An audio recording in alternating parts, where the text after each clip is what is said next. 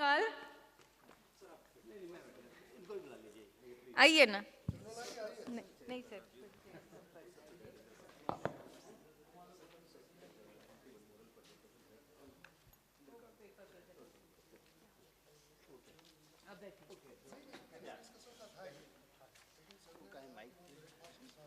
Mic दे दो। Hello. A very good morning to all. It was supposed to be a lecture followed by, two lectures. But what happened when we were taking breakfast and we were discussing informally, we felt that this is more important to clarify the points which are important related to the phytopharmaceutical regulation in particular. And sir, what was your topic, sir? Huh? Specialized foods. Oh, specialized foods. So we were talking, see, whole conclave is for the discussion about the regulation. So I will just sum up. Yesterday, there were few points which emerged with respect to the regulation. Number one is that our regulation has to be dynamic. This was one thing. Second thing is regulation should be facilitator rather than becoming a sort of a controller. That was the two very important thing. And certain bottlenecks were shown that why China could do better. Because they did not bother what US says with respect to the toxicity studies or safety or like that. They plan the same way. Now, I am also of the same opinion because I have done it when I was invited in Thailand and China, and even Malaysia. I used to tell, we Asians should have our own regulations. Why should we listen like this? We should facilitate our products. We talk, but we are not learning from them. We are talking, oh, China ne ye kar diya, wo kar diya, but why we are not learning from them? That is the big question. And one of the things is this. Now, coming straightway to this part, like whether it is FSSI, our Dr. Sanjay Sharma is going to speak, or whether it is a phytopharmaceutical regulation. Once the regulations come, it gives global or international exposure. That is the biggest thing. That's why the companies are looking. Otherwise, simple regulation, like for the Ayush showed in the literature, you get the license from the state licensing authority and you can sell all over the world. It is there. And why the company should spend unnecessarily money or time or efforts in doing that? Then they have to build their own brand, that's all. So this is what is a clarity which is coming up. So we are deliberating on that. Now since myself, I was associated with this phytopharmaceutical regulation, but more than that, Dr. Vidhu Eri was there because she was there when it was getting drafted also. So we are talking yesterday, although topic was that what are the bottlenecks in the phytopharmaceutical regulation and what are the challenges and what is the importance also. So importance we know. For the first time in some country, safety and efficacy or the biomarkers are being demonstrated. But in process, the biggest bottleneck is we forgot our Ayurveda principles. Please come on this. That is the only thing. So now we are deliberating on this part. So as a continuation to the morning breakfast we started talking. So we were talking. So the last question which was there, that why, we have made clarified that 4 bioactive, only 1 is required. It has to be at least for pharmacokinetic or pharmacodynamic, but 3 others presence has to be shown and qualitatively and quantitatively demonstrated. You have to give a range.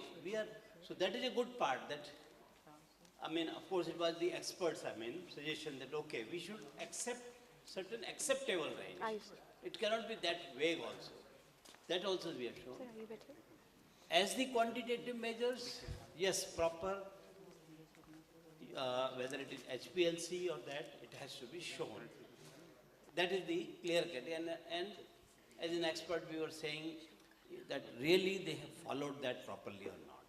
So these were the few things which out of experiences we told. Of course, course. Dr. Vidhu will also give the lecture. But let us continue few more questions. Madam, तो आप भी बता दिया जाइए, आप भी आ जाइए यहाँ पर. So that we can have and then you can give your lecture. I hope you. I'm sorry, Dr. Katiyar sahab, I have made little change in this. Instead of lecture, I have converted in sort of a discussion. So please, sorry about this. But yeah, so madam, yes. So Yes, let us sir. continue the questions which we are. So if anybody is having Yeah. any question, please. Yeah. So continue with the question. So first question was that, I mean, the clarity on that phytopharmaceutical. I think by and large we have discussed that 4 means not all 4, but the regulation, because first sentence is bioactive and then or, so it clarifies, but at the same time, it has to be clarified, that's all. So I request Dr. Katiyar sir to say a few words on this phytopharmaceutical Yeah, yeah. drug. And So in question, between, if you anybody have is having other any question? kind of question, please raise. Yes, Dr. Prasoon. Let us be question and answer straight, rather than, Hello, sir. yes. So good discussion about phytopharmaceutical. I think morning I was listening a little bit, I was late, but I think in this regulation and phytopharmaceutical, single plant is obviously the priority because it will make us easy to identify 4 markers. So 4 markers is the basic requirement for this phytopharmaceuticals. Out of that, one should be bioactive and it has to be, we have to prove the PK efficacy basically. It should be PK positive. We should be able to demonstrate the PK study with the 1 mark active compound. But I think 2 plant can also be developed as a phytopharmaceutical. Only thing that we have to establish additional study of the interaction of the molecule from the 2 plants. When mix 2 plants together, there may be possibility of the chemical interaction, what we call drug-drug interaction.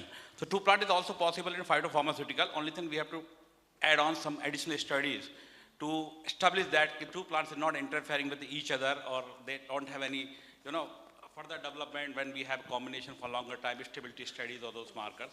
When that established, I think 2 plant can also be taken. Not the multi, because multi can be, but then again the problem like we have in the Ayurvedic product basically, where we have a lot of plants. So then establish the marker component, and one important thing that we are missing in the mass balance analysis, that's the integral part. In addition to 4 identified markers, we have to also demonstrate the mass balance analysis, means what rest of the material sitting in the plant. Not as an individual compound, but as a group, okay, 20% flavonoids, 10% alkaloids, or 20% sugar is sitting in the extract itself, in addition to these 4 markers. So that is very valid point. Actually, now neither we are the policy maker and nor the regulator. I think both of us, I hope even Dr. Vidhu will agree to. But we have been fighting that we felt that we were the experts in that committee and we were on one side of us, so many industries used to come, sir, आप बहुत question करते हैं और ये है. और दूसरी तरफ से, these regulators, they used to have their own way. But what we felt is that it's a good thing. That's what I always promoted. Phytopharmaceutical is a good regulation, but changes are necessary. Clarifications are necessary. So one is that even in that one, you have to make that. Maybe if you link it, that's why they say that Ayush says that no, we don't believe in this. Forget about it. We are not connected to this. On the other side, then phytopharmaceuticals, so far 4 or 5 years have passed and now nothing is coming out. So somewhere we have to think. So one thought is that yes, can we revise that? Because if we consider that, so how many plants, up to what, 3 plants, 2 plants, like that? It may be a question. Many times there was one regulation that not more than 3 plants at a time. Am I right? So there is some regulation somewhere, either in our country or some other country, not more than 3 plants in a formulation. So maybe time will tell, but yes, if you want to promote traditional medicine system, you have to have multi-plants regulation also. That's what is my feeling. Now yourself. Yes, please. Yes. Okay, so sorry to be late. I was not aware about the panel discussion in the morning today. It's good that I think we are too obsessed with the word phytopharmaceutical. And we forget that 3 herbal extracts have already been approved by drug controller as a drug. One was ginger extract for anti-cancer drug-induced chemotherapy. Second was gugulu from CDRI. And third was polyherbal formulation of lupin 1B. So 3 drugs have already been approved. Whether phytopharmaceutical, all allopathic drugs for a company, it is one and same thing, because so that allopathic doctor can prescribe and he should not take the shelter of the Supreme Court judgment. That was the only idea. So I think, to be fair to the subject, what was the history of this? If you remember, 2013 first definition of phytopharmaceutical. There was no reference to any biomarker compound. The only objective was how can we introduce more science into the herbal product. Correct. Can we do pharmacokinetics? Can we do pharmacodynamics? Can we make it regulatory? Because 3 companies have already done it. And examples were already set. But when that happens, yesterday what Dr. Pradhan was showing, the only difference between Ayurvedic drug and this was that in absence of these 4 biomarkers, Ministry of Ayush said, you are pirating, you are entering into our area. So you are encroaching into our area, that's why it should not be done. That is the reason the new committee introduced 4 biomarkers there. Now you can question why not 1, why not 2, why 4, that's a different thing. So but 4 biomarkers with mass spec, what he said, almost 95% of material should be known. That was the basic objective. But the question of whether we can use 3, I know somebody who told me that he already has submitted that application to DCGI office with 4 ingredients as a phytopharmaceutical, and DCGI office in a limbo. They are not able to decide whether to go it or not. I asked him, you are a fool. Why do you say phytopharmaceutical? You say you want license as a drug. Since already you have got pharmacokinetics, you have done toxicity, you have got clinical trial. Suppose you get, what is the difference for you as a company when you go to a doctor, whether it is licensed as a drug or it is licensed as a phytopharmaceutical? Let phytopharmaceutical remain a single product, single ingredient, 4 molecules, whatever. If somebody has a strength, they will do it.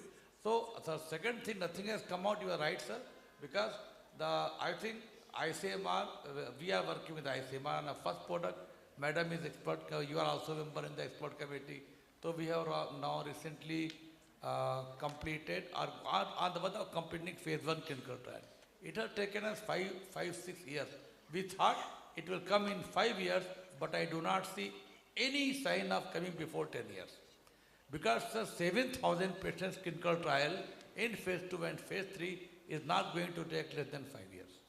Right? But that is the reason, because it is pre-diabetes. That's why it's a condition also different.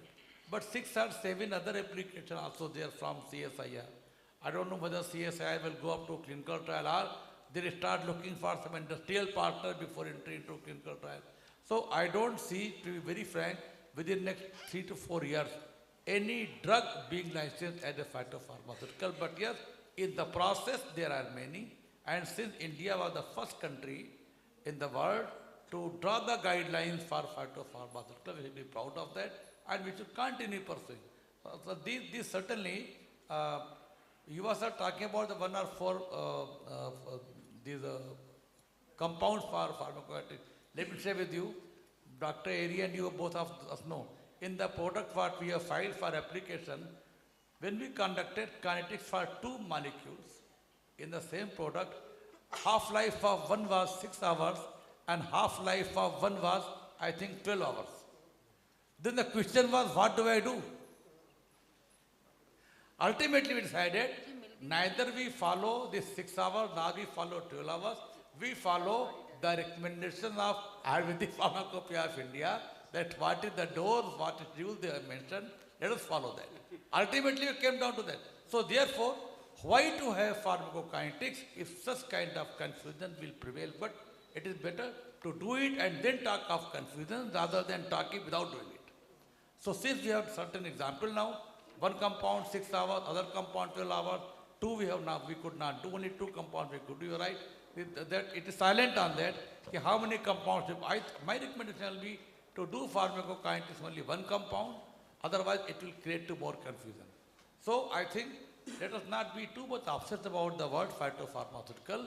There, DCGI can provide the license of drug to a 4, 5, 6, 7, anything, provided you meet the scientific parameter. That's it. Thank you. Thank you. I will just add only one line that what yesterday it was talked, let the regulation be dynamic. So based on these 4 or 5 years experience, I personally feel that IPC or CDSCO should form a committee to reevaluate and immediately make some recommendations. That's it. Sir, as expert, you are member of the expert committee in the CDSC, you can recommend them to review the, it has to be dynamic certainly. Yeah, that's You can what. recommend the review and they will form a committee to review this. I think I fully agree. It's a time for review of this recommendation. We can give this as one of the recommendations also. Yeah, from this forum also we can give one of the recommendations. Any other question coming up in this? Sir, good morning, sir. Good morning. Myself, Dr. Suresh Babu from CSIR ISCT Hyderabad. So, basically, I am a natural board chemist working on the new bioactive molecules characterization, and also I am into the standardization part using HPTLC and checking the adulteration of some herbal products. So, as part of the societal program, 2 years back, I had the opportunity to work on the shallaki, boswellic acids. So, there are many boswellic acid products are available in the market. So, we thought of working on that. So, we collected the material and then we developed the method as per US pharmacopoeia, Indian pharmacopoeia and all those pharmacopoeias. So, and there are 7 markers in boswellic shallaki. So, and also at the same time we analyzed almost 30 to 40 products of single hair, different forms of product. But unfortunately only 2 or 3 are meeting the requirement of those pharmacopoeia. So, you see, one Ayush mode or one other regulation say these compounds should be there present. They don't stress upon the quantity or ratio. One regulation say these 4 markers should be 1:1:2 ratio like that. So on some formulations they don't have any markers only except the jelly. So at the same what I wanted to just to share my thoughts is while encouraging the genuine product we should also keep an eye this type of adulteration products. And there is no doubt about it, phytopharmaceutical regulation. The only challenge is to make the consistency of the 4 markers in every batch. That is the major, biggest challenge in the phytopharmaceutical mode. Thanks for giving the opportunity. Now, with respect to that, there is nothing like a ratio that it has to be 1:1. Only one marker, it has to be shown that yes, this is the range in which they will be present. That's it. No other thing than that. And with respect to pharmacokinetics, only for one biomarker. So that is what is a simplicity and clarity also. Yeah, and also see, some of the vendors are, those are making the loophole of this like Ayush mode or some other mode. They are licensing those products they making the loophole like one product, one marker should be there. So, but the 7 markers should be there. I think there are certain ratio is well defined regarding the Boswellia formulations. See, as far as I understand, in the COVID for the first time they issued the guideline that state licensing authority is not supposed to give beyond that, for the COVID particularly, and it has to come to Ayush. Yes, Since I have faced, because the product was developed here, although it was not my company, but it was developed in our university, so I was facing all that. What I could learn is that they were going through all that marker part also and everything. But at the other side, they are sticking to certain rules. So that is all right. So Ayush, otherwise, if I say, even today, bearing this COVID drug, they don't play any role. If a state license has given the license, it's done. And state license give only and only on the basis of what is written in the literature. That's it. They don't want to see anything. No clinical trial, no marker, no analysis, nothing. Yes, sir. This is what is there. Yes, you have to follow GMP. That's it. So, probably now in future we can foresee such regulation coming from Ayush, wherein the markers will be asked for. But only for the phytopharmaceutical, yes, the Minimum 4 there is markers. clarity. So far, 4 biomarkers but one has to be quantitatively, I mean, pharmacokinetics and all has to be established. That's all. Okay. Actually, I would like to add one more angle to it now. Two markers. Recently, I have written a letter to Pharmacopoeia Commission and the Ministry of Ayush to set up their own Institute of Biology and Chemistry, because the current set of markers is totally misleading. We have tested 37 marker compounds in Chyawanprash. We could find only 8 or 9. Why? The reason is, most of the marker compounds recommended by the pharmacopoeia are not water soluble, and Chyawanprash is made by decoction.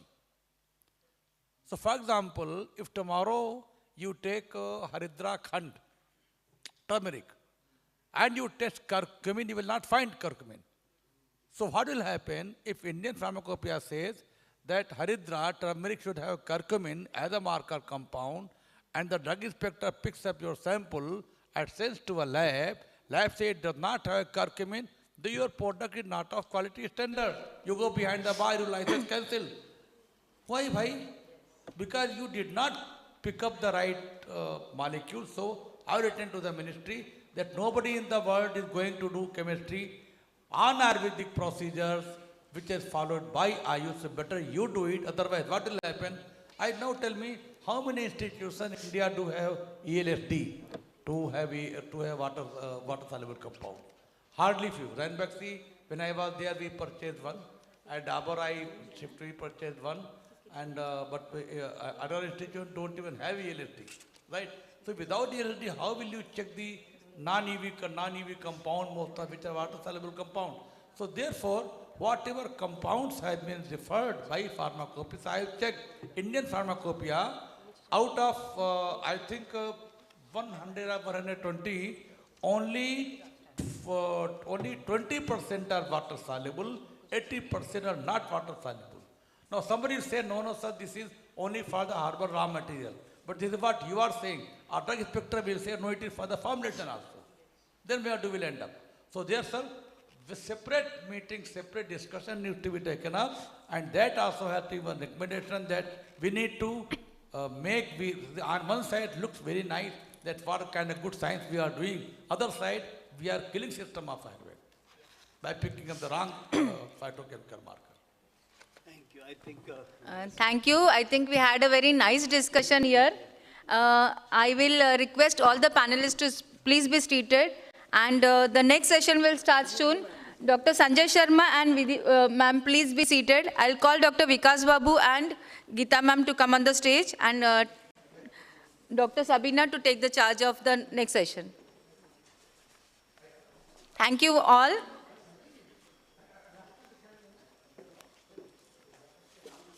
Thank you, ma'am.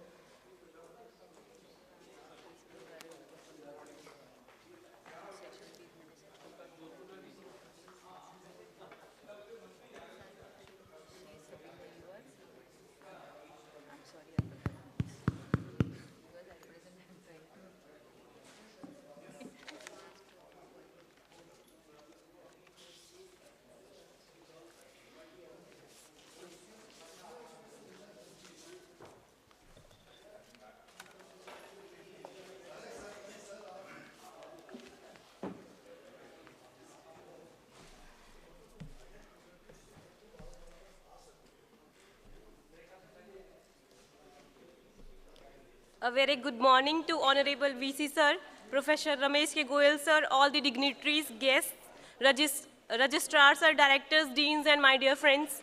I, Dr. Sabina Chauhan, on the behalf of Delhi Pharmaceutical Science and Research University, welcomes you all on the second day of the IASTAM Oration and Award Function 2023. Now we would like to start our first plenary lecture, in which I request chairpersons Dr. Vikas Babu sir and Senior Scientist, CSIR, Indian Institute of Integrative Medicine, Jammu, and Professor Geeta Agarwal, ma'am, to please occupy their seats. Welcome, I welcome you, ma'am.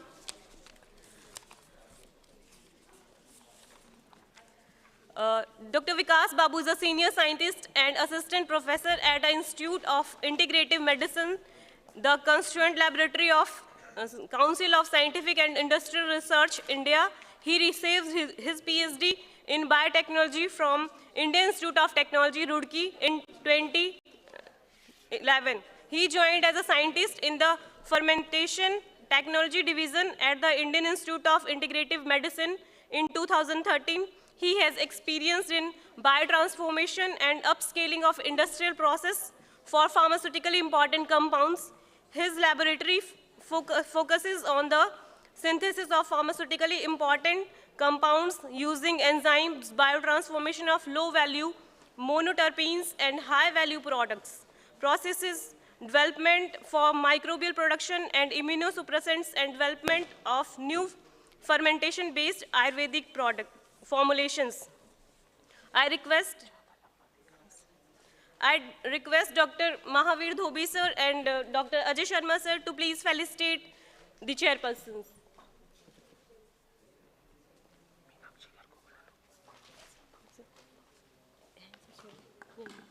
Meenakshi ma'am, please Meenakshi. join us.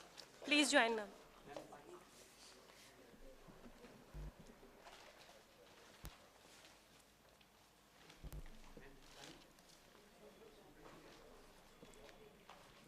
I request Meenakshi ma'am to please felicitate Geeta ma'am.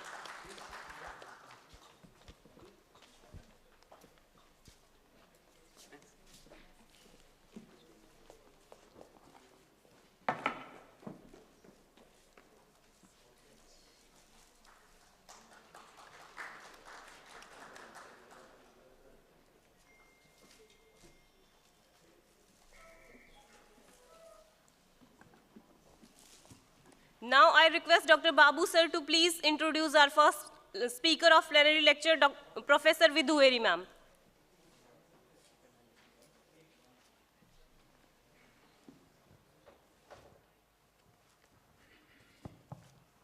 So Dr. Vidhueri is Dean, Professor, School of Pharmaceutical Education and Research, Jamia Hamdard, New Delhi, India.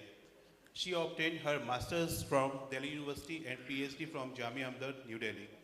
She is involved in teaching and research since 1989. She served as head of department in pharmacognosy and phytochemistry, SPR Jamia Hamdard, and from 2018 to 2020. She is a member of subgroup Herbal Products of Indian Pharmacopoeia Commission, IPC 2018, and subject expert for the preview of Consortium for Educational Communications, syllabus-based educational video, e-content program made for undergraduate students, Ministry of HRD, Government of India, of e-content program of pharmacy, produced by Educational Multimedia Research Center in 2017. She is panel of experts to evaluate new pharmaceutical drug proposals for regulatory approval, DCG, CDSCO, Director General of Health Services, Ministry of Health and Family Welfare, Government of India. She is a chairperson, subcommittee, Phytopharmaceutical Division of IPC, guidance document, SOP preparations, amendment, and preview. She has advised 17 doctoral students and 70 postgraduate students. She has completed projects from ICMR, UGC, DST, NMPB, Government of India, and has worked as production manager, Baxon Homeo Pharmacy Private Limited, New Delhi. Since last 35 years, she has been working on medicinal plants with reference to their pharmacognostical, phytochemical, analytical, and pharmacological work, leading to quality control and sustaining their traditional and documented medicinal uses and claims. She has published over 150 research papers in national and international journals, 3 books and 6 book chapters, and editorials in academics and professional journals, mainly related to traditional medicinal plants. So, Now- I welcome, madam. Now I request Dr. Vikas Babu sir to please felicitate our speaker, Dr. Vidhueri ma'am.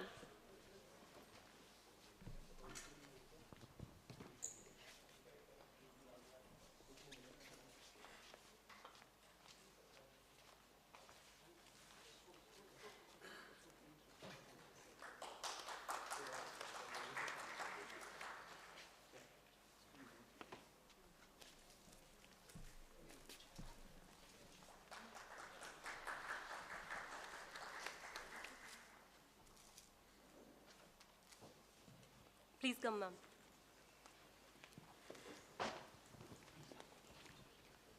May I have my presentation, please? So, a very good morning and a warm welcome to all the dignitaries on the dais and off the dais. Right at the onset, I am thankful to Professor Goel and his team for organizing this wonderful event and providing me the opportunity to discuss about the microscopic identification of powdered herbs, which is very close to me because I am a hardcore pharmacognosist and phytochemist. And what I feel after so many years and the problems which I hear from people who are working on medicinal plants, that there is always an issue of identifying a medicinal plant, because you know that we get the medicinal plant in different parts. And now it is becoming all the more difficult because the herbal industry, they are getting or procuring the raw material in the form of powdered botanicals. They are not getting the whole plant because it is also difficult for them to procure them and then to keep it and then to powder them. So they prefer powdered materials, botanicals. And you know, whatever regulations we have on these medicinal plants, the foremost, I always say, whatever science comes in, but we need to have the raw material, that is the starting point in any formulation, which is based on plants, that it is a true medicinal plant. And as you know, that there is a lot of issue regarding their adulteration, their substitution. And in fact, we also recommended to IPC that we should also have a small paragraph on the presence of likelihood of having substitutes or adulterants which are there with the plants. Now you will wonder that why I thought of this, or we thought of this. And here I would like to acknowledge on record Dr. DBA Narayanan, who is my mentor, and this is his concept, because we always used to speak about that there are a lot of issues with herbal industry, that they are not getting the right material, now how to check, how to identify, and then he said that when, technology is coming all the way, that why not we should have this computer technology in identifying the medicinal plants? Because the herbal industry, they are, hiring not pharmacognosist, but I can say that they are not having all the information, but at the same time, they have to follow certain regulations, which are very important, and I always think that this is there. So this was his brainchild, and from his Bengaluru Ayurveda Trust, he funded this project also at the beginning, because one of our PhD students, we started with only on leaves and barks, and we got a really very good result, and we presented our work at BIREC, DBT, and in front of all the panelists who are from IIT and other domain. First of all, it is very difficult for us to make them understand that what is the significance of having this project.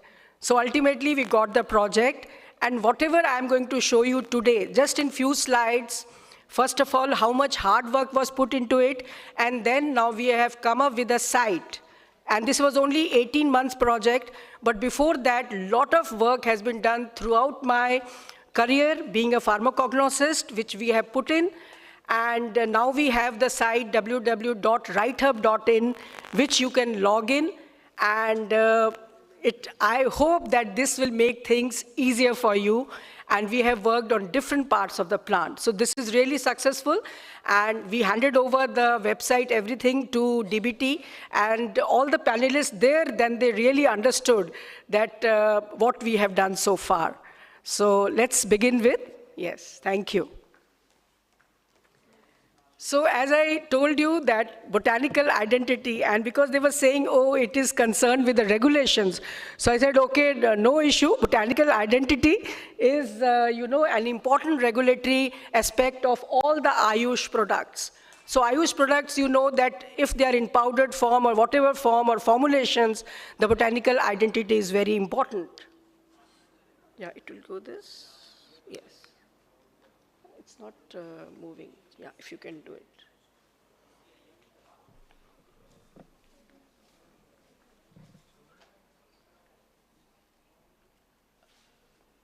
Is it on now?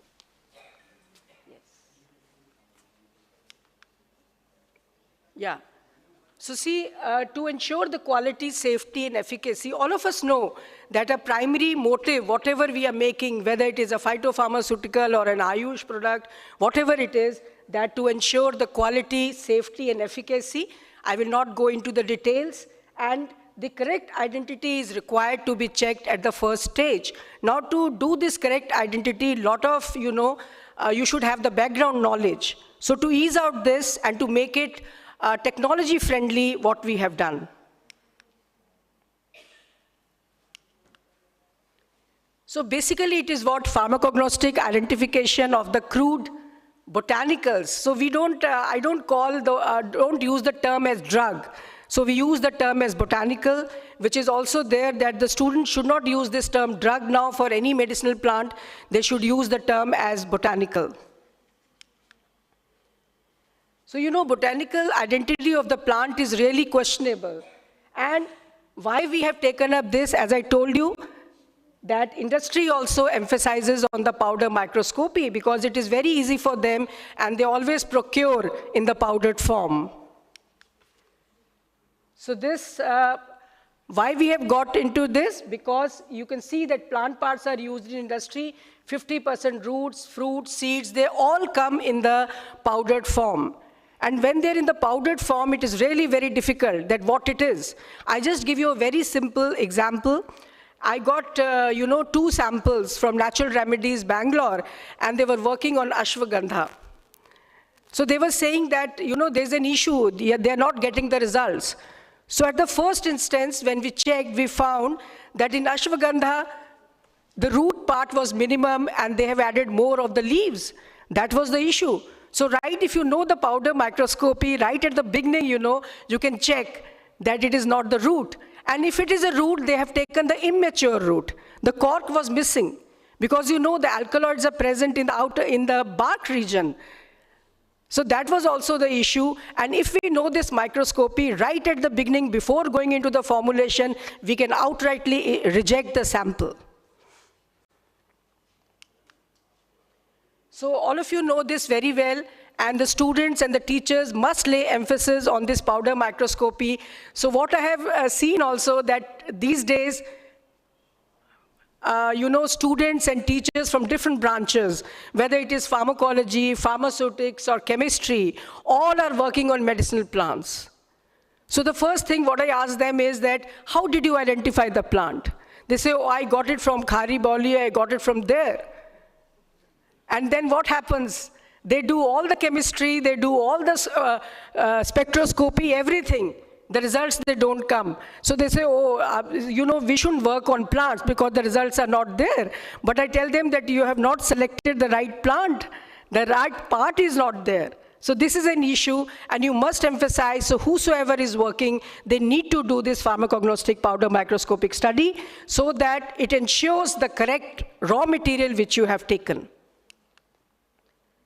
So how to confirm the identity? When we were doing literature survey, we found that the information is there, but the information is not up to date. There are no diagrams given. You cannot identify them at all. So I met Dr. Malti Chauhan. All of you have heard of her. She was the woman, behind this microscopic studies. So I just, me and Dr. Narayanan, both of us went to her, and we said that, ma'am, you have done a lot of work, but let's now come to all other, because there are so many medicinal plants that we have to take. So how did we do this? So we take, the feedback from the industry, the plants which are of high trade value, the plants which are in various pharmacopoeias. So I thought that first of all, we should do work on that, because industry is the main stakeholder, and industry is taking the raw material in the powdered form. So this was our feedback from different industries. We also picked up samples from different industries, and then we started working on it. Then if you remember that in trees, pharmacognosy by trees, all of us know, we read this pharmacognosy by trees, and if you also see the last chapter, you know that there was one program which was given there, but they were taking all the parts together, and they just couldn't identify that which particular part is there. So Dr. Narayanan and me, both of us thought that we should have different parts, but based on our experience, we found that, for example, I take bark, So what happens in bark, that all the barks, they look the same. So how to identify? We took up 4 main identifying characters, and then we had so many sub-features. And mind you, if you have so many sub-features and 1 or 2 features only will identify that this is the bark of so-and-so plant. So up to that extent, we have worked on it. So this was the research gap, which I have already spoken to you, that what was the research gap before going into this work. So we thought that what is the way forward now, what we should do. So we thought that we should have proper methodology in terms of computer technology to establish the current botanical identity of the plant, and also to check the presence of adulterants. So if you see now Chinese pharmacopoeia or Japanese pharmacopoeia, they have given in the beginning a paragraph that this is the likelihood that you may get this plant. And from where I got this idea also, I was working on Ashoka Rishta. So when we were trying to find out this Ashoka medicinal plant, I never got this Ashoka.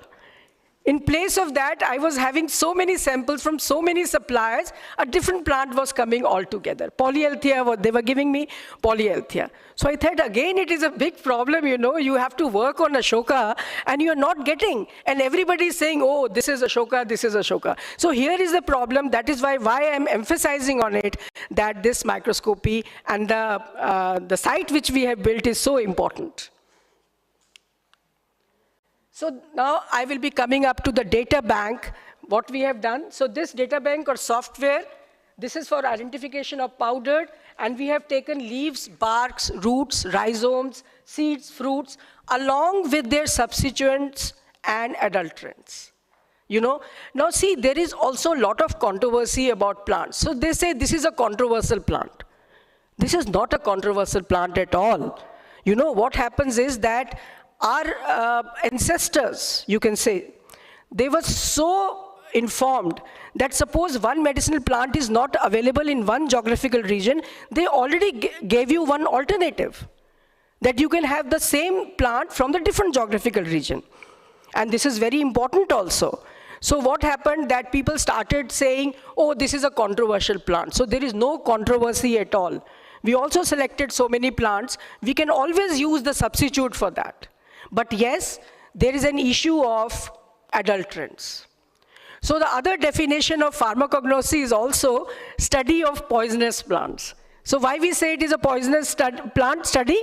Because if you have selected a wrong plant, it is a poison. It is a poison. So when people say, oh, the plants are very safe, you can pick up any plant, you can go to Khariboli and buy it, it is not true. You have to give a true identity to that particular plant.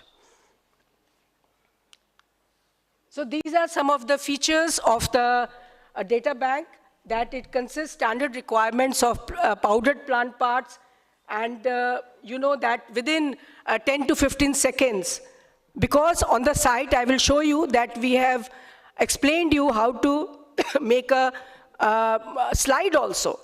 We have optimized that, because see, many times what happens that we are not aware of that how to prepare a slide. If we have to check a bark, or a route. There is a different way to make a slide. Then only you will see the features. Otherwise, you will say, oh, the features are not there. So we have worked and we have standardized the protocols up to that level. And this I was talking about, that MicroAid UK database of only 174 medicinal plant is there. And what they have done is that it contains all the features of the medicinal plant, irrespective of whether it is a bark, seed, or fruit. So we started with, this is the name of, as we have given, as there is a MicroAid, we have given the name as TIFM. Features have been segregated individually for leaves, barks, and for all the parts which we have taken. So there have been substantial efforts to standardize the Ayurvedic crude botanicals as well as finished Ayurvedic medicines, and these initiatives would imperatively need establishing the correct identity. So what I think is the regulation, the first part is to give the correct identity. So how did we select the bark? The plants, herbs. As I told you, this was all the feedback which we got, and this was the basis of selecting. We have selected around 700 medicinal plants. 700 medicinal plants in different categories have been selected. So this is just one example I'm telling you. That is just one example to show that what efforts have been put here. So we have main features of bark, you can see. So number of features, like in stole cells, and then 38 features as sub-features. So now just with the help of one stone cell, which is totally different in case of different barks, you can identify the bark, and you will have no other problem. So these features we worked on, and we found that we should have these features, and then we should also have the sub-features. It's not moving. Yeah. So similarly, we had it in case of leaf also. I'm just giving you two examples: epidermis, stomata, trichomes. Now what happens that whenever we ask a student, okay, it is a leaf powder, so what should be there? He's not clear. So what we have to take? We have to take stomata or other two things which are very important, and then also look. They will just talk about stomata, but which type of stomata? Which type of walls are there? These walls, and even the shape, whether it is bent at first side or third side, it makes a difference. So nature, all of us know, I don't have to emphasize, is very, very smart. They have made the medicinal plant very easily recognizable, but we need to understand the science behind it and how to identify various powdered herbs. So just the examples I'm giving you, then I will directly come to my site. So this is the way we started with, and this also we have put it in a proper grid, that how we should know, because the commercial samples, and these are all commercial samples which are available. Because sometimes what happens that commercial samples and crumbled form. So how to put it in a proper way, that is also a science behind it. So you can see from here just examples that with the help of microscopy, how we looked into the various features. Just to show you the examples, that how much work has been put on. And I need not explain this because otherwise it will take a lot of time. So then we had comparative microscopical analysis of powdered barks from different industries. We took the samples and we tried to find out. And even we also, try to understand that what is the impact of grinding. Suppose our industry is grinding in a big grinder, or we are grinding in the lab. So what difference it is going to make? What difference it is going to make? So at the end, we came to a conclusion that some of the features, they retain their shape, whether they are grinded by industry grinders, or they are grinded in the lab. So those features were taken into consideration, so that the student who learns in the class, because he has to ultimately go to the industry, he should try to know that which features he has to emphasize. So these are some of the examples only I'm explaining you, and then also samples from different places, so we can really come to one main feature that we have to take these features into consideration. Yes. Like these are some of the examples.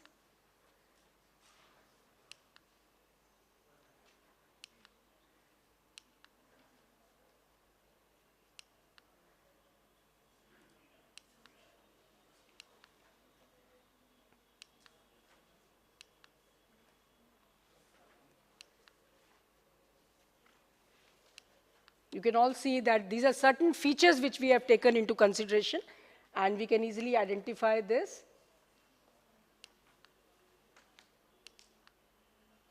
So now identification of adulterants, I also took three samples that how you can clearly identify the adulterant.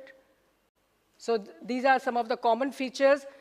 I was talking about this Serica because I faced this problem of Ashoka, not getting the right plant, the right bark. So there was no question why I should start working on Ashoka Rishta. I am not having the Ashoka at all. And what our Samhitas have told us that this is going to act on this and this. Lignans are very important. So lignans are not found in other medicinal plant. So how you will get the result? And then ultimately they say, oh, there is something wrong with Ayurveda. Nothing is wrong with Ayurveda. Nobody can question the science of Ayurveda. It is only that we are questionable, that we are not taking the right plant. So similarly, the case was with Albizia, because some of the medicinal plants are being used, and this is the way I differentiated. In fact, my team differentiated in this way.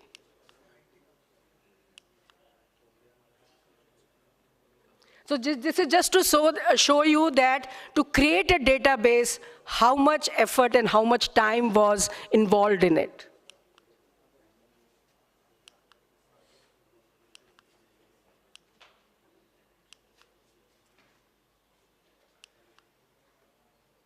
Look at the trichomes which are there, and by this you can really identify.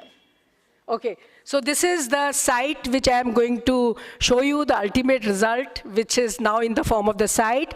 It is a paid site, of course. You have to log in because what all efforts we have put in. It will go to Hamdard, to my university, and they can get the samples identified.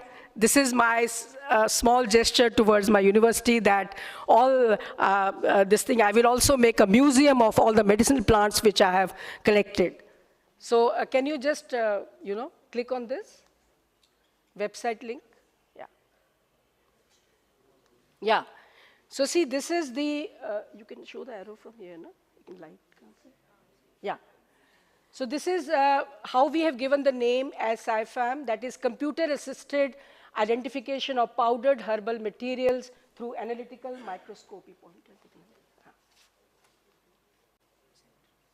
Right. Okay, this one. Okay. I'm not getting the color. Where is it? It's not coming. So you can see here that there is login. One can log in, one can register, and the different fee structure is there for the institute, for the student, for the researcher. They can all take help. Okay. I have to go back. No, I'm not able to. Yes, yes. So you can see here, this tool is computer-assisted identification of powdered herbal materials through analytical microscopy, which we have given. And this is the logo of our site, and we have got it registered also. That is Right Herb identity. That is why I've written identity, but it is a technique of analysis, analytical. That is why we have given the name as CIFAM. And if I can come down, I don't know, थोड़ा इसको use करने में मुझे problem हो रहा है. Can you just pull it this? Yeah. Yes. Where it is going? Just if somebody can help me out here. So you can see here there is a home page, CIFAM tool is there, and I just want to put it down. Just आप नीचे करो तो आप नीचे कर लो. Yeah. Yeah. So see, this is about the CIFAM tool which is there, and this tool you can see here we have the SOP, that is standard operating procedure for preparation of slides of the powdered herb treated for clearance with or without staining. All information you will get here, and then further. So the tool features to use CIFAM we have also written here.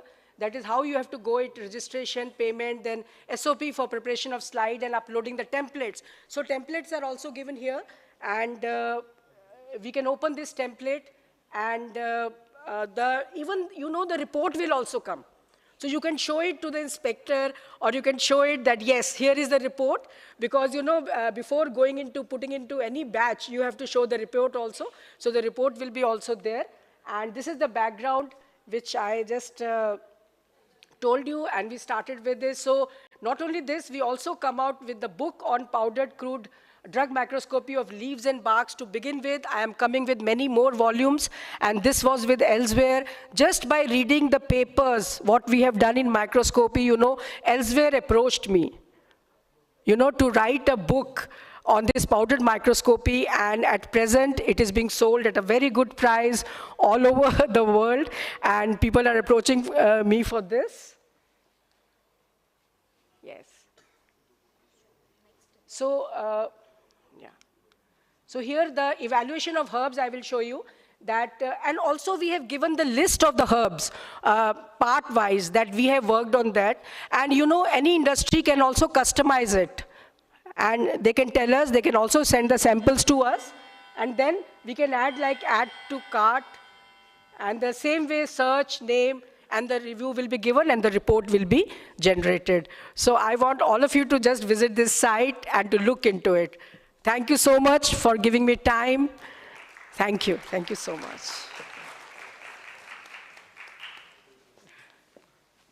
Thank you, ma'am, for your wonderful lecture. Now, I would like to request Dr. Professor Geeta Agarwal, ma'am, to introduce and felicitate our second speaker, Dr. Sanjay Sharma, sir. Please, ma'am. I would like to add something about the previous lecture also. Thank you, ma'am, for such a wonderful, input that you have given.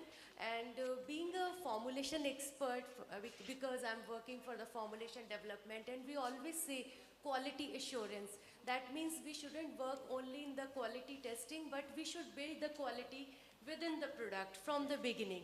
So this is the way that we should go for the formulations, herbal-based formulations that you have shown us. We should build the quality in the product, in the phytopharmaceutical product from the start, and the importance of identification, even the way of grinding, and all the parameters, features that you have shown that are really helpful for this. And I would like to add that we have to go for the formulation development of the herbal or phytopharmaceutical in this way only.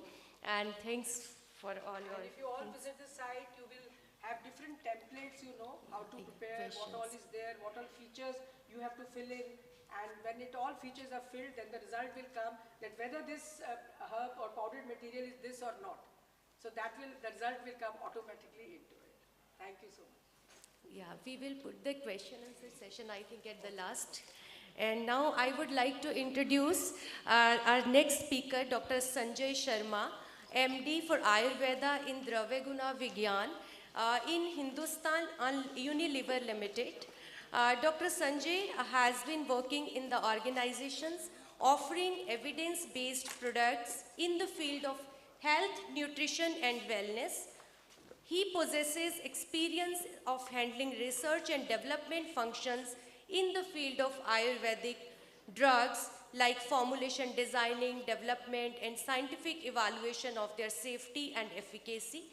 He has delivered 2 polyherbal formulations for the treatment of rheumatoid arthritis and obesity associated with hyperlipidemia to his credit, and which are also being filed for grant of patents. Besides many publications on regulatory affairs, Dr. Sanjay has authored a chapter on international regulatory scenario of herbal products in a book published by CRC Press, Taylor and Francis Group, and it is titled The Modern Ayurveda, Milestones Beyond the Classic Age. For over a decade now, Dr. Sanjay has been handling regulatory affairs of Ayurvedic medicines, health supplements, foods, personal care, and nutritional products for regulated markets in India, North America, European Union, and Canada, and etc. So we welcome you, sir, and please, we will be eager to listen to you. I would like to request ma'am to please felicitate, sir.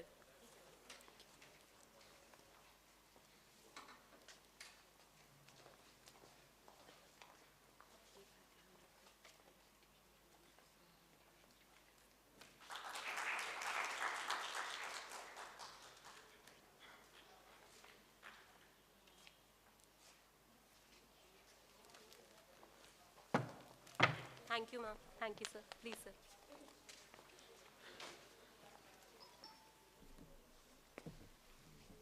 Good morning, everyone. Good morning to all. After a wonderful talk by Eri ma'am on the science part, I'm going to be talking about some dry subject on rules, laws, and regulations, etc. I would like to thank Dr. Amrita for giving me this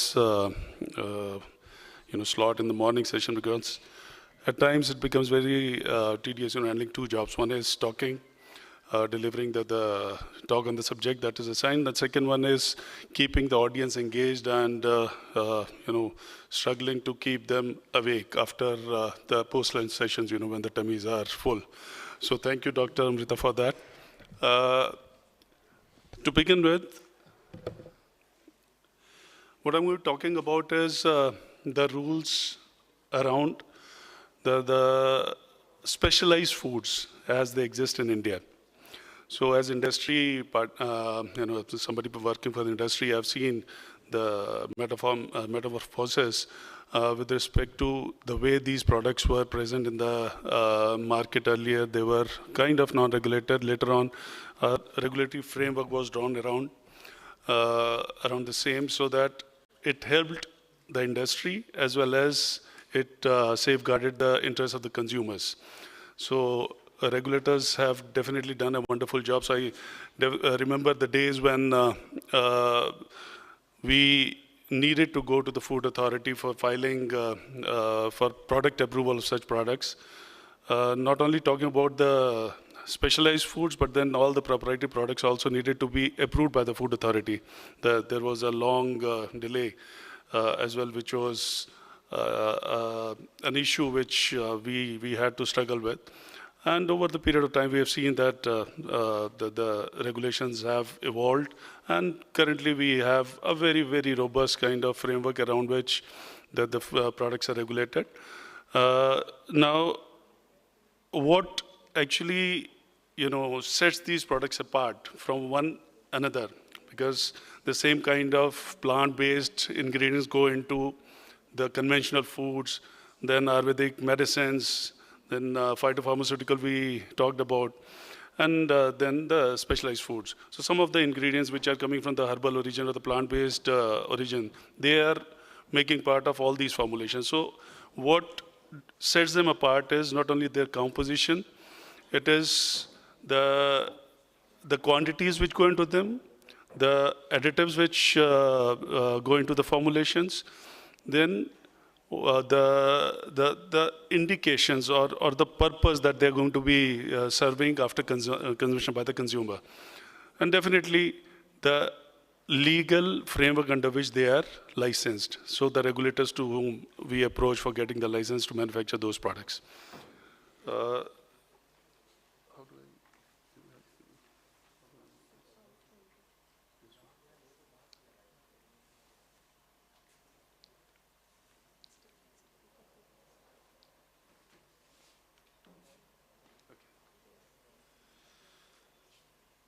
I heard Dr. Bhatt, he was mentioning about one of the commonest spices used in our kitchens, haldi, which goes into the conventional foods.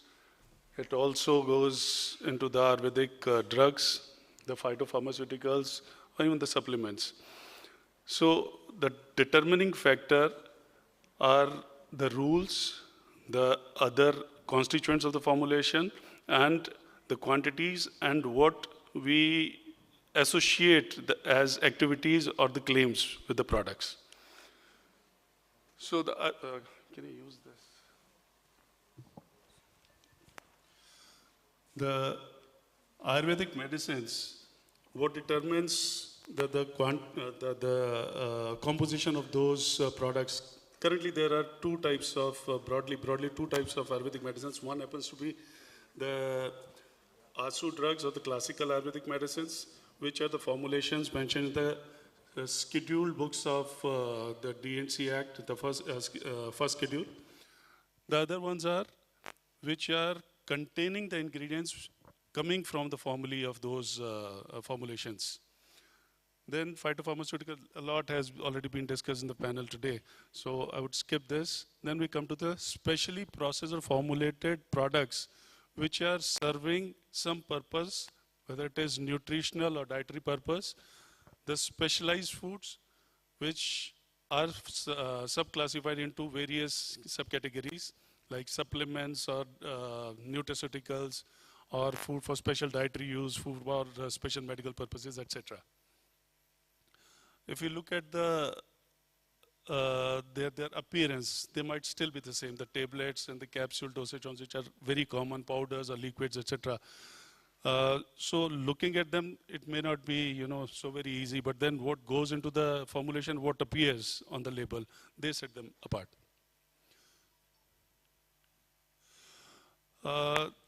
As I said that we saw the first notification with respect to the health supplements and nutraceutical regulations somewhere in 2016. And over a period of time, they have evolved further. Recently in 2022, we saw the further kind of restructuring of these classifications. Earlier, there were these 8 classifications on the left. So there was a category called health supplement, nutraceuticals, FSDUs, FSMPs, food with added prebiotic and probiotic constituents. Then specialty foods for containing plants or botanicals. And then there was some novel, a classification which enabled introduction of the products which are having novel ingredients. Now, with the current regulation, they have been clubbed together. So health supplements, nutraceuticals, food for special dietary uses, and food for special medical purposes, and prebiotic and probiotic foods. They happen to be the ones which are existing. Key definitions, if we look at them, again, within the sub-categorization also, how they are set apart is health supplements are meant to supplement the normal diet. And nutraceuticals are meant to provide a physiological benefit and help maintain good health. FSDU are the pre-packaged foods with having some kind of special dietary uses. In case of weight management, so some diets, some products, some food products which are indicated for health conditions like diabetes or maybe for some kind of special group like pregnant and lactating women.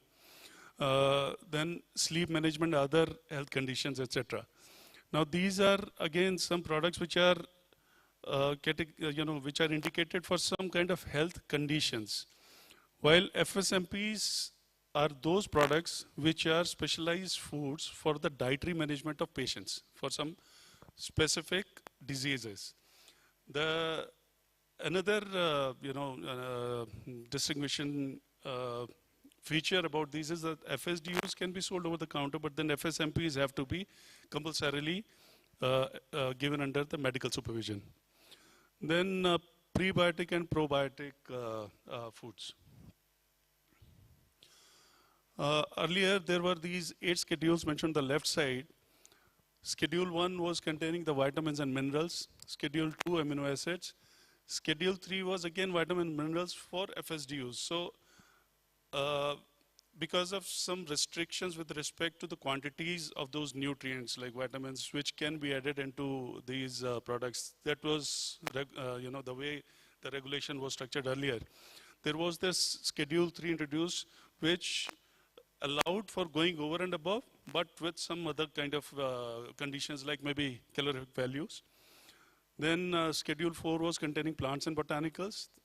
Schedule 6 contained nutraceuticals, then Schedule 7 and 8 was for prebiotics and probiotics. Now in the new regulations which are currently prevailing, Schedule 1 has all the vitamins, minerals, amino acids and other nutrients clubbed together. Schedule 2 are the plant and botanical ingredients. Schedule 3 has been abolished. There was a practical challenge that the formulators were facing when they intended to come up with formulations like tablets or capsules and having to deliver those calorific values, it was kind of impossible.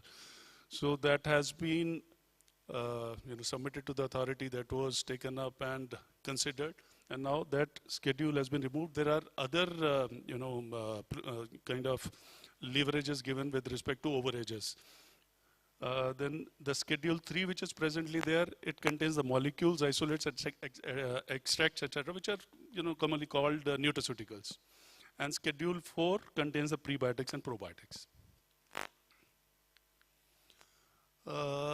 There is also,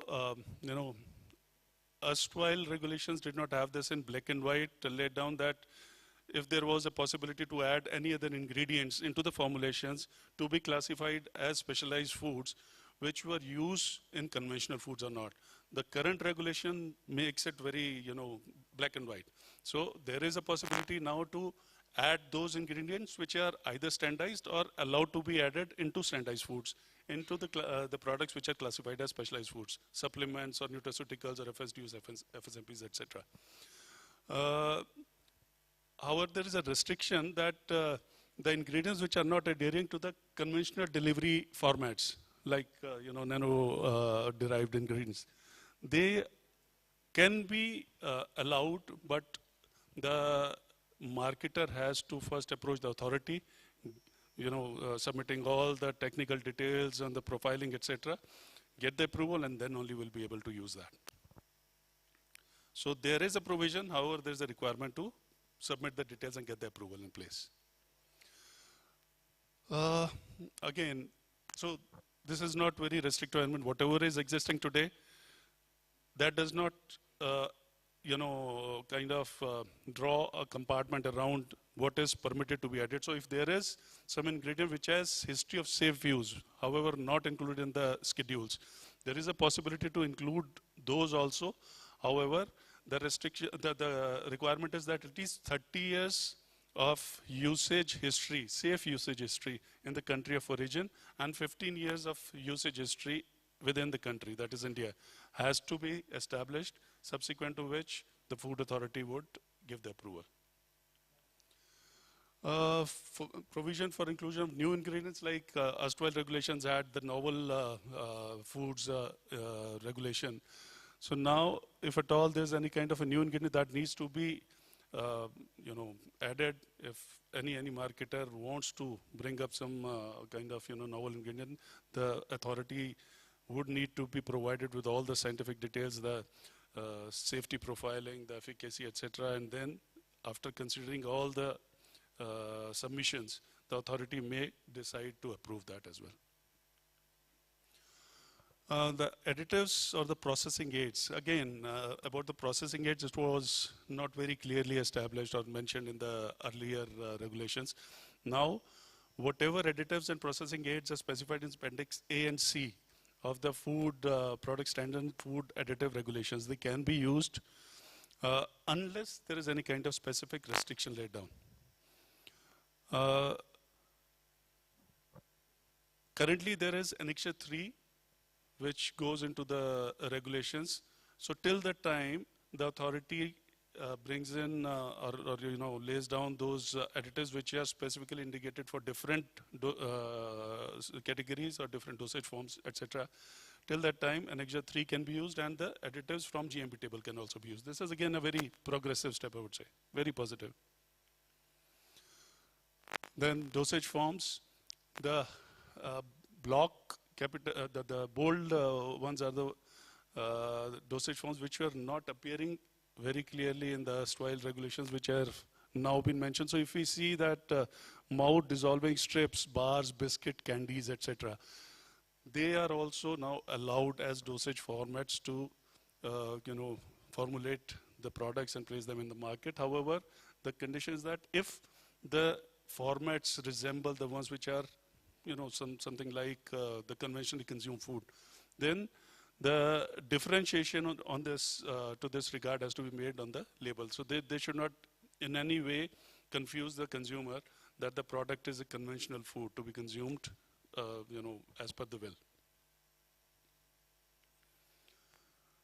The purity criterion, if the standards are not specified, the guiding principle is, take the references from the pharmacopoeia like Ayurvedic pharmacopoeia or Indian pharmacopoeia, British pharmacopoeia, etc. The solvents, again, this is a very progressive step. I would say earlier regulations laid down only usage of alcoholic or hydroalcoholic extracts. Now, with this new notification coming in, any food grade solvent can be used for extraction, and those ingredients can be used in the formulations. Claims, again, there are different types of claims depending upon what the category is and what can be associated with the product. There can be some nutrition claims, nutrient content or nutrient function claims. There can be some well-being claims. Then a special permission to have the disease risk reduction claims has also been provided. Now this is to be taken if there is a condition which is already listed in the regulations. The product can straightway claim that as a benefit derived from the product on consumption. However, if it is something which is not coming from the listed claims, then the applicant has to go to the authority, seek an approval, and again, follow the same process of approval, and then be able to claim that. For any other, again, any kind of exemption sought, one has to approach the authority.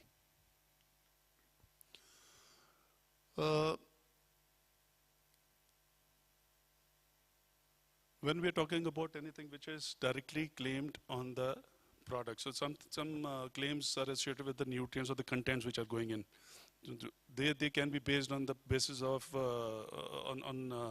whatever is available as a published literature, some reference coming from within the country or maybe overseas references also. But then if some claim is associated to the product, that can be made only if valid data is available, which is generated through scientific clinical evaluations, human intervention studies, etc., epidemiological studies.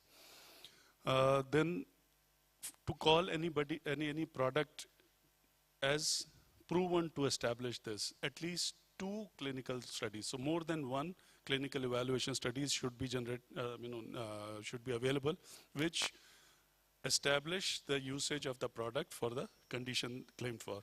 If it is only 1, then it can at the best be called the product is shown to do this.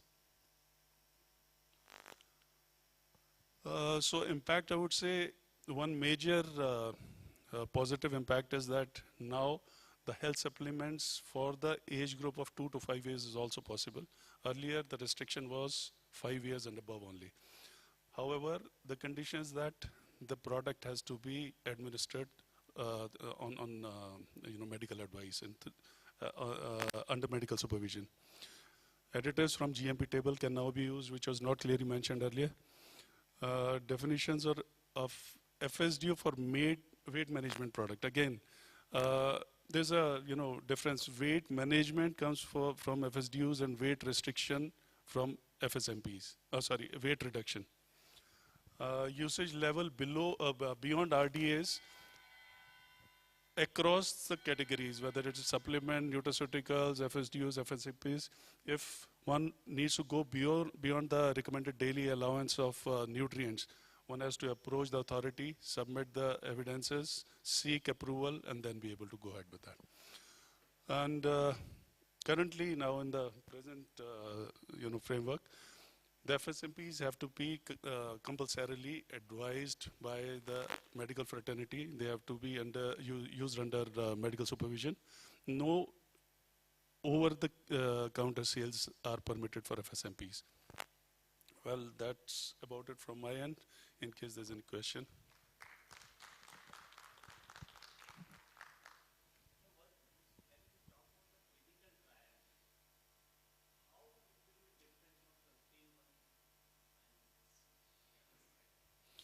So currently there is no guidance available from the Food Authority as to how to conduct the clinical trials. So just like any other clinical intervention, the protocol has to be submitted for approval by the ethics committee. If they are convinced, go ahead. The ethics committee has to be registered. That, those similar processes that as we follow for the drugs or for, Ayurvedic medicines. The same process has to be followed.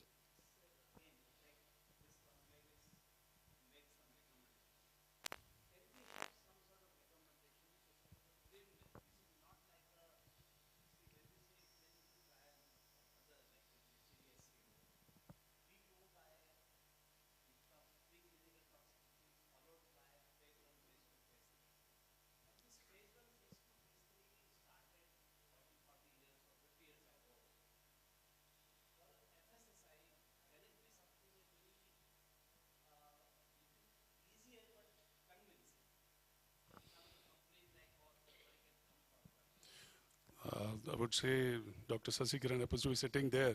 So he probably might have something to add on that, because this is something, there are areas, where the marketers have been struggling with. When we are talking about drugs and all, we have some conditions wherein we can show the progress, the benefits, etc. But when it comes to foods, it may not always be possible to establish, where the subjects who are enrolled are not patients, they could be normal subjects. Then how do we establish the utility of that? Dr. Sasikiran, would you like to add something on that?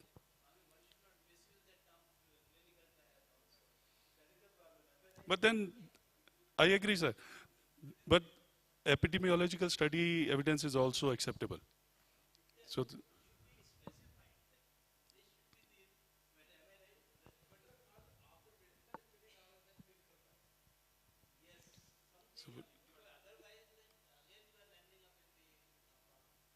agree.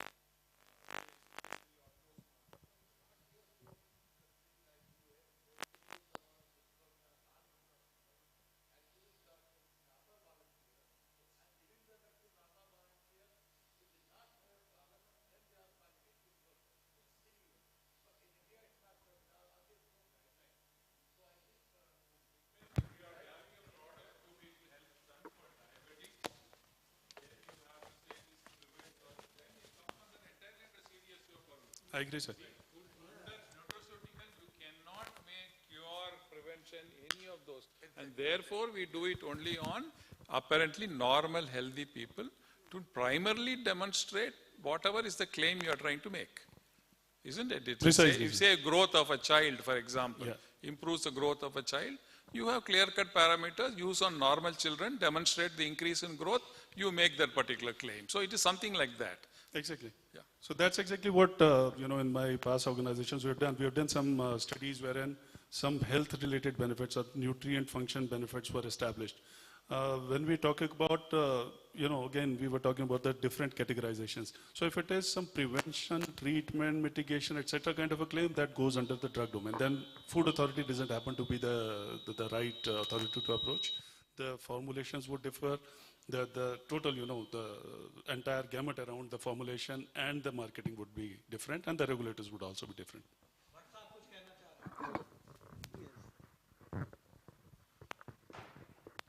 I think Professor Goel raised a very issue that we are here to recommend some, if possible. Whether they will accept or not is a different story.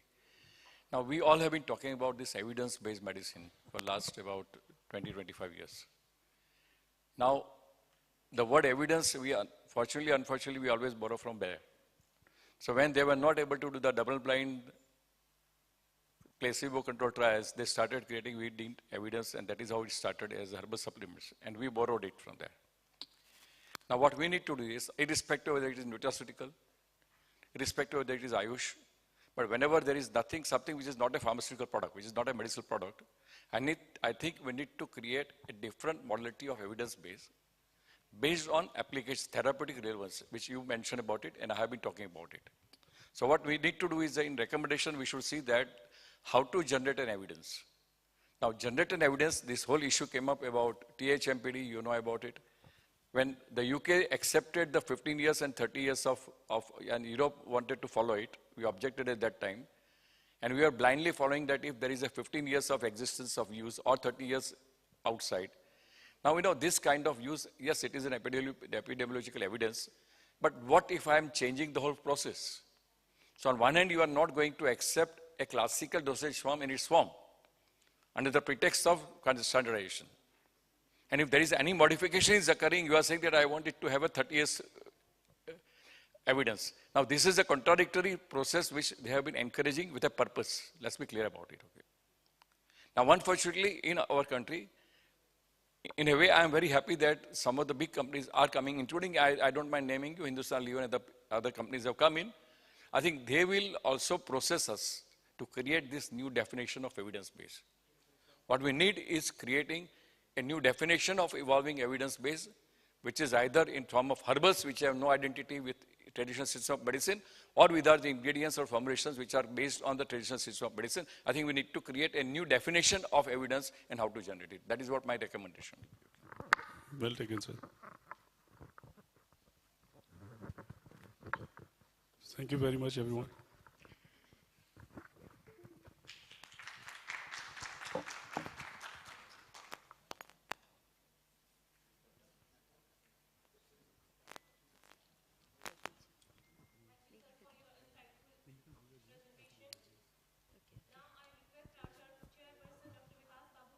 To deliver concluding remarks. So please. First of all, I would like to thank organizers for giving me this opportunity. And both the lectures were very informative. And one lecture was from pure academics, and other lecture is from industry. And this was actually much required in this conclave. So industry involvement, and we should learn from the industry point of view. And regarding this first lecture, Professor Vidueri delivered some guidelines about the identification of raw material and all. So, when an industry develops some product, so first thing is the identification of raw material, because contamination is always there. Even the similarity is there in the plant parts, but sometimes there is a confusion between the identification of plant parts. And first thing was that.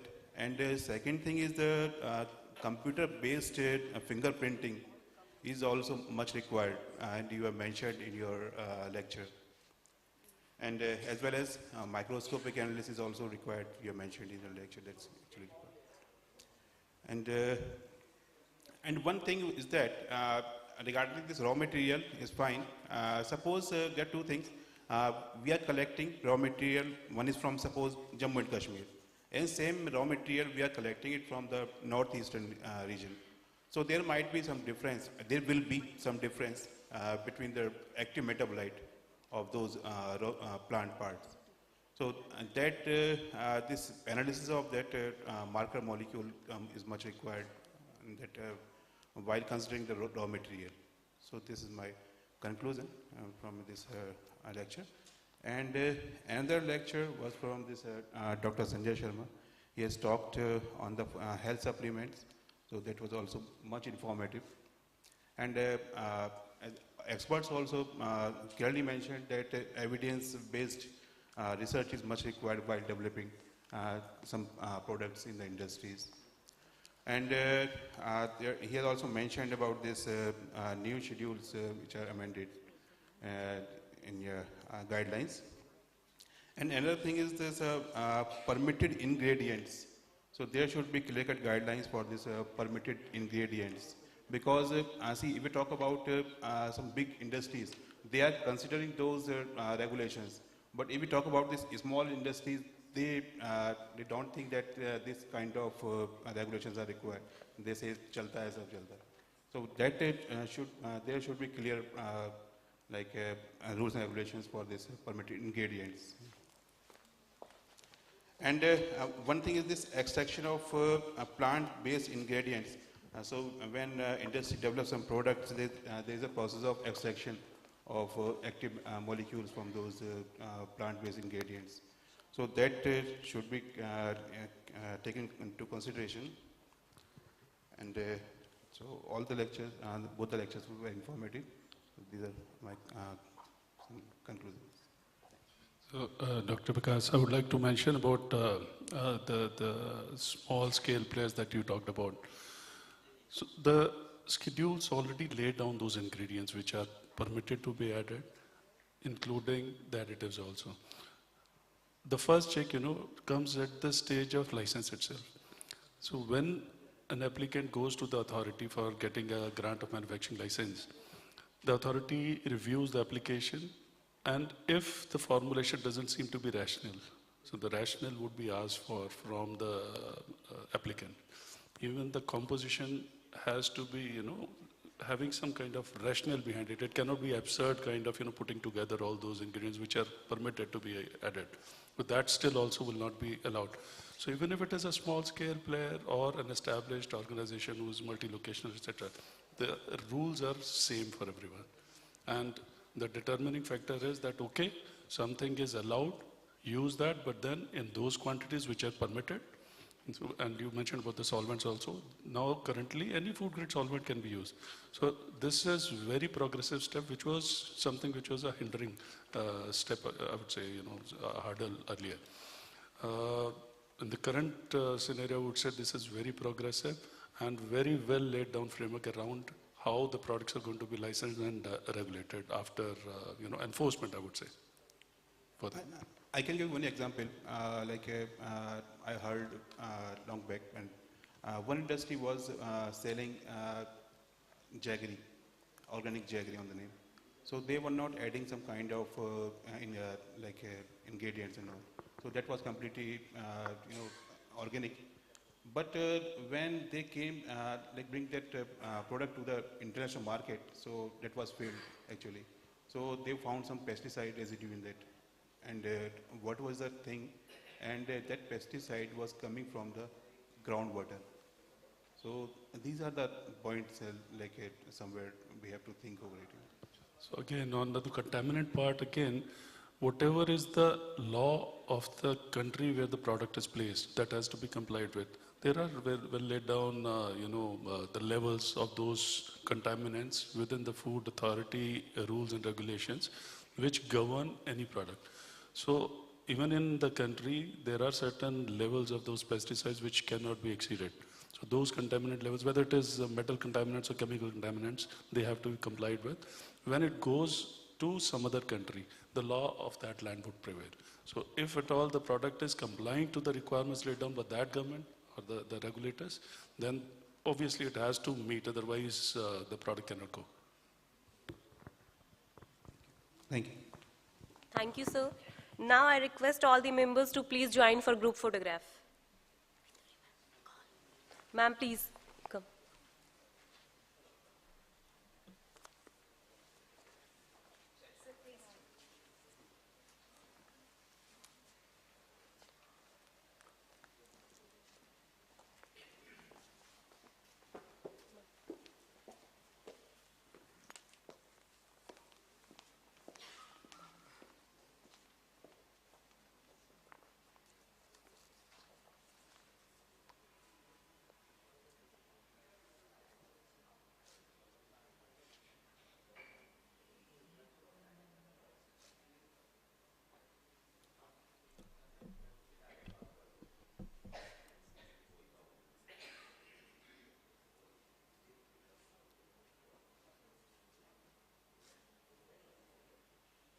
Thank you, ma'am. Thank you, sir.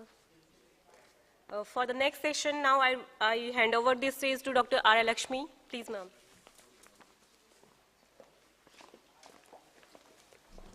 Thank you, Dr. Savina. Now we are moving to the next session of symposium. Here the theme is International Regulations with respect to complementary and alternative medicines. Now I request the chairpersons, Dr. H.M. Chandola, former director, principal, CH Brahmaprakash Ayurved Charak Samsthan, New Delhi, and Dr. Meenakshi Garg, associate professor, DPSRU.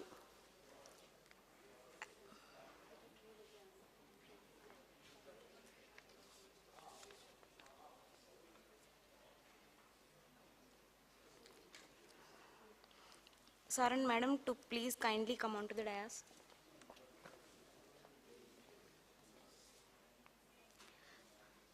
Professor H.M. Chandola is currently working as Director Principal C.H. Brahmaprakash Ayurved Charak Samsthan, New Delhi. Previously, he was Professor and Head of Kaya Chikitsa Roganidan Vikriti Vignan and ex-Dean Institute for Postgraduate Teaching Research in Ayurveda, Gujarat Ayurveda University.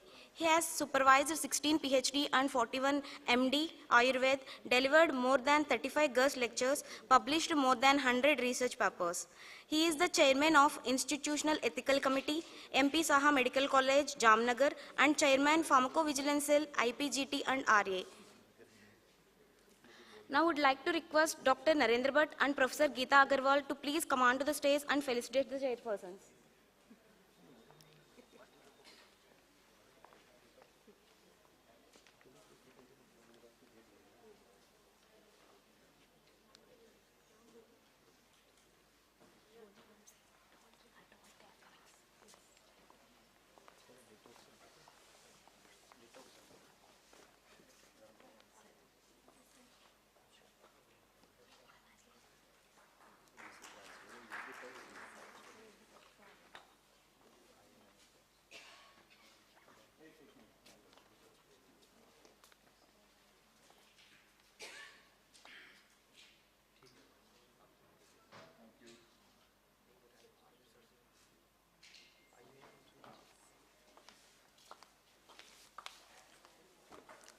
I would like to invite Dr. Meenakshi Garg, ma'am.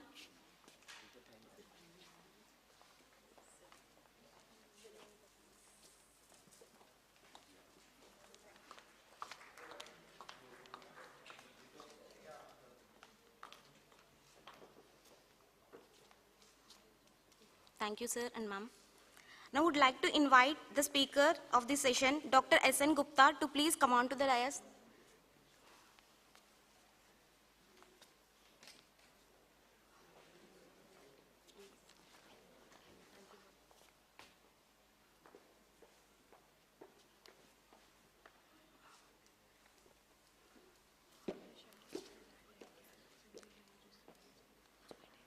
Now I request the chairpersons, Dr. H.M. Chandola and also Dr. Meenakshi Garg, ma'am, to felicitate the speaker.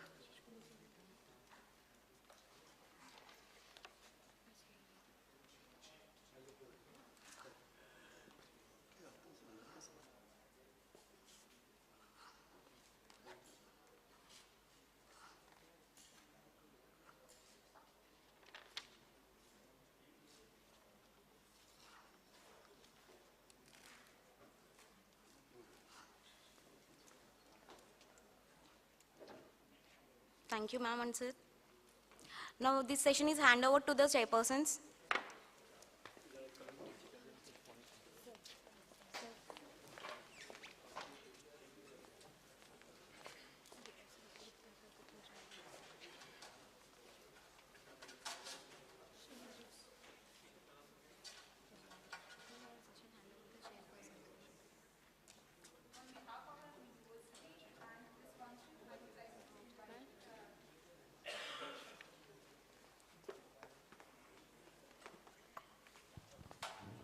Welcome Dr. D.C. Katoj. He has a very long, versatile, immensely productive professional career. Yeah.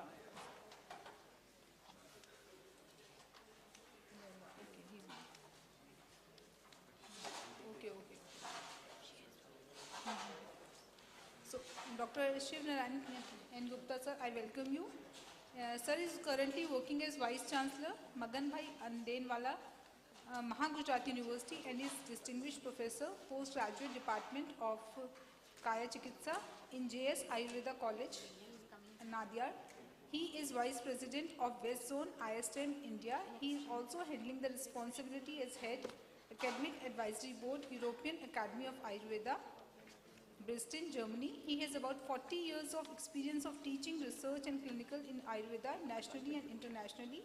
Sir has authored 3 books and about 65 scientific articles. He is awardee of several prestigious awards including Jugatram Vaidya IASTAM Award for Excellence in Teaching in Ayurveda, Fellow of Rashtriya Ayurveda Vidyapeeth by Rashtriya Ayurveda Vidyapeeth, Ministry of Ayush, New Delhi, and Excellence in Integrative Medicine Research Award 2019 by the European Society of Integrative Medicine. Thank you, sir.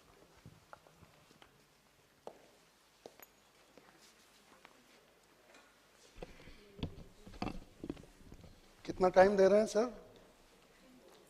15 minutes, okay. Schedule में 20 minutes था, कोई बात नहीं. नहीं, मैं 15 में कर दूंगा पूरा. So, respected seniors and my dear friends, in just one sentence, I introduce my institute because of that institute. You may be curious, what is this Nadiyad, where it is? Very important place for India, Nadiyad, because it is birthplace of Sardar Vallabhbhai Patel. And because of his inspiration, our institute was established in 1938. So we are probably oldest institute in western zone of India. So actually very complex topic is allotted to me, and I am not sure whether I will justify this topic or not. Just just 4 days back I got this information that I have to speak on this topic, and I was very busy because of several other schedules, but I tried to manage this talk. So, as you all know that now, whole world population is moving around the complementary and alternative medicine. Reason is, you know, there is one word, anti-incumbency. So actually it is anti-incumbency for conventional medicine.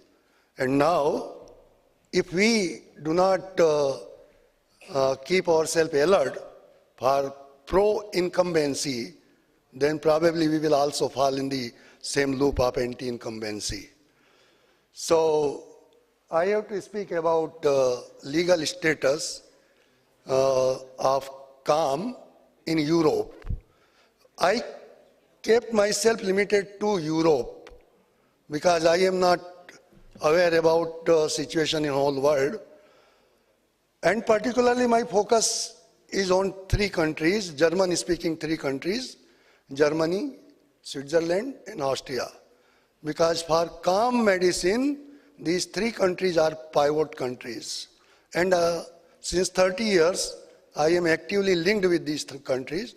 So I collected information from my colleagues, from my students, and also from some other sources to see the legal status of CAM in Europe. One thing I will, because in these more than 12 hours, very much I heard about regulations.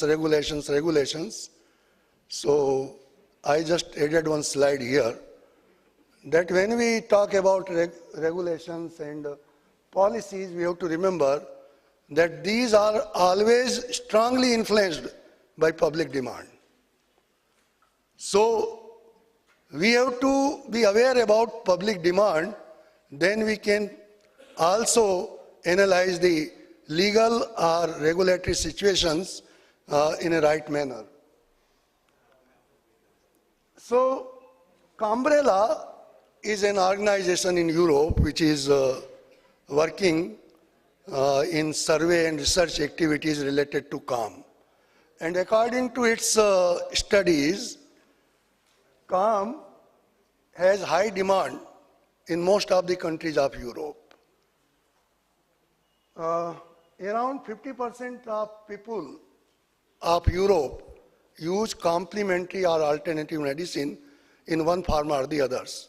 And wonderfully, Germany is 70% in that. Rather, I just put more than 70%, but according to my own information, in last 2-3 years, when survey was done, it was 76%. And surprisingly, women are more attached towards this system than the men. According to EC Commission, consumers of Europe spend about over 100 million euro per annum for complementary and alternative medicine. There are more than 150,000 registered medical doctors who also use complementary medicine in their practice, and more than 180,000 there are registered certified non-medical professionals, but those are registered in complementary system of medicine. They are practicing complementary medicine in Europe. And unfortunately, there is no particular statistics available for Ayurveda. This is collective for whole complementary medicine. Now we have to see that European Union has system of laws and regulations for everything applicable to all member countries, and they are also influencing the complementary and alternative medicine system. But again, there is much divergence. When I practically see there is no uniformity about regulations. European Union have given directives, but there is no fixed regulation still country-wise. Here, according to same umbrella statistics, I found that 11 countries of Europe have, actually here we can include not only European Union countries, but also European Free Trade Association countries also. Switzerland is one of them. So out of these about 27 countries, 11 countries have separate laws for CAM system. 6 countries have general CAM regulations under their usual health system, and 22 countries have no system. There is no regulation. So in first category, Germany is one of the country. In second category, Switzerland is one of the country with which I am aware. And in third category, Austria is one of them. Now if we see different systems, so anthroposophic medicine, it is a wonderful system in Europe. And I found it very much similar to the philosophy of Ayurveda.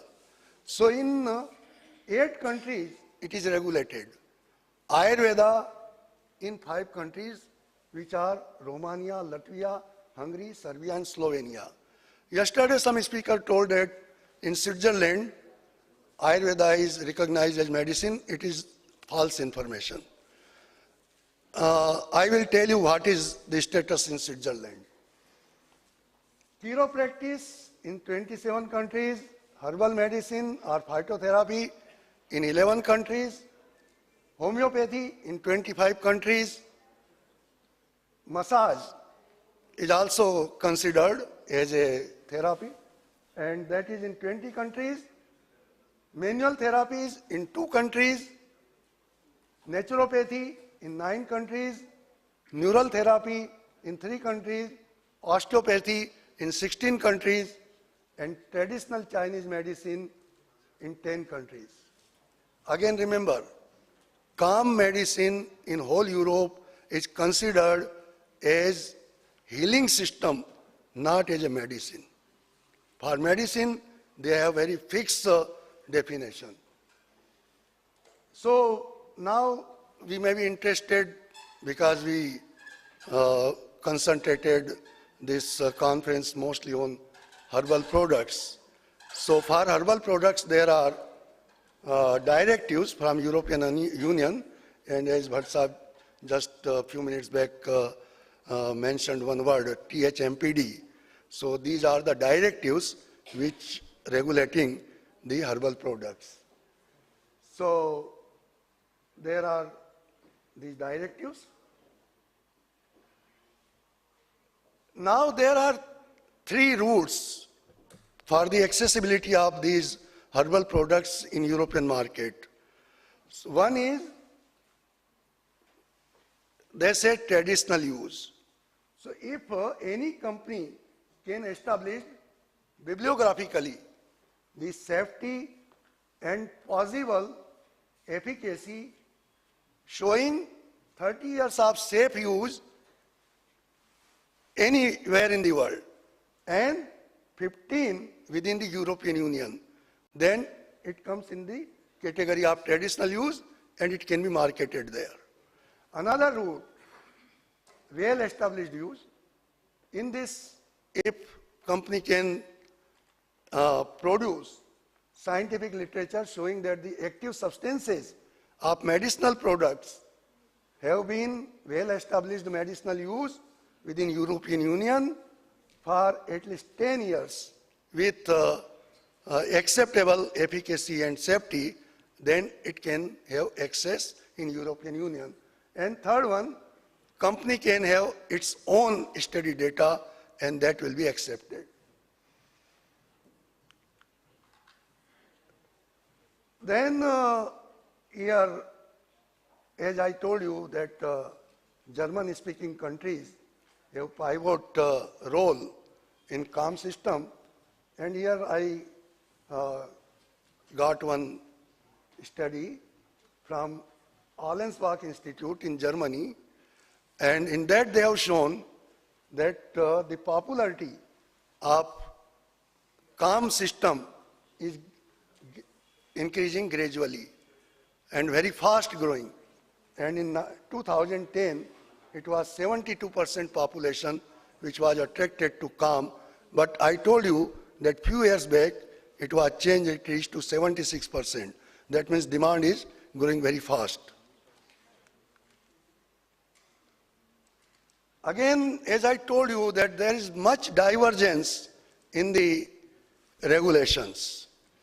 These 3 countries with which I am very much aware, Germany,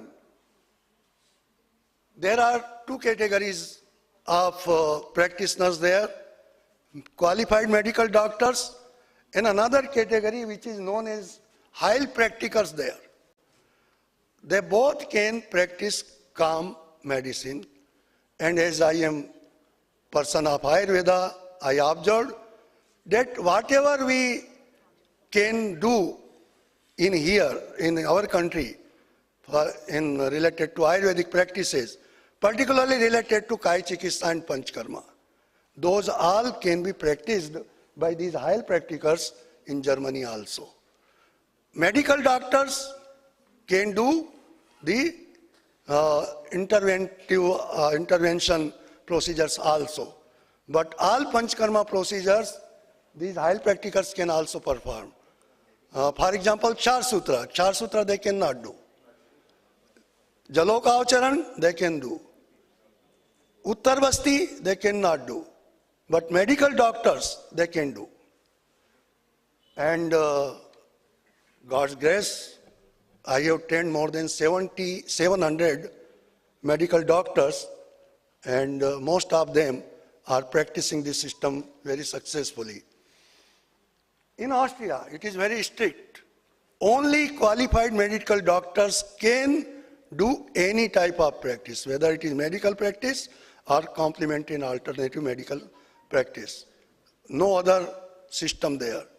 In Switzerland, qualified medical doctors and same like Heilpraktikers can practice complementary and alternative medicine.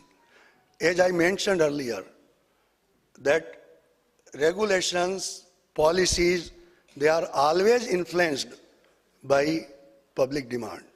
And Switzerland is one of the examples of that. In the beginning of, I think, 2004-05,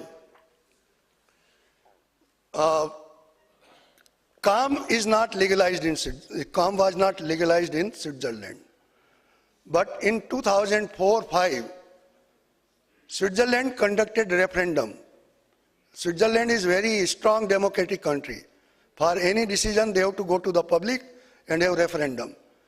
And see, in referendum, 67% vote was in favor of calm. And then calm was regulated, legalized. Initially, Ayurveda was not there.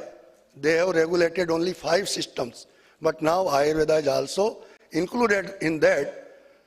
And now Ayurveda is considered there as health profession, not medicine, health profession. And in that health profession, there are 2 categories. One is complementary therapist of Ayurveda. These people can do all manual therapies, but not as full-fledged panchkarma. And then another category, in this natural health practitioners of Ayurveda. They can do everything which we Ayurvedic people perform here except surgical procedures. So as again, this is my concluding slide. As I mentioned, I conclude with same sentence that public demand will always influence the policies and regulation, and the Colgate is the example for that. When we were children, we were seeing this advertisement where Colgate was ridiculing our traditional systems of mouth cleaning, charcoal and salt. Now same Colgate is giving advertisement that in our toothpaste we use charcoal and salt. So this is same thing happening in Europe. Now few informations which are my own informations. As I told you that there is divergence. Recently in Switzerland, they have banned Bala, Pseudocardifolia. They found that it failed in doping test. Now my students, they are puzzled because there are so many neurological problems there, and Bala is one of the very commonly used herb. What to do? I told them that, see, now they are concentrating on Pseudocardifolia. Don't use that. Now use Atibala. Ask your suppliers to supply Atibala. Maybe after 10 years they will find something in that and they will ban that, but before that you will have opportunity to use that. Several other plants, they are banned in Germany also. Jatamansi you cannot get in Germany, but our students, they bring it from Austria. There you can get it easily. So there are divergence. Certain things you can do in Austria, certain things you can do in Switzerland, certain you can do very freely in Germany. Certain products you can get easily in Germany, certain products you can get easily in Switzerland, certain you can get easily in Austria. So it is same thing. Thank you very much. I wish you very healthy and happy life through any system of medicine. I hope that you do not need help of that. And I thank you, Vice Chancellor Sir and his team, to giving me this opportunity to present my talk here, and of course IASTAM for giving me this opportunity. And thank you, sir, giving me enough time to speak.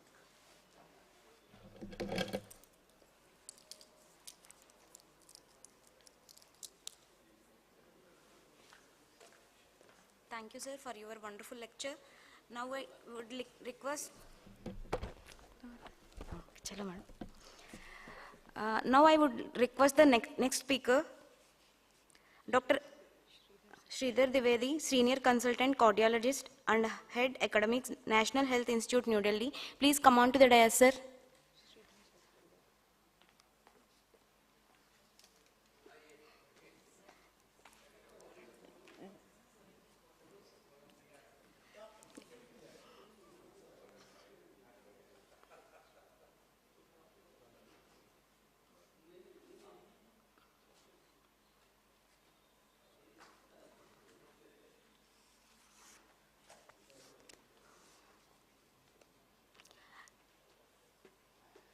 Now I would request two chairpersons to felicitate the Dwivedi sir.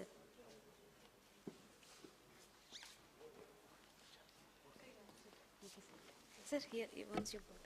For felicitation. Felicitation. Oh.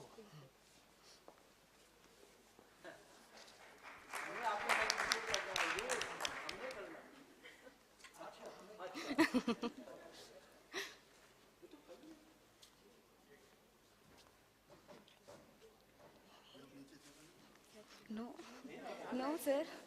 The chairpersons will felicitate the Sridhar Dwivedi, sir. You have to felicitate them. Yes, sir. You are the speaker.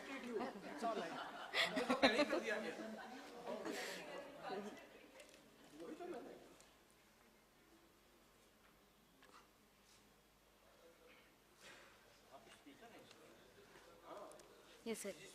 Yes, sir. Yes, sir. Now I request Dr. H.M. Chandola, sir, to introduce about the Sridhar Dwivedi, sir.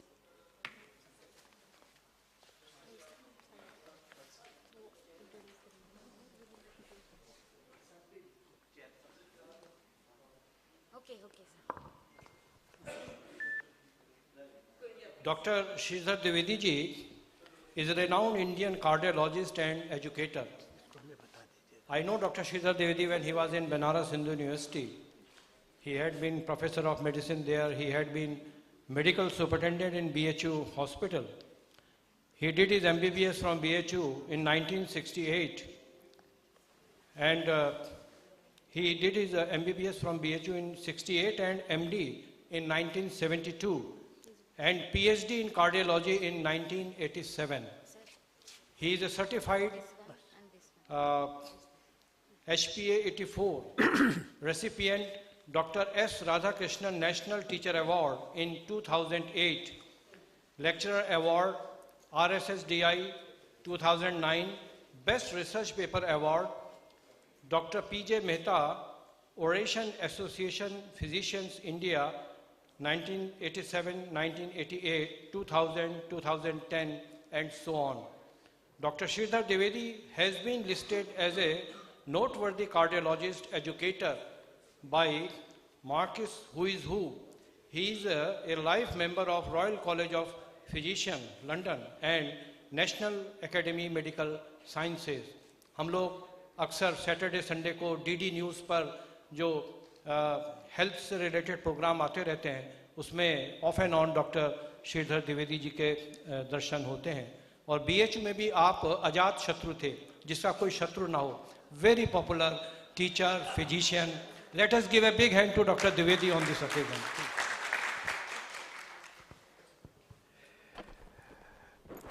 Good morning and thank you very much Professor Chandola for a very lavish, I think, and very affectionate introduction to the audience for me. I am grateful to you, and at the very outset I must express my profound gratitude to Professor Goel, Dr. Bhatt, Dr. Katiyar, the entire ISA team for inviting me, for conferring me this opportunity, giving me this opportunity to speak and say a few things about significance of ethics committee in clinical trials in Ayush medicine. The ball has been set rolling by Professor Vidhi, who told about the microscopic characteristics of the certain plants for their identification. I think this was very valid. Subsequently, the other speakers also, and of course, Professor Gupta, about the extension of CAM, the complementary alternative system of medicine, into the Europe. But before dwelling on the subject, I must express my gratitude to late Professor K. Nurupa, who initiated me to the herbal research. He was a masterpiece person. I have yet to see a person of his caliber. I must say a few things about him. First thing, my prostate, these words, Jatam Viprakule Visishtamati Mat Pradhyapakam Vishrutam Kasyam Pandit Mandale Suviditam Khatam Chikitsavidam Kshetre Shodhavidam Prasasan Pade कीर्तिश्चयेनार्जिता कोडेत्तूरिनिवासिन मतुमडुपम वैद्याग्रगण्यम नुमः चिकित्सा संस्थाया प्रथममिह संचालन पुटम प्रसिद्धम प्राचार्यम दिश देशे बुधगणे रुडुप्पा नाम्नाद्यस्तु तमखिल विज्ञान निपुणम नरसिंहम भेषज्ये चरक इव सिद्धम बहुनुमा. This is the entire description of Professor Udupa, who started his journey from Kodettur, Mangalore, South Canada, went to then Madras to follow traditional system of medicine, refused admission because he was a traditional man, not a high school English trained person. Came to Kashi, there he graduated. Then after that he went, just in a short, he went because he had interest in surgery, he went to Bombay. From Bombay he went to Lahore, Colonel Mirajkar. From there he goes to USA, gets his degree, gets his fellowship, comes back again to Mandi as a civil surgeon, goes back again to Canada, comes back again, and he was the first on the initiation of the then Prime Minister Jawaharlal Nehru, was designated as professor and principal of the then Ayurvedic college, then medical college, then institute. This is in short capsule which I am presenting, and who is responsible, at least I can see couple of people here responsible for initiating and training them into, inducting them into the medicine and research. He was a magnetic personality.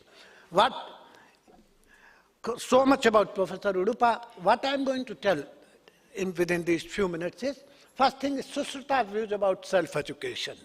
For any ethics, self-education, continuing medicine is very important. Modern views about ethics in medicine, what is the modern? Historical perspectives about drug combinations, role of physicians, and then I will give some anecdotal experience. Why there is a need of ethics, strong ethics, even in traditional system of medicine. COVID pandemic and ethical violations. What had happened in COVID and what ethical violations are done by so-called modern medicine people also. I will give some examples about that. And then ideal constitution of institutional ethics committees, its role, its content, and its evolving role. What next is due for that? Of course, I will give an illustrative example because whatever my little experience is there, ethical considerations in T. Arjuna research spanning some 37 years. I have been in this research, terminally Arjuna, for last 37 years, and then the carry home message. In nutshell, what should be there? Sushita, what he says, Satatadhyanam, very good term, continuing medical education. Satatadhyanam vada paratantravalokam. This one sentence encompasses the whole concept of the ethical medicine, continuing medical education. Satata, keep on continuing, keep on enriching your knowledge. And paratantravalokam, see what is happening in other disciplines also, not only in medicine. When I say medicine, not only the conservative sense of medicine, what is happening in surgery, what is happening in gynecology, what is happening in what is happening in nanomedicine, what is happening in other disciplines. Now, what is happening in computer, what is happening in artificial intelligence. I'm translating, interpolating his concept in today's context. So, Satatadhyanam, Vada Paratantravalokam. And what happens today? Done your MBBS, done your MD, done your PhD, whatever, and then keep the books aside. Go to the practice, go, whatever you do. People, there is not much of the interest which people take. This is what Dr. Udupa used to tell always, that you must continue, keep on updating your knowledge. Go to the library, go to the lab. In that time, he has established a surgical research lab, experimental surgical research. I'm talking about 1960s. So, Tadvita Acharya Seva Cha Buddhi Medha Karo Guna. That is the second line. Of course, you have to, that Gurukul Parampara, you have to. Brahmacharya Mahinsa Cha Sahasanam Cha Varjanam. But I'm more concerned about Satata Adhyanam Vada Paratantra Valokanam. Next, until unless you study and you keep on studying, you may not know about drug, because a drug that is not understood perfectly is comparable to poison. weapons, fire, and the thunderbolt. While the perfectly understood drug is comparable to ambrosia, the drug whose name from and properties are not known are the drug which, though known, is not properly administered, will cause disaster. I think this encompasses the whole concept of ethical medicine. Second thing, even acute poison, this is very important. Even acute poison is converted into an excellent medicine by the right method of preparation. This is more true for Ras Shastra, all those preparations which have metallic component into it, but by the process in the classical way, if you prepare them, perhaps they could be proved useful. While even a good medicine may act as an acute poison if improperly administered. Everybody knows that if you don't properly administer the blood properly, there may be pulmonary embolism. There is always a method of proper administration. So that one should be knowing. This is, and I will go back, the philosophy of it. See, this was written in Balkad in Ramayana. Graha bhesaj jal pavana pat, pai kujog sujog. Hoy kubastu subastu jag, lakhahi sulachan lo. You translate it for medicine. Sulachan will be a good vaidya, a good physician. Grah, stars, bhesaj, medicine. If your stars are bad, even if you do good things, you may lose the battle. If medicine is not prepared well, if medicine is not administered well, or the combination of medicine, most of the time in Ayurvedic system, there are compound, so many drugs are administered, prepared, and then so many formulations are there. So if that formulation is not correct, not appropriate, it may be kujo. Jal, water. If water is impure, everybody knows that one will get gastrointestinal disorders, amoebiasis, infective diarrhea, the cholera, the famous, Robert Frost and the London diarrhea, cholera epidemic is attributed to the impurity of the water. Environmental pollution. Everybody knows that these days the air of the Delhi is so poisonous that people are getting more incidents of chronic bronchitis and CAD. Pai kujog sujog, hoy huku vastu jag, lakhai sulachan log. So drug has to be prepared nicely, drug has to be administered appropriately, and the combination of drug has to be administered appropriately. Another very good concept which Ramayana says, because Sachiv Vaid Guru Tinajo, Priya Bola Bhayas, Raj Dharma Tantin Kor, Hoy Begahinas. This is in Sundarkand. But of course in a different context, but I always use it for medicine, for practice of medicine. The secretary, the Vaid, Raj Vaid, your teaching physician, and Guru, your mentor, your teacher. If they start speaking, towing the line under some threat, under some terror or under some fear, they don't tell appropriately, don't administer, tell you the correct, you have diabetes, you have CAD, you have alcoholic cirrhosis, please don't take alcohol, please don't smoke, please be careful about your activities, be careful about your food. I'm talking about, and if the teacher also doesn't discipline his disciple, then it is sure that Raj, Dharm, Tan, for the case of physician, in the case of Vaidyas, it is you will lose your body. Your body, you will succumb to any illness if the physician does not give you, tenders you the appropriate advice. So again, here the ethics, the minister, physician or teacher tendering faulty advice out of fear, one is set to lose his state, health and moral in days to come, my dear. So this is so much. Now I will give you some anecdotal examples. Don't take it otherwise, nobody should take. These are the examples which I have collected, which I have personally seen within the last 35 years. A 50-year-old, very reputed Vaidya, complained of pain in upper abdomen. A hard lump in the epigastric region, possibly a gastric mass with irregular margin, was noted. It was reported that the Vaidya was taking some drug containing metals for last many years. He was a non-tobacco user and a strict teetotaler. Thinking that the gastric mass could possibly be malignant, he was referred to Tata Memorial Hospital, and exploratory laparotomy was done, and which showed gastric malignancy with secondaries in the liver, biopsy confirmed squamous cell carcinoma. Second case, another 65-year-old male developed, all these cases have been in my personal knowledge. Another 65-year-old male developed sudden onset of painless hematuria. He had no fever or cough. Ultrasound showed bladder mass. Cystoscopy revealed it to be a bladder mass, and biopsy confirmed it to be squamous cell carcinoma. A detailed history revealed that he used to take powder of many herbs for the last 5 years to remain fit and agile. Nature of drugs, not known. Another case, a 55-year-old male known to be having diabetes for the last 20 years, vice chancellor of a university, had a lot of faith in Ayurveda. Someone suggested him to take Vasant Kusumakar. Daily, in addition to modern drugs, he purchased this drug from a local market, which contained mercury from the local market, and he started taking this drug. And so after a few months, he started getting symptoms of renal impairment. His condition deteriorated fast and succumbed to end-stage renal disease. Two senior, this is a classical story which came in limelight, even discussed in Parliament. I was part of that committee.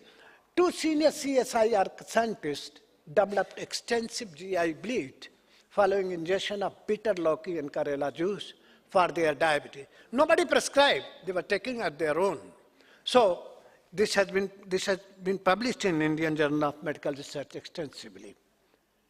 Another case, a 62-year-old male gradually developed loss of memory and comprehension. He soon developed clumsy, abnormal involuntary movements in left upper and lower limb. An MRI brain was done, which revealed gyriform pattern of true diffusion restriction in bilateral cerebral hemispheres, something like Jacob-Folt's Creutzfeldt-Jakob disease, CFD. During workup of the case, his wife stated to me that he was taking some churna 3 times daily from a local Ayurvedic practitioner for about a year. Suspecting heavy metal poisoning, serum arsenic level was estimated, which turned out to be 557.78 microgram liter. Normal value is less than 35. His neurological condition deteriorated very fast, and he succumbed in a span of about 6 months. This is the gentleman who had this just happened in 2022. It is not that it happens in Ayurvedic system of medicine. It happens more often, perhaps, in modern system. I will give you 2 examples what happened in COVID. In COVID in 2019, in early COVID period, everybody said hydroxychloroquine may be very effective. And even getting hydroxychloroquine, I wanted to keep some hydroxychloroquine because I used to go to the hospital at my home so that I may use it for my family. I couldn't get it. It just disappeared from the market. But it happened in America. Somebody said that there are 26 compounds are there in hydroxychloroquine powder and mislabeled it as yam extract. According to court documents, Staley, who suggested this mislabeling technique to another supplier who declined, that, sorry, we must do it legally. Staley admitted he intended to sell the hydroxychloroquine powder in capsule as part of his business venture, selling COVID-19 treatment kits in March and April 2020 at the beginning of the global pandemic. According to sentencing documents, Staley also solicited investors for his scheme, promising one that he could triple your money in 90 days. He's behind the prisons for the last 6 months. Another case, which all of you must be knowing, Pfizer COVID vaccine. It has proved to be less effective what it has claimed so far. And this is what it happened. Vaccine fiasco. All of us must remember that when this vaccine business was being discussed in our country, There's a lot of pressure. Even somebody told me, why you are taking this vaccine? Why don't you take Pfizer vaccine? I told my own vaccine is perhaps more reliable. I will go for it. And believe me, we went for it. And now it is proved that Pfizer vaccine is less effective, and it confers only 33% of the people have enjoyed the immunity in the second year. So this Pfizer fiasco is known. It is all, again, it highlights the importance of ethics committee. So what is the modern view of ethics committee? The ethics committee, institutional importance of institutional ethics committee came into existence after the ICMR somewhere in 1990, after the ICMR laid down, framed the rules and regulations about the institutional ethics committee. Ethics requires us to live within the bounds of our talents. This is the first requirement. To indulge overweening ambition at the expense of other people is unethical. At the expense of other people means at the expense of the patient. Thus, moral goodness and worldly excellence are ultimately inseparable from each other. So this is moral goodness and worldly excellence. Excellence in your medicine, excellence in your administration, clinical acumen. This is worldly excellence.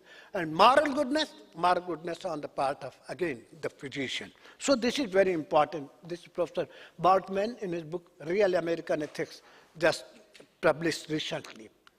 So what is the constitution of an ideal ethics committee? My experience of dealing with ethics committee spans from 1990 onwards. And the ideal institutional ethics committee, there should be a chairman, who should be distinguished clinician or clinical pharmacologist, not from the same institution, but from the another institution. This is very important. Member secretary, faculty from same institute, preferably from pharmacology. It may be anesthesia also, or clinical epidemiology department. Member, statistics.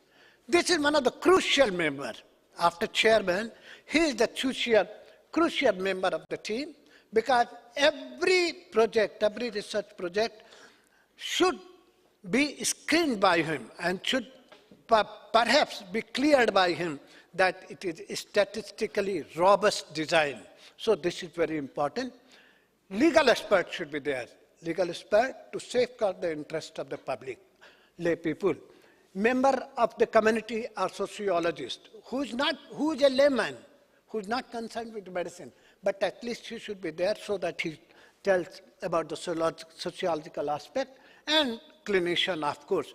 Now, these days, when we are talking of 2023 or 21st century, institutional ethics committee are also responsible for screening the research papers which you are intending to send to some high impact journal. It is there. Until they clear, you can't send it. Many journals will not accept it. Second thing, in good olden times, even in our times, when Professor Udupa also used to discuss every PG thesis or PhD thesis in departmental heads committee meeting. I remember very well when our MD subject, my own research topic, risk evaluation of coronary sectors, was discussed in 1972. Then there was an initial screening by the postgraduate board of the college. So this is very important, but ideal institutional ethics committee, this is the constitution. What are the contents of research? What ethics committee examines? What are the contents? Title. First thing is the title. What is the title of that research project? The one which you want to discuss? Aims and objectives. Whether that aims and objectives which have been enumerated, which have been enlisted, stated in your research project, that is tallying with the title or not. And the requirement of the institution, requirement of the society. This is also very important. Whatever research you carry out, this should be relevant to the society. This will be relevant to the science of material and methods, the statistical tool, and that's why I said the statistician is very important person, member of the team. Many places I have seen that statistician is just not there, has not been consulted. So this is very important. Time flow, feasibility. What will be the timetable? Whether you are going to carry it for a short term, for 3 months, 6 months, 1 year, 2 years, or 3 years. Give the time flow. What will be your time flow? First you will carry out a experimental study, then a clinical study, then you will go to the community. Patients information sheet. This is very important again. Every research project, which is clinical, herbal, or for that matter, I'm basically concentrating with reference to the medicine, with the therapeutics, herbal part of it. Patient information sheet. Patient should be told what kind of research you are going to carry, what will be the benefit given to him, what could be the possible adverse effects of this medicine. This must be told, what could be the possible adverse effect. And the option, if suppose he doesn't want to continue with this drug, he doesn't want to continue with this, he has some problem, money problem, whatever it is, problem, any problem, distance problem, he has the option to go. He has the option to opt out. Patient consents both in English and local language. Sometimes what happens, it is only in English. He just puts his signature, thumb signature. No, it should be in local language. Possibly in this region, Hindi, comfortable Hindi. And very interestingly, sometimes the researchers, what do they do? वो English का पूरा Google में जाके उसका Hindi translation कर देते हैं. इतनी भद्दी हिंदी होती है, उसको देख के बड़ा कष्ट होता है. आप लोग जहाँ हिंदी अंग्रेजी का शब्द, हिंदी अंग्रेजी का शब्द का उपयुक्त चयन आपके हिंदी में नहीं है, तो वो उसी अंग्रेजी को देवनागरी में लिख दीजिए. वहाँ पे तो स्वीकार्य है, लेकिन आप उसको क्लिष्ट बनाइए, बहुत कठोर बनाइए, पेशेंट समझ ही नहीं पाता बेचारा. वो डॉक्टर के प्रभाव में आके, इन्वेस्टिगेटर के प्रभाव में आके वो दस्तखत कर देता है, क्योंकि डॉक्टर को तो वो देवता मानता है. बहुत हद तक गांव के जो मरीज होते हैं वो डॉक्टर को देवता अभी भी मानते हैं. शहर के महानगरों की बात छोड़ दीजिए, लेकिन आपकी ज़्यादातर रिसर्च तो गाँव के ऊपर भी होती है. तो इसलिए it should be in local language. And possibly if there are special groups which are involved, like children, like female, mentally retarded people. So, okay, mentally retarded people. And compensation. Suppose he develops some problem. This has happened with Pfizer vaccine. You have to give a heavy compensation. And references. In any research project, there should be authentic references, and those references should be recent references, not the old references. What recent within another 5 to 10 years. So these are the important components. New and involving areas in institute. What are the new things? I think because we are discussing in university, we must know what are the new things which will be required. Digital image manipulation. Angiography हुई है, मैंने angioplasty किया, मैं ठीक कर रहा हूँ, तो वो डिजिटल मैनिपुलेशन हो जाता है. एंजियोग्राफी में ट्रिपल वेसल डिजीज दिखा दिया है, बेचारे को डबल वेसल या एक ही वेसल, वो डिजिटल मैनिपुलेशन से. और कुछ नहीं किया, नहीं पूरा साफ कर दिया है. तो digital manipulation, self plagiarism, retractions, publication of preprint servers, harassment of the team, the junior members who are there, they are harassed for this. Okay, मेरा नाम जी पहले होगा, आपका नाम नहीं होगा. बच्चा काम उस बेचारे ने किया है. Whole work has been done by that poor PhD student, but the main guide wants that my name should be first. It is not correct. It is not appropriate. It is not done. The ethics committee will look after it. Research with human biological samples, revisions to the common rule for research with human subjects, dual-use research. COVID-19 pandemic, believe me, I happen to be the chairman of ethics committee of Government Medical College, Noida. And during COVID pandemic period, we cleared 30 projects, 30 projects from the different departments. But because that was COVID pandemic, and everyone wanted to know, COVID was something which was new for me, which was new for everybody. So we wanted to facilitate the research. So this is very important. Providing science advice, interactions with the media, again, institutional, it's very sensitive area. So in Ayurvedic institution, in Ayush institution, Ayush has given a guideline that they should have an institutional ethics committee. there had been anomalies in ethical structure and function, and there had not been the observance of standard operating procedures about considering ethics in research. I'm quoting from Journal of Ayurveda 2021. Poor standing about their role and function in ethics committee by individual members, and poor appreciation of their role in building a research volume, research culture across the institution. I will give examples of 3 institutions which I know of. Banaras University Institute of Medical Sciences, Faculty of Ayurveda. The ethics committee works under the overall umbrella of the Institute of Medical Sciences. Dean of the Ayurveda is one of the members. Jamia Hamdard, School of Unani Medicine. There the chairman happens to be head of the department of the Himsar, the medical college. Normally it should not happen because Himsar is part and parcel of the Jamia Hamdard. They should have a chairman from outside. Similarly, Institute of All India Institute of Ayurveda here in New Delhi, they have a chairman from Jaipur. But of course their structure is very well. But whatever I get the feeling, the Institutional Ethics Committee is still not but for IMS, because that is part of IMS Faculty of Ayurveda, BHU. They toe the line of the IMS. And in other institutions, it is not that active. It is still passive. This is what. So building a responsible research culture, this is something very important for propagating the alternative system of the Ayush system of medicine. So CCIM may need to come with its own searchable repository in ASU PG synopsis and discussion to imply such ambitious objectives. They should formulate how many research has been done. Repository should be there at postgraduate level, at PhD level, so that there is no plagiarism and other things. This is one of the recommendations by CCIM, top apex body. So I will now give 5 minutes for this Terminale Arjuna, spanning 35. Terminale Arjuna, everybody knows it. So Terminale Arjuna, it was described by Valmiki.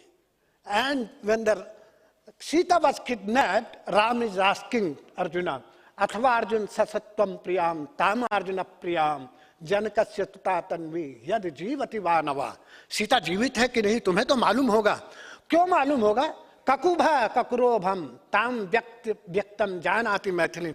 Maithili रोज तुम्हारे ये ककुभ, ये जो श्वेत पुष्प हैं, उससे तुम्हारी पूजा करती थी, देखती थी, तो तुमको तो जरूर मालूम होगा. लता पल्लव पुष्पाढ़ेयो भांति हे सब वनस्पति. तो वाल्मीकि ने अर्जुन को तिलक वृक्ष कहा है, और किसी वृक्ष को तिलक वृक्ष नहीं कहा. तिलक माथे का तिलक, इसके बारे उन्होंने ये नहीं बताया कि ये हृदय रोग के में काम आता है. खैर, अब आते हैं ट्रेडिशनल. ककुभा शीतलो हृदय. देखिए 500 BC somebody is writing that it is हृदय. ककुभा शीतलो हृदय छत क्षय विषाचित मेदो में बराम हंती तुवरह कफपत्हित. इसकी एक ही बस खत्म करता हूँ. अरे सर आप ही की बात कर रहा हूँ. हाँ, ये 500 BC somebody is telling that cardiac disease is because of one of the manifestations in medomoya. It is tummy which is behind that. And somebody is telling it is chatichai vishachidit. It is inflammatory in nature. The coronary artery disease in inflammation, it is inflammatory in nature. Somebody is telling 500. I will hridrog sved bhagna chatchayan. It is again Brinda hridrog जीर्णज्वर पितर पित्त रक्तम हत्वा भवे उच्छिष्ट जीविनस्ते. कोई कह रहा है हृदय रोग में काम करता है, उसने ये नहीं कहा कि CID में काम करता है. उसके बाद का तो काम हम लोगों का है ना. Both Charak and Sushita mentioned, but it was Vagbhat for the first time who indicated use in treatment in heart disease. But this is the last slide which I am using. It is how it comes into picture. Useful in patients with general anasarca, it was Kolabawala somewhere in 1978 who told it had diuretic. Useful in anginal pain, Dr. Udupa, 1985. He was the first man who used it in this. Then useful in CID, Udupa and Dwivedi, 1986. Now this committee comes somewhere in 1991. Then this this was shown experimentally that it has cardiotonic effect. Jagrati, she is now professor of pharmacology at All India Institute. I'm telling you the importance of ethics committee. They told that you first carry out experimental studies, then go to the clinical studies. Useful in ischemic cardiomyopathy. Again, the gentleman who is there, who had done it was part of his MD thesis, Agrawal. Again, it went to the Institutional Ethics Committee, UCMS, Delhi University, and this man is professor of medicine now at University of Delhi, University College of Medical Sciences. Again, another PhD thesis contains polyphenols and antioxidants, Shukla, IEC. Again, it went to the Institutional Ethics Committee. Useful in experimental diabetes, Professor Goyal. This work is being carried out under the supervision of Professor Goyal. PhD work, again it has gone into the institutional too. So institutional ethics committee is very important. Role in post-COVID cardiac complications, which we will certainly go through the institutional ethics committee, useful in experimental diabetes. Arjun or Yog, Hriday Rakhe Nirog. That is my message, and this has to go through, this has gone through the rigmarole of the Institutional Ethics Committee, and after that, we have framed this, coined this word, Arjun or Yog, Hriday Rakhe Nirog. Thank you very much. Kupatinavar, one word, one sentence for Institutional Ethics Committee. I am quoting Tulsidas, Kupatinavar, Supantha Chalawa. Kupatinavar, Supantha Chalawa. Thank you. That's all. Thank you, Dr. Dwivedi ji. Any question? So, in this session, we had two very important lectures. Dr. S.N. Gupta, the Honorable Vice Chancellor at Nadiyad in Gujarat, who elaborately discussed how the complementary and alternative medicines are being popularized in Europe. He discussed the data of Austria, Germany, Switzerland, and how the people in Switzerland through referendum voted in favor of CAM, and government was forced to have the legislation giving recognition to the practice of complementary and alternative medicine. Friends, Dr. Gupta has made outstanding contribution in popularizing Ayurveda in Germany. I have personally seen how in Bernstein, Germany, the Europeans used to have Sashtang Dandavat Pranam for Dr. Gupta. Such remarkable respect Dr. Gupta has earned there through his Purusharth. And very truly he said that the medical doctors who have certification for CAM, they are authorized legally to practice CAM. Non-medical people are also under healer group. They have been doing this work there. Dr. Sridhar Dwivedi ji, when he was talking about Dr. Udupa, his mentor, my mentor also, I asked Dr. Udupa, sir, being a thyroid surgeon, how you were diverted towards yoga? And then Dr. Udupa told me that in Chicago, a World Congress on Yoga was organized by Swami Ram. Swami Ram, who founded Himalayan Institute Hospital in Jolly Grant, Dehradun, which is now a university. And there Swami Ram offered himself to the scientific community to conduct their experiments upon his body. स्वामी राम ने कहा आप मेरा pulse लीजिए. Pulse का tracing oscillograph पे आ रहा है. स्वामी Ram said I am going to stop my pulse. रुक गई पल्स, स्ट्रेट लाइन आ गई ऑसिलोग्राफ पे. Then you take my ECG. अब हार्ट की ट्रेसिंग आ रही है ECG पे. स्वामी Ram said through hot yoga I am going to stop my heart. वो आ गई straight line. Then he said you take my EEG. अब EEG लिया जा रहा है. Then he said I am going in deep trance, samadhi. And then there was a prominent alpha wave highlighting quiet, calm, relaxed, pleasant state of mind. Then Swami Ram later on told, don't think that I have stopped my pulse or heart, but by the activity of yoga, I was able to reduce the activity of pulse and heart up to that low level where your equipment is not in the condition to record it. See, and then Dr. Udupa said, when I saw this, I was fully convinced how the involuntary movement can be brought under voluntary control. स्वामी राम ने through biofeedback अपना एक हथेली का temperature ice cold कर दिया और दूसरी हथेली का पाम का temperature it was boiling point.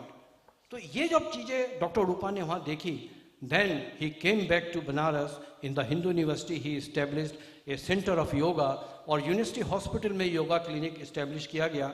और जो पेशेंट्स थे उनको जो भी कन्वेंशनल ट्रीटमेंट चल रहा है, they were also sent to the yoga clinic. Ramesh Madhav Shettiwar Dwivedi ji आपको याद होगा, योगा टीचर हुआ करते थे. तो इस तरह से योग को वहाँ पे इंट्रोड्यूस किया गया. Doctor Dwivedi very nicely referred the Ramayana and Ramcharitmanas about the preparation of drug, method of administration and many other things. He also discussed the ethical clearance. और आजकल ethical clearance तो mandatory हो गया सब आयुर्वेदिक institution में भी. और not only that, even CTRI registration is also made, Dwivedi ji, mandatory.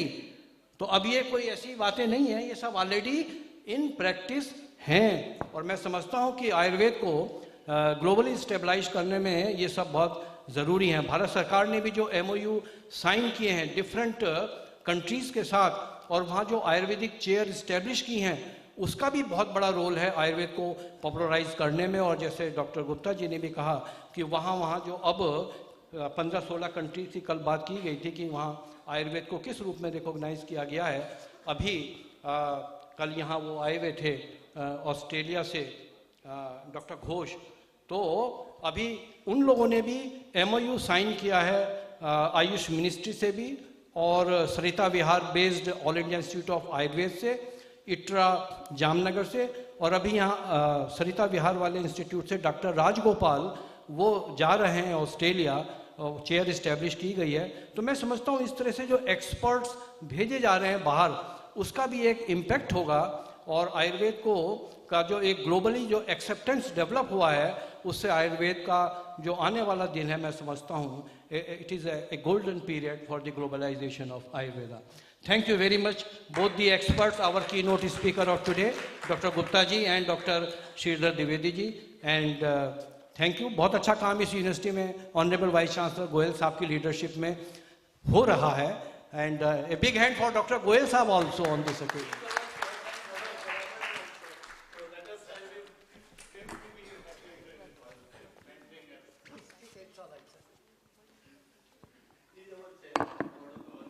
Oh, good, very good. Congratulations, sir. Thank you.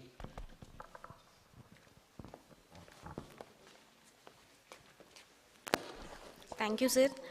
All the session members, please join for the group photograph.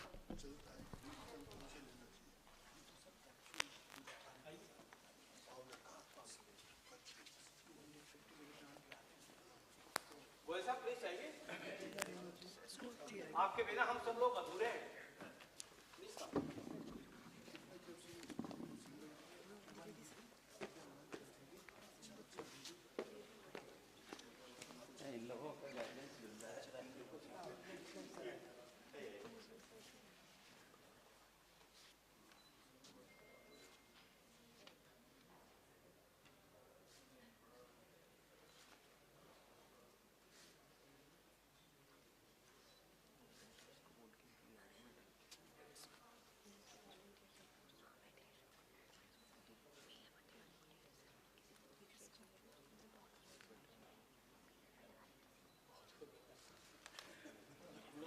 Doctor Prajapati ji आ गए हैं, Rajasthan Ayurveda university Jodhpur के vice chancellor. बहुत बहुत बधाई और आपका स्वागत है.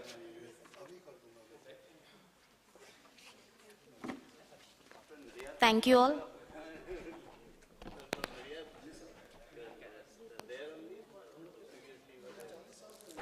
Now the next session is over to Dr. Savina.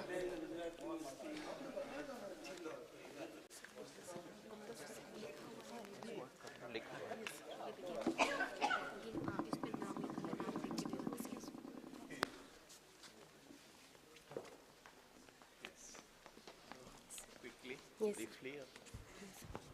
Now we are moving to our next session of symposium. Here the theme is Ayush regulations.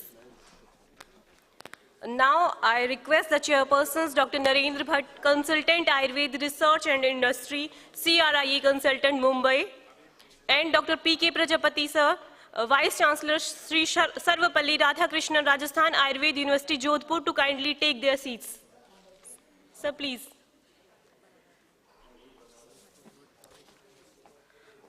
Dr. Narendra Bhatt has 48 plus years of academic, clinical research and industrial experience. Yes, sir. Thank you, sir. Now I request Dr. Mahavir Dhobi and Dr. Kalicharan sir to please come on the stage and felicitate our guests, chairpersons. Dr. Roshni, please felicitate our chairpersons.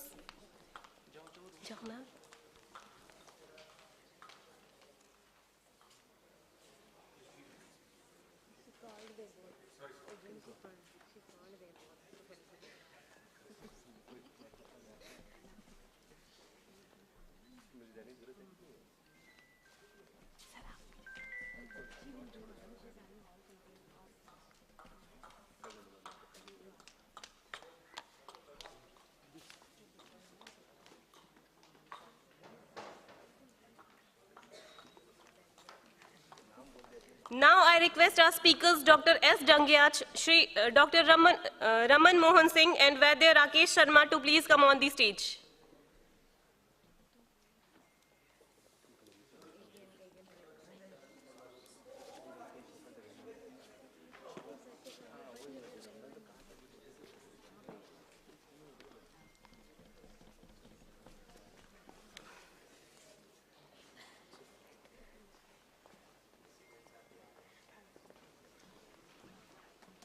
Now I request our chairpersons to felicitate our speakers, Dr. S. Dangyach, Dr. Ram Mohan Singh and Professor Vaidya Rakesh Sharma.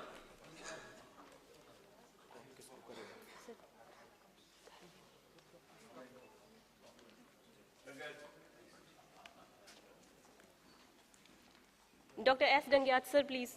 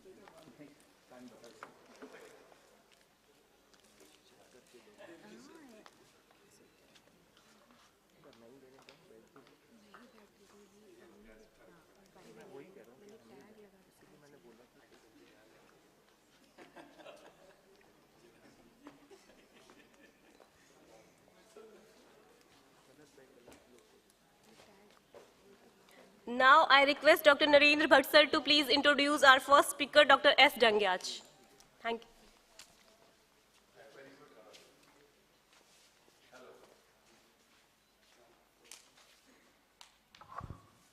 A very good afternoon to all of you, and I know that we are running behind the schedule, but we have a very important panel right now.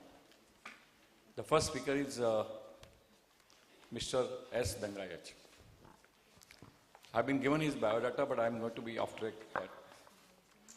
I came to know Mr. Dangyach about 2 years back, 3 years back, and the pandemic situation was at very high. And Bejon Mishra created a group called as Mahamana Declaration. In our period of many, many sessions, Zoom meetings, somewhere we both clicked. And what I find in Mr. Dangyach is a very small frame person. I personally met him only 15 days back in Ahmedabad. But he's full of enthusiasm, a man of management. From a very beginning his career at Syntex, he became the managing director of the company. And he is right now member of the board of directors of several companies in Ahmedabad. And more than that, what is really drew my attention is his commitment to the systems and people's welfare. And in him, in my discussions, I found a person who is advocate of Indian systems of medicine, Ayurveda, as well as homeopathy, and a very strong believer in that. I mean, I found that he is believing it much, I mean, to the extent of his total commitment to the purpose of Ayurveda and homeopathy. So friends, I am very happy to have him give a different perspective of the subject of regulation. He has been talking with me about homeopathic products, he has been talking with me about Ayurvedic products. He has expressed his pains many times that we are not able to do certain things in the easier way.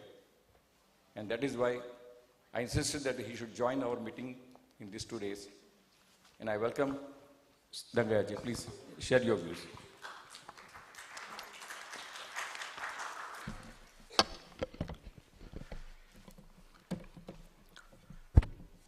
Dr. Katiyar, Dr. Goyal, Dr. Narendra Bhai Bhatt, all the dignitaries, and all my friends. I feel that I am really an odd man out. But then, every single activity that we are carrying out here or at other place has to be converted into some or the other useful business. Because businesses do not mean only the kind of definition that most of the management institutes and the economists are churning out. Businesses can be the regular businesses wherein profit maximization is the sole goal. Profit maximization means Shuddha Labh. In the management schools all over the world, they teach the students that the purpose of business is to maximize profit without ethics, without environment, without equity considerations. Shuddha Labh is what is today the controlling paradigm in the world. But then there is another facet, and that comes from our Sanatan thinking, which is Dharma, Arth, Kam, Moksha. Dharma comes before earth. That means before the profit, you have got to think about ethics. So what is that ethical profit? And that is again enshrined in 2 words in India. On all the establishments in India, at residences or shops or maybe the commercial offices, you will find 2 words. And these 2 words are Shubh Labh. Labh has to be circumscribed, has to be preceded by ethical thinking. So India is a place, Bharat is a nation, Bharat is a kind of an entity which has given the world the term Shubh Labh. And therefore, we have to transit from Shuddha Labh to Shubh Labh as we go forward. Now in this forum where I am hearing wonderful, you can say, presentations from experts who have made a mark in the world, I feel very, very small to be present here to present my views, which are going to be obviously very, very different in terms of character and context. When I look at Ayush, I naturally believe that it is a conglomerate of various knowledges, various scientific systems. It has got ASM or ISM or ASU, as we will call it, as the Indian medicinal systems, traditional Indian medicines, TIM. So I will say Ayurveda, Siddha, Unani, these are the 3 traditional Indian systems.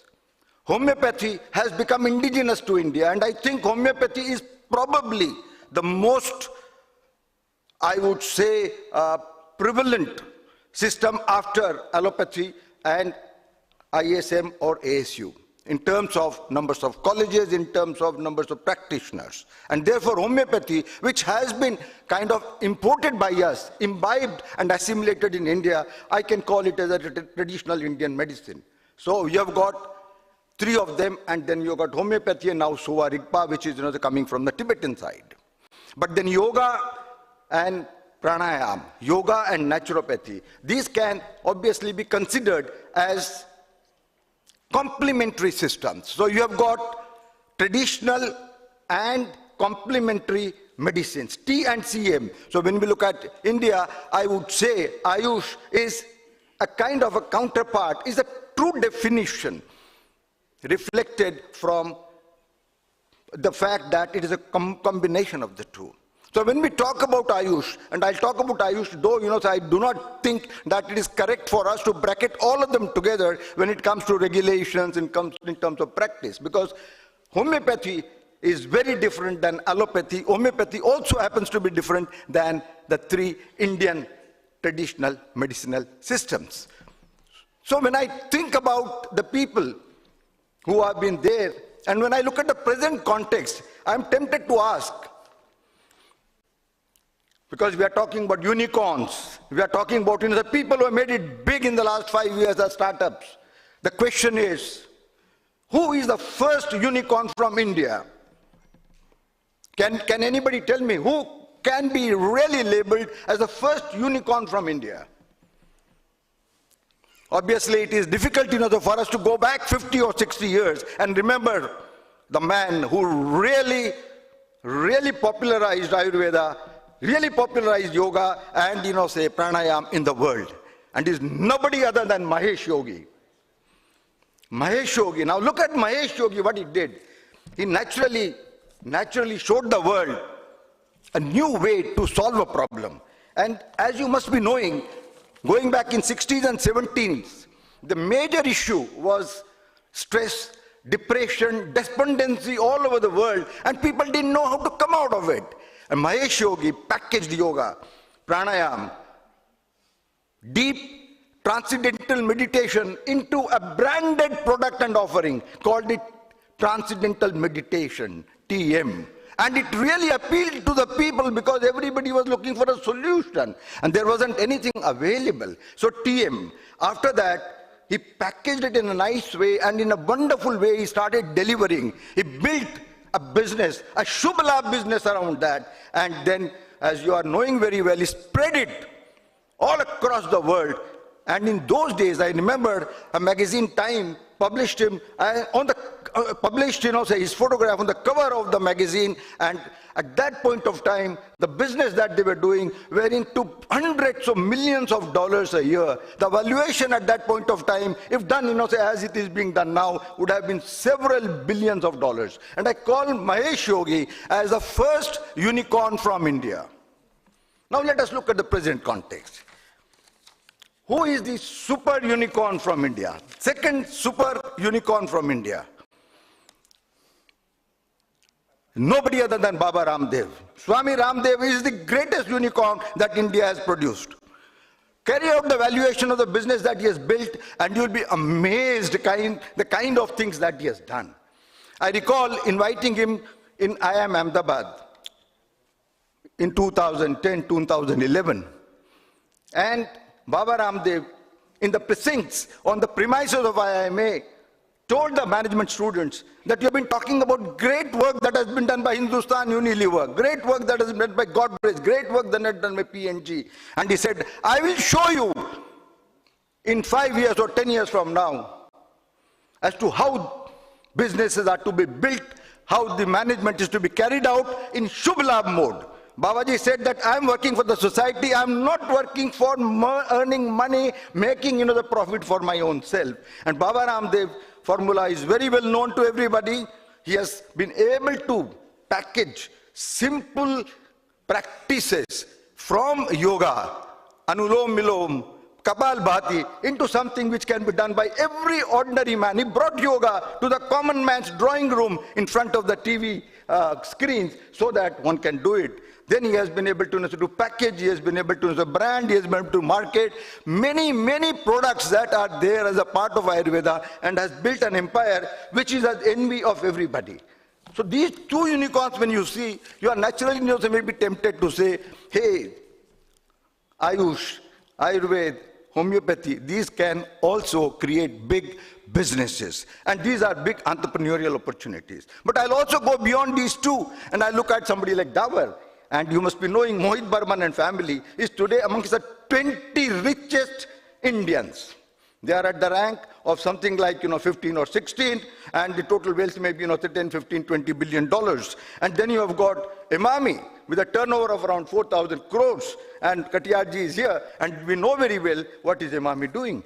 Jhandu, which has been absorbed, by Emami, was of course a pioneer in many, many, different ways. But all of them, all these companies, I mean, Hamdard and, Himalaya added to it, all these companies have been able to deliver products that are in sync with what the consumer wants.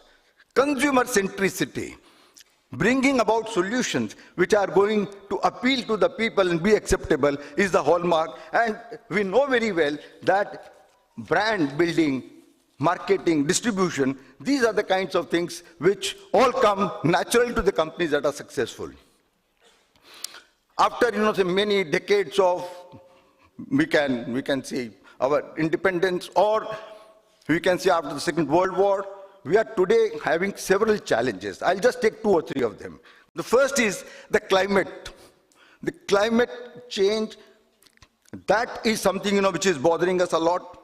We are also finding that the modern capitalistic model is, as a matter of fact, increasing the gap between rich and poor. Economic inequity is something very serious. Third thing we are seeing is recognition of the fact that reductionist Cartesian philosophy that is governing allopathy is making it reach its dead end. And COVID was a classic example. We know very well that in 3 years of COVID, allopathy has not been able to find a single drug that can be useful. I don't want to go into other things, but not a single drug has been found. What they are talking about is working with the vaccines, finding vaccines. But believe me or not, I tend to disagree with the fact that allopathy can take, you may say, the credit for vaccines as being their own.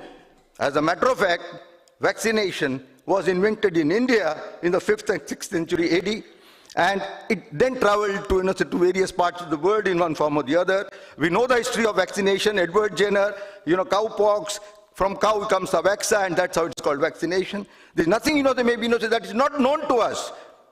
But vaccines don't work on allopathic principle. Vaccines work more or less in tune with the homeopathic principle. So vaccines are not, the allopathy. Surgery is not allopathy. Diagnostics is not allopathy. These are common adjuncts to all medicinal sciences. And therefore, I find that in the last 10 years, allopathy has not come up with anything that can said to be providing us a solution. And that's why I find that this particular approach alone is having its, dead end. AMR, for example, that we are maybe knowing, AMR is a major problem, and I happen to be there on the board of advisors of AMR Declaration Chennai Trust. And I tell you that there isn't a solution. They have taken me on board from the precise reason that I try to give some kind of maybe a help to them in finding solutions to that. Now, when we look at the Ayush and regulatory, because that is a topic now, I am tempted to say that the new draft act that has been made is an attempt to give a better recognition to Ayush, but most importantly, I guess a few corrections are necessary, because in the new regulation, what they have done is to have a separate, kind of setup, but finally everything has to go to DCGI, and DCGI, who happens to be under the Ministry of Health and Family Welfare, may be the person or may be having a team to decide on it, and that is something that's going to be not a problem. When we look at the approvals, I'm tempted to say that the approvals should be uniform for all. I mean, emergency use approval, for example, was given only to certain allopathic systems. I think it should be a very transparent and fair system, allowing approvals not only for emergency and you say the final use, but it can also be there for provisional use, and therefore there can be 3 models: emergency use approval, then secondly, the provisional, and thirdly, the final approval. But this is something which has to be uniform for everybody. Safety, efficacy, and quality as we are knowing very well, is something very important. Can I have some water?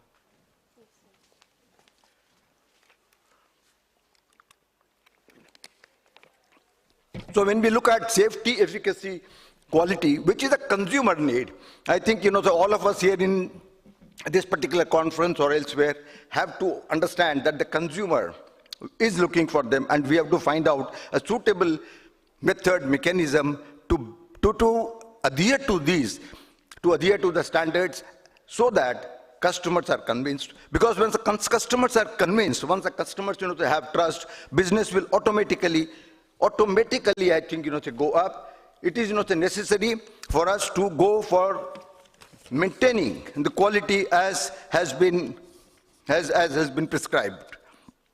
Opportunities for Ayush, since I'm talking about entrepreneurial opportunities, are immense. I mean, sky is the limit in the sense that opportunities are there. But merely thinking about, maybe the opportunity is not going to be enough. Everybody has to come up with solutions, and these solutions have to go through the process of proof of concept on to, you may say limited, use, and thereafter widespread, the promotion.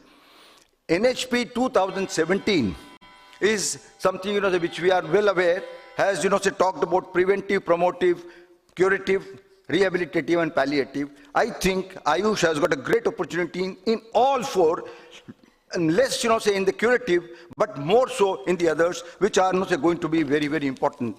I went through the WHO document on TA and CM, and I think there is a convergence of what we are thinking and what they are thinking. Leaving aside, whatever may be the other objections, I personally think that WHO or maybe the world or we in India are looking for solutions to keep ourselves healthy, and that has to be possible through integrative approach, taking the best out of everything and then building businesses around it, keeping the consumer in mind. If we don't do that, we will not be able to go very far. So in conclusion, I would like to say, firstly, there has to be a separate and autonomous regulatory framework for Ayush. And it should be fair and it should be equitable. Ayush need not now suffer from inferiority complex. In the name of science, believe me or not, and by quoting, the so-called, the scientific character of only allopathy, we are doing injustice. In my opinion, all the medicinal sciences are semi-sciences. Because when you're talking about the host and the guest, you are not knowing about the host, because host, the conditions are varying a lot. So guest, when you are giving something, you cannot expect uniform results. And that is, the reason we are having mutation of medicinal science every day, in the same way as the virus mutates. So all the medicinal sciences are semi-sciences, and therefore, we have to keep similar equitable parameters for all. Second thing is that the clinical trials that are to be now done, we should have simple, rational, and pragmatic designs for clinical trials for Ayush. These should be affordable, they should be time effective, and these should be obviously keeping the consumer interest in mind. And that's why I said that there could be, three stages. There could be, maybe simple, there could be, emergency approval, provisional approval, and then, final approval. Ayush must be given highest priority by Government of India in all its policies, and it should also make it an industry where people should be attracted to invest. Fourth is that Ayush is next generation business. There is a lot of work to be done. By having conferences, by doing the research, we may not be able to build businesses. These businesses have to be built by investors, businessmen, and entrepreneurs, and therefore, we have got to show money in this, we have to show Shubh Labh in this to all the people who are interested. Fifth is, we have to create markets within India and outside. And as Dr. Dwi was saying, and as other speakers, my previous friends were saying, it is very important that we keep the regulatory or the other aspects of each country in mind. We just can't think that we have evolved here in India, it should become acceptable in America. It does not happen that way, because we have got to understand the markets are always design-centric and consumer-centric. And last but not the least is that we should build Shubh Labh businesses around Ayush, because they are sustainable, they are certainly going to be spreadable. At ITF, which I am running, we do discussions and we have deliberations on India-centric problems, and we try to think of coming up with solutions that can be implemented which meet a 5S framework. They should be simple, they should be smart, they should be sensible, they should be sustainable, and they should be scalable or spreadable. So business demands, believe me or not, genuine profit, and that profit should be ethical, it should be a win-win profit, it should not be at the cost of ethics, it should not be at the cost of environment, and it should be not at the cost of equity. So I once again thank IASTM and the University DPRSU to have given me a chance for sharing my thoughts, which are probably very different than what you all may be expecting to have from this particular deliberations. But I'm always optimistic about Ayush, and I feel very strongly both for Ayurveda. Homeopathy happens to be my first passion because I'm there now as the patron member of Global Homeopathy Foundation. But for me, everything that benefits the society, the individuals, the world is very, very close to my heart, and I'm always available. Thank you very much.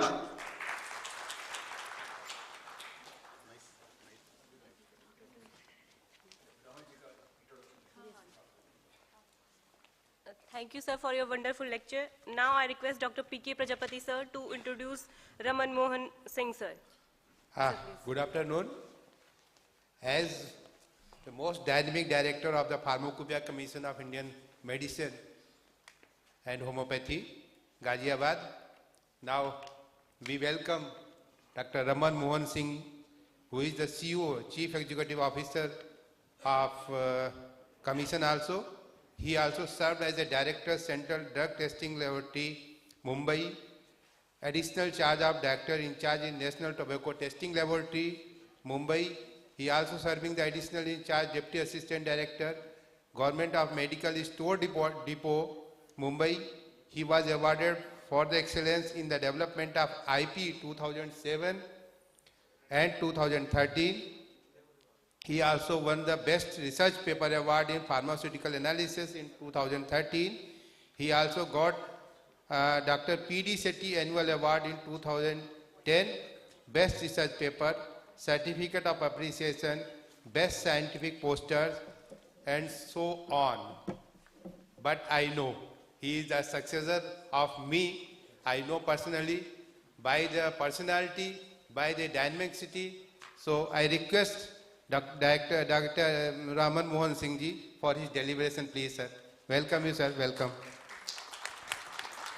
Thank you, sir, for your kind words. And as you know, sir, I just taken over the charge on 1st November from Dr. Prajapati, sir, also, and just moving the commission on the right direction with the help and with the guidance of him also. So, all the dignitaries on the dash, off the dash, but I am missing the students because you know that what we are doing, this all from the last 2 days, for students only. But anyway, I'm not new for this hall because previously also I have given the lectures and presentation maybe 4 and 5 times. From 2002 onwards, sir, when Professor Agrawal sahab was the director and vice chancellor here, and Dr. Pathak sir also. So this is not new institution for me, and it is a very dynamic institution, sir. And you know that in coming days, what we are going to do in PCIMH also, that I will just brief that in coming days, we are all planning for this development of monographs and standards on the WHO guidelines, wherever all the phytochemicals or the other requirements has to be put up in our standards, so that our standards has to be at par with any other international standards. Likewise, sir, in 2005 we have started as I was in Indian Pharmacopoeia Commission, 15 years from 2001 to 2015 onwards as a head of R&D, IP division, and also the reference standard division.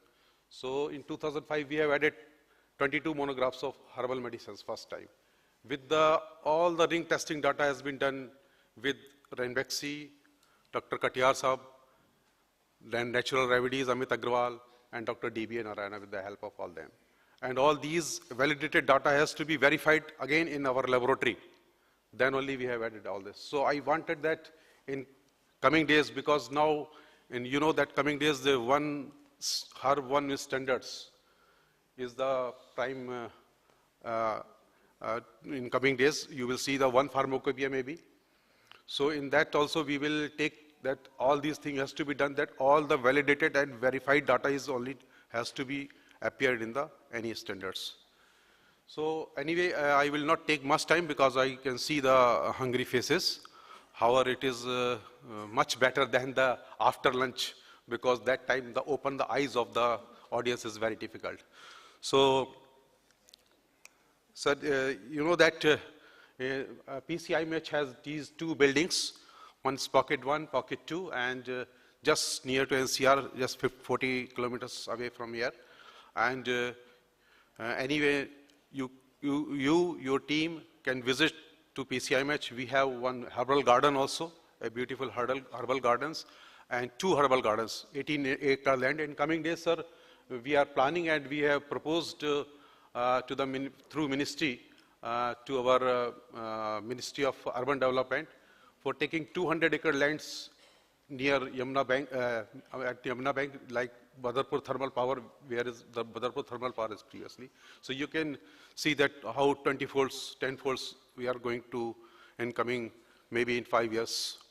So at that time we are planning for making our this PCIMH Institute to be deemed to be university for training of on the Ayush, not for the Indian stakeholders, but for all the international stakeholders, and also for the repository of our markers compounds, and also for a e-library for all these botanicals and marker compounds, and also like for academic courses like doctorate or PG degrees in coming days. That is my planning, which I am going to make a roadmap to the ministry very soon. So, sir, yeah, this one, right, left one. Okay.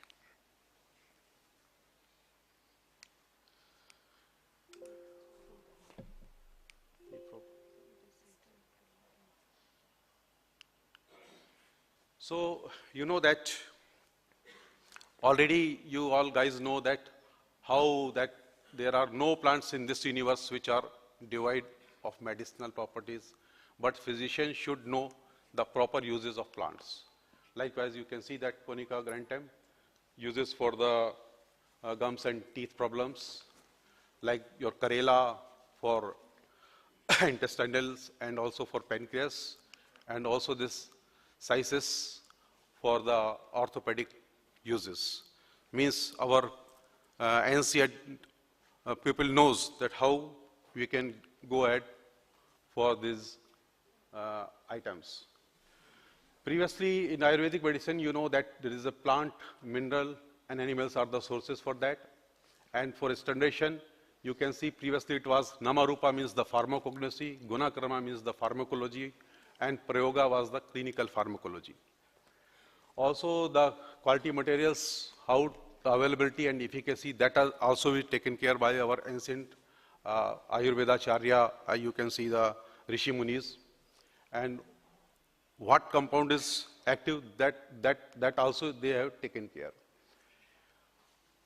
You know that I am new for this Ayurvedic, but you know all those things that the Ayurvedic formulations have these Kast Aushadhi means herbal medicines, and Ras Aushadhi means the metal and minerals, and also the single substances like Amalaki, Ashwagandha, multi-ingredients like Trifla Churna and Sitaplabdhi, and in case of metal and minerals like Godanti and Suvarna Loh Bhasma, these are the singles, and for multi-ingredients that is Tribhuvan, Kritisha. These are some examples.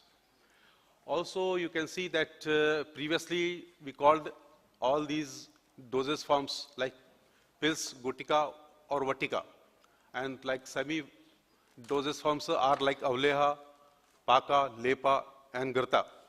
Liquid dosage forms are like Asava, Arishta, Arka, Tela, Dravaka, and the powder dosage forms like Bhasm, Satwa, Mandura, Pisti, Parpati, Lavanga, Keshara and Churna, etc. Previously it was done by how it is transformed for new doses. You can see that Auleha, open vessels to most of the advanced and automated system, there are changes nowadays, like for vacuum and pressure system, that has been done nowadays. Previously it was done only by the container only. Previously the LEPA or medicated oils to cream and ointment, now it is converted into the cream and ointment, which was called LEPA previously. Previously when it was in home, you can already seen that spray dyed and frizz dyed powder, how it is came in nowadays. Previously it was only the silbatta is used for that purpose. And also in case of vati and gutka, which is now called the tablets, capsules or mouth dissolving tablets in modern medicines. Also, you can see that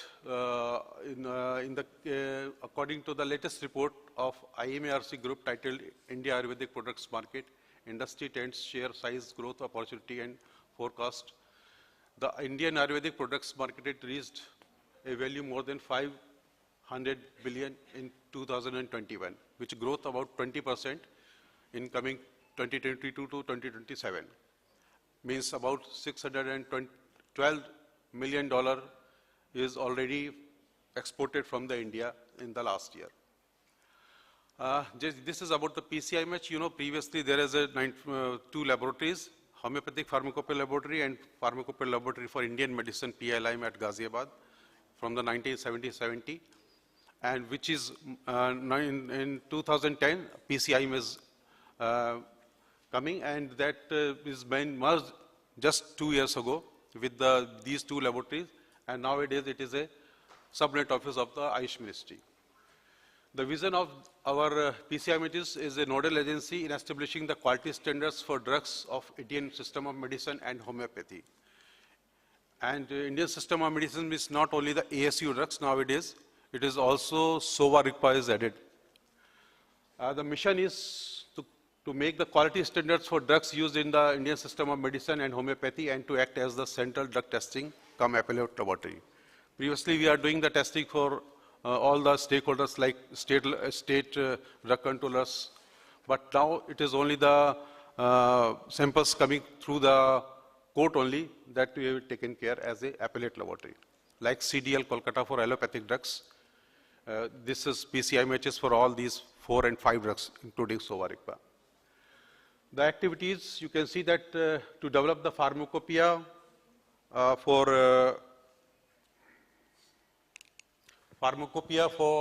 drugs and formulations for Indian medicine and homeopathy, and also the formulas we are publishing, and to revise, update, amend these published pharmacopoeia and formulas time to time. Also, it's a compendia to publish the compendia and supplementary for pharmacopoeia for Indian medicine and homeopathy and other related scientific regulatory information pertaining to the functional area of PCIMH, and already the appellate laboratory.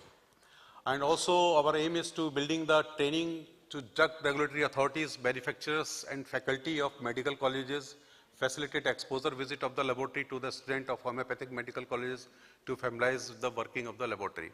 And in coming days, we are also going to invite the Ayurvedic medical colleges and all related to the Ayush institutes. Also to maintain the authentic reference raw materials repository of raw materials used in the Indian system of medicine and homeopathy. Also to maintain the authentic RCM repository of chemical moieties with established therapeutic significance for drugs formulations of Indian medicine and homeopathy. And I think it is discussed yesterday also that what is the legal status under section 3, it is given about the ASU drugs, and also in section 3H about the patent and proprietary of ASU drugs, and chapter 4A from the section 33B to 33O, the provision related to the ASU drugs is given. Also in the first schedule, it is an authoritative book pertaining to the ASU drugs, and on the second schedule for homeopathy, which has to provide the quality standards. Also, you can see in the rule 151 to 161 for manufacture or for manufacture for sale, and for the ASU drugs for labeling it is given in 161, and for exemption in labeling and packing provision and shelf life or date for expiry of medicine is also given in 161B. And in schedule also, in schedule E, it is given for list of poisonous substances under the ASU system of medicine, and schedule T, the GMP for ASU medicines, and also in schedule TA for record and utilization of raw material for these ASU licensed manufacturing units. The position of homeopathic medicines in DNC Act 1945, you can again see that all these as given under the Rule 2 of the DNC Act for these homeopathic medicines, and also the homeopathic medicine is to be complied with manufacture for sale and distribution, that is given also under the second schedule, and the new homeopathic medicines are covered under the Rule 30A, and the manufacture of homeopathic medicines and license to be covered under the Rule 85B, and also the sale of homeopathic medicine is covered under the Rule 67A.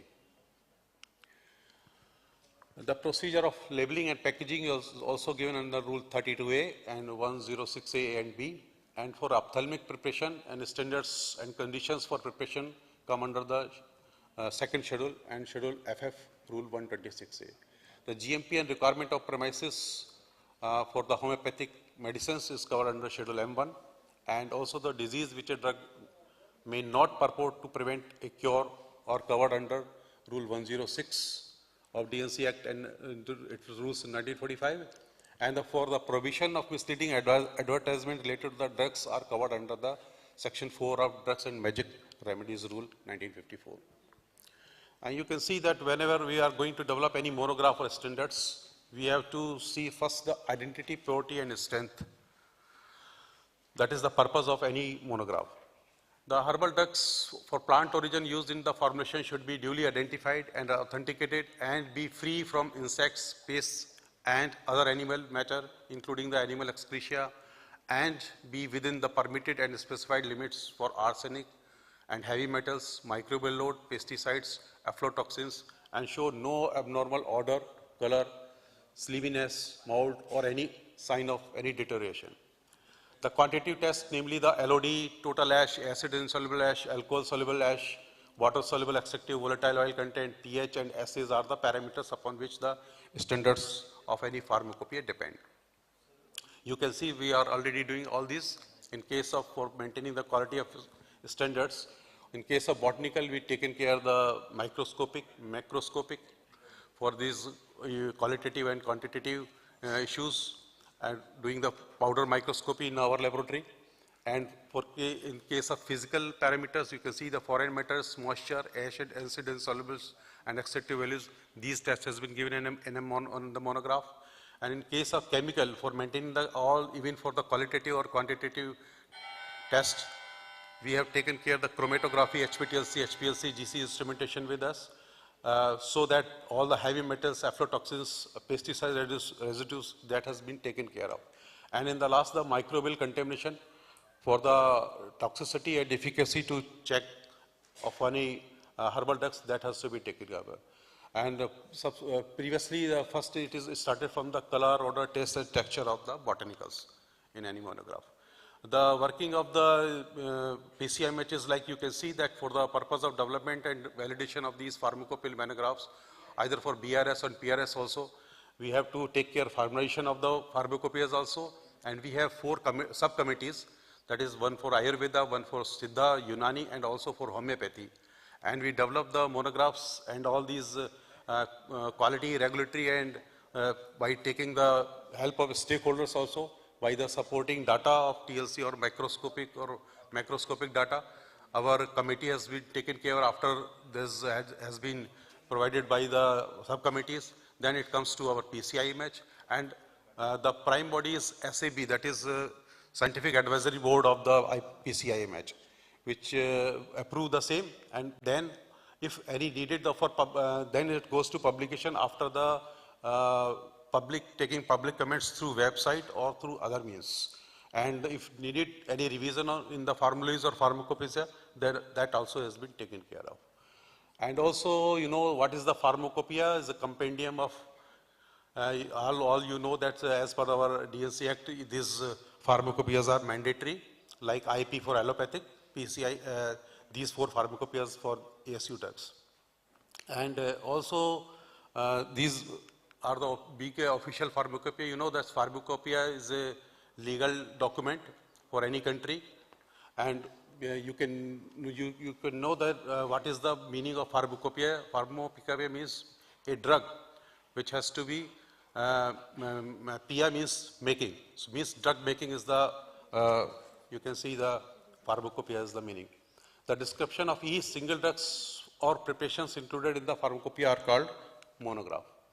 We have monographs for quality specification in terms of botanicals, pharmacognostical, physicochemicals and other parameters, and also have general chapters, guidelines, test protocols, and also related chemicals and reagents also given.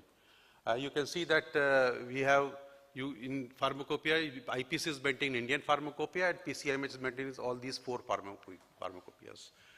And in case of, I can see you that in case of Ayurvedic pharmacopoeia, we have published single monograph of 645 monographs, and in case of formulation, 202 monographs till now in 4 volumes. These are the details of that. Because time is running, that's why I will not take something. And Atlas documents already we have published for TLC also, and also for macro and microscopic atlas, that also we have published. You can see that in 2000, a first-hand reference providing detailed anatomical identification features of crude plant, that also we have published in 2009. And also for phytochemical identification features, that also we have published for Ayurvedic pharmacopoeia. And in case of Siddha pharmacopoeia, about 140 monographs already published for the single drugs and also for the compound drugs. And in case of Unani pharmacopoeia, about 298 for single and about 200 for the compound formulations we have published. So total about 298 monographs of single drugs and 201 for compound for in Unani pharmacopoeia. In case of homeopathy, more than 1,000 monographs already published from 1971 to 2013. And we have adopted all these WHO guidelines like well-documented traditional use, standardization based on chemical markers, activity profile, medicinal plants free from the pesticide and heavy metals, and safety and stability is also taken care of as per the WHO guidelines in our pharmacopoeia. So these are some marker-based pharmacopoeial publication you can see which published by the PCIMH, and we have taken care, you can see the these structures for identification, and for TLC is, HPTLC is used for the identification in case of Ashwagandha, Vidania, Somnifera, and also in case of assay, we have used the HPLC chromatogram. And this is for powder monograph, but also for hydroalcoholic extract also we have done like this, and also for water extract. These are available in our Indian pharmacopoeia. And you know that in view of the COVID pandemic, PCIMH has published the formulation specification and quality standards for Ayush Kvata, Churna and immunity booster in 2020. These are having the Tulsi, Dal Chini, Suthi and Krishna Maricha, which is the very much, these even the, not only the formulary is also published for all these, for Asha Katha Churna, for Asha Katha Kotinir and for Ayush Safuya Joshanda. These are the publication which I last year published. And also the total number of monographs 20 was published in the last year, and now total number of 50 is for veterinary use, and for mineral metals 20, and 40 monographs were first time published for the volume 7 of Unani Pharmacopoeia. Very soon we are going to release our Unani Pharmacopoeia for 2022, maybe on 11th of next month on February at Vigyan Bhavan. So you can see that the IPO has also started, which in 2007 when they have after 14 and 20 monographs, 58 monographs, and nowadays they have 176 monographs.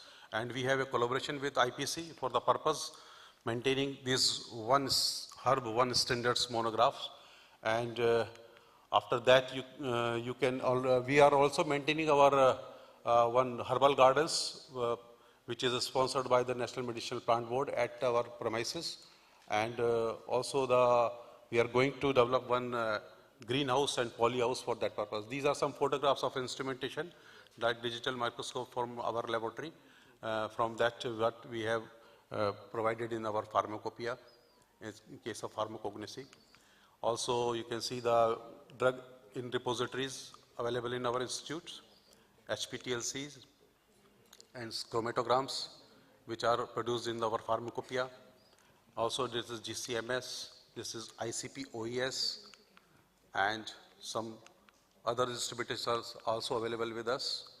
So the capacity building of training programs we are in coming days, which I have already told, that has to be taken care in coming days for industry personnel, academia, for QC personnel, and for state regulatory authorities also. So just in the November, under the guidance of Prajapati sir also, we have done this program of training program for the our East Asia region, Southeast Asia region, with the help sponsored by the WHO. We are Bhutan, Indonesia, India, Sri Lanka, Thailand, Nepal, Maldives, Timor-Leste, Bangladesh has participated. 23 participants were there, and they have given the hands-on training. So we have already have a MOU with the IPC. This is a photograph of that for the purpose of 101 standard and one nation. So you can keep in touch with the not only by the website but also on YouTube, Twitter, and Facebook with the PCI image. Thank you very much.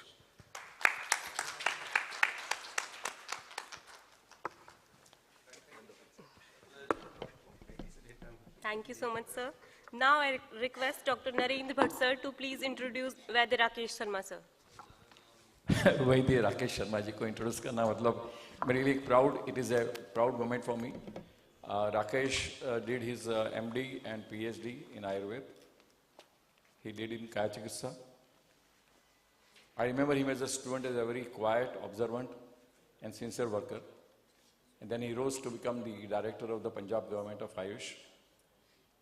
Now, slowly he has now brought himself to Delhi in a very important position connected with the CCIM, where he is really heading the whole regulation related with the Ayurvedic profession.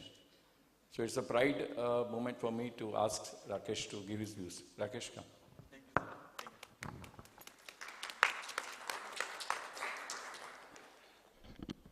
यद प्रभा पटुलोदिभाषत भाष्यत्यपि भारतम आयुर्वेदात्मकं ज्योति शाश्वतं प्रकाशताम अस्मद आचार्य पर्यंतम वंदे गुरु परंपराम. परम श्रद्धे मेरे गुरुवर वैद्येंद्र भट्ट जी, चंडोला जी, vice chancellor श्रद्धे प्रजापति जी, श्रद्धे गोयल जी, director Manchanda जी, कटियार साहब, तिवारी जी, रमन सिंह जी, और मैं सर आपका नाम भूल जाता, गंगायत जी, और उपस्थित सभी मेरे मित्र बंधुओं. फार्मास्यूटिकल से मेरा 12 साल बड़ा रेगुलर संबंध रहा. पंजाब में मैं स्टेट ड्रग लाइसेंसिंग अथॉरिटी था. मैं फार्मास्यूटिकल्स, मेरा इतना ज़्यादा अनुभव है, खास करके ASU का, मैं नहीं समझ पा रहा कि मैं यहाँ क्या कहूँ, कि मेरा कोई ज़्यादा अच्छा एक्सपीरियंस नहीं रहा. मैं यहाँ रमन सिंह जी बैठे हैं, गाजियाबाद में ट्रेनिंग के लिए रेगुलर मेरे डिस्ट्रिक्ट आयुर्वेद यूनानी ऑफिसर्स को भेजता था, लेकिन उनको फार्माकोपिया कहे, मैं समझता हूँ आज तक समझ में नहीं आया होगा. आयुर्वेदिक फार्मुलरी क्या है उनको आज तक नहीं समझ में आया होगा. और हम, महेश योगी जी की सर ने बात की, मेरे गुरुजी श्री राम शर्मा जी ने मुझे कहा मैं तुझे पोलैंड भेज देता हूं या मेरे साथ चल. मैंने कहा जी आयुर्वेद पहले ही हिंदुस्तान में पैदा कर लें, बना लें, फिर फॉरेन जाएंगे. वहां जाके करना क्या है, अपने लोगों को तो आयुर्वेद पढ़ा लें. मैं पटियाला को बिलोंग करता हूं और पंडित शिव शर्मा जी के परिवार को बिलोंग करता हूं, जो आयुर्वेद के मेंटर थे, जिन्होंने सबसे पहले बाहर के जो देश हैं जिनमें वो लगभग 4 राष्ट्रपतियों के चिकित्सक से, राजेंद्र प्रसाद जी से लेकर के वीवी गिरी के, मैं उन परिवारों में से आता हूं. तो सर ने मैंने नरेंद्र भट्ट सर से सुबह परमिशन ली कि सर मुझे बोलने की छूट रहेगी, मैं कम बोलूंगा, 10 मिनट से ज़्यादा नहीं बोलूंगा, लेकिन बोलूंगा अपने पंजाबी स्टाइल में. तो सर ने छूट दे दी मुझे. नहीं तो अगर कहते नहीं ऐसा कुछ बोलना नहीं, तो मैं बोलता बहुत अच्छा चल रहा है, फार्मेसीज बड़ा अच्छा काम कर रही हैं, बहुत बढ़िया दवाइयाँ बन रही हैं और बहुत अच्छा हम काम कर रहे हैं. हमें अपना सिंहावलोकन करना चाहिए कि हम कहाँ खड़े हैं. अब स्वयं को हमें विचार करना चाहिए, हम क्या दवाई बना रहे हैं, कैसी बना रहे हैं, किसके लिए बना रहे हैं. मैं आज 4.5 लाख प्रैक्टिशनर्स को रिप्रेजेंट करता हूं। National commission for Indian system of medicine में जिस बोर्ड का मैं अध्यक्ष हूं उसमें 4.5 लाख प्रैक्टिशनर हैं, आयुर्वेद, यूनानी, सिद्धा और सवा रिगपा। इन प्रैक्टिशनर्स को हर फैसिलिटी प्रोवाइड करने के लिए, क्योंकि हमने उनको राइट टू प्रैक्टिस कहा है कि आप राइट टू प्रैक्टिस में अपनी पैथीज की प्रैक्टिस करें, तो उनको स्टैंडर्डाइजेशन से, एफिकेसी से और स्टैंडर्डाइजेशन, एफिकेसी और सेफ्टी, इससे दवाई बननी चाहिए। तो इसके लिए क्या चाहिए कि हमारे सारे स्टेट में, सारी स्टेट्स में ड्रग टेस्टिंग लैब्स चाहिए। और ड्रग टेस्टिंग लैब्स में मुझे लगता है कि रमन सिंह जी जैसे सारे जो हैं ऑफिसर्स चाहिए, और रसशास्त्र और द्रव्य गुण के सिवाय किसी की वहां अपॉइंटमेंट नहीं होनी चाहिए, ऐसा मेरा अपना मानना है। और मैं कई बार प्रजापति जी ये बात कह चुका हूं। कटोच साहब जब हमारे इन्फोर्समेंट और मैकेनिज्म डिपार्टमेंट को देखते थे तो AUDCC की मीटिंग 12 बार मैंने अटेंड की। 12 बार भी मैंने कहा कि ग्रेजुएट लेवल पे ड्रग इंस्पेक्टर्स की अपॉइंटमेंट बंद कर दीजिए, ग्रेजुएट लेवल पे आयुर्वेद के, यूनानी के, सिद्धा के लाइसेंसिंग अथॉरिटीज की अपॉइंटमेंट बंद कर दीजिए। They should be post graduate in Rasashastra, Dravya Guna, और they should be MSc chemistry और MSc बॉटनी और फार्माकोनॉजी, जो भी इनसे संबंधित विषय हैं उसके उनके जो हैं मिनिमम स्टैंडर्ड्स बनाने चाहिए। मैं इसके एग्जाम्पल देके कहूंगा आपसे। हम जब पंजाब सरकार में दवाई खरीदते थे, एक कंपनी की सीतोपलादी का रेट होता था 200 रुपए किलो, एक कंपनी का 400 रुपए किलो, एक कंपनी का 150 रुपए किलो। पैरासीटामोल जब खरीदी जाती थी तो सारी कंपनियों के रेट होते थे 5 पैसे, 5 पैसे, 5 पैसे। तो मुझे ब्यूरोक्रेसी को एक्सप्लेन करने में बड़ी सिरदर्दी हो जाती थी कि सीतोपलादी एक ही क्लासिकल मेडिसिन है, इसके 4 रेट क्यों हैं। या तो आप वंशलोचन जो ओरिजिनल है उसको बंद कर दीजिए, जो सिंथेटिक वंशलोचन आता है उससे ही आप दवाइयां बनाएं, मिश्री की स्टैंडर्डाइजेशन कर दीजिए, चीनी मत डलवाइए। आप फार्मेसिस्ट के लिए स्ट्रिक्ट रेगुलेशन बनाएं कि नहीं आपने ये डाल के बनाना और इतना ही आपका रेट होगा।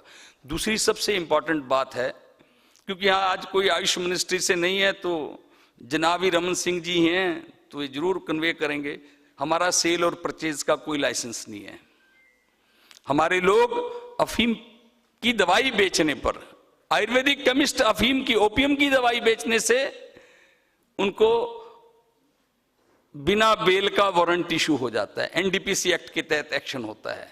हमारी बहुत सारी मेडिसिन ऐसी हैं, आप जटामानसी यूज कर सकते नहीं हैं, आप प्रवाल यूज कर सकते नहीं हैं, श्रृंग यूज कर सकते नहीं है, तो किस तरह की हम मैन्युफैक्चरिंग की बात करेंगे। हमें नो डाउट मोहाली में सर नाइपर है, आपकी ये जो यूनिवर्सिटी है DPRUS, ऐसे मोहाली में भी है, वो हमें बड़ी मदद करते हैं। आप लोगों के सहयोग की जरूरत है। आप लोग के यहाँ जो आयुर्वेद का काम होता है उसको आप हमारी डिफरेंट काउंसिल्स को बताएं, जिससे कि आयुर्वेद की जो स्टूडेंट्स हैं, आयुर्वेद की जो फैकल्टी है, उनको पता लगे कि एसोसिएट फार्मेसीज हमारे लिए क्या काम कर रही है। आपके किसी का भी काम का हमें ज्ञान नहीं होता।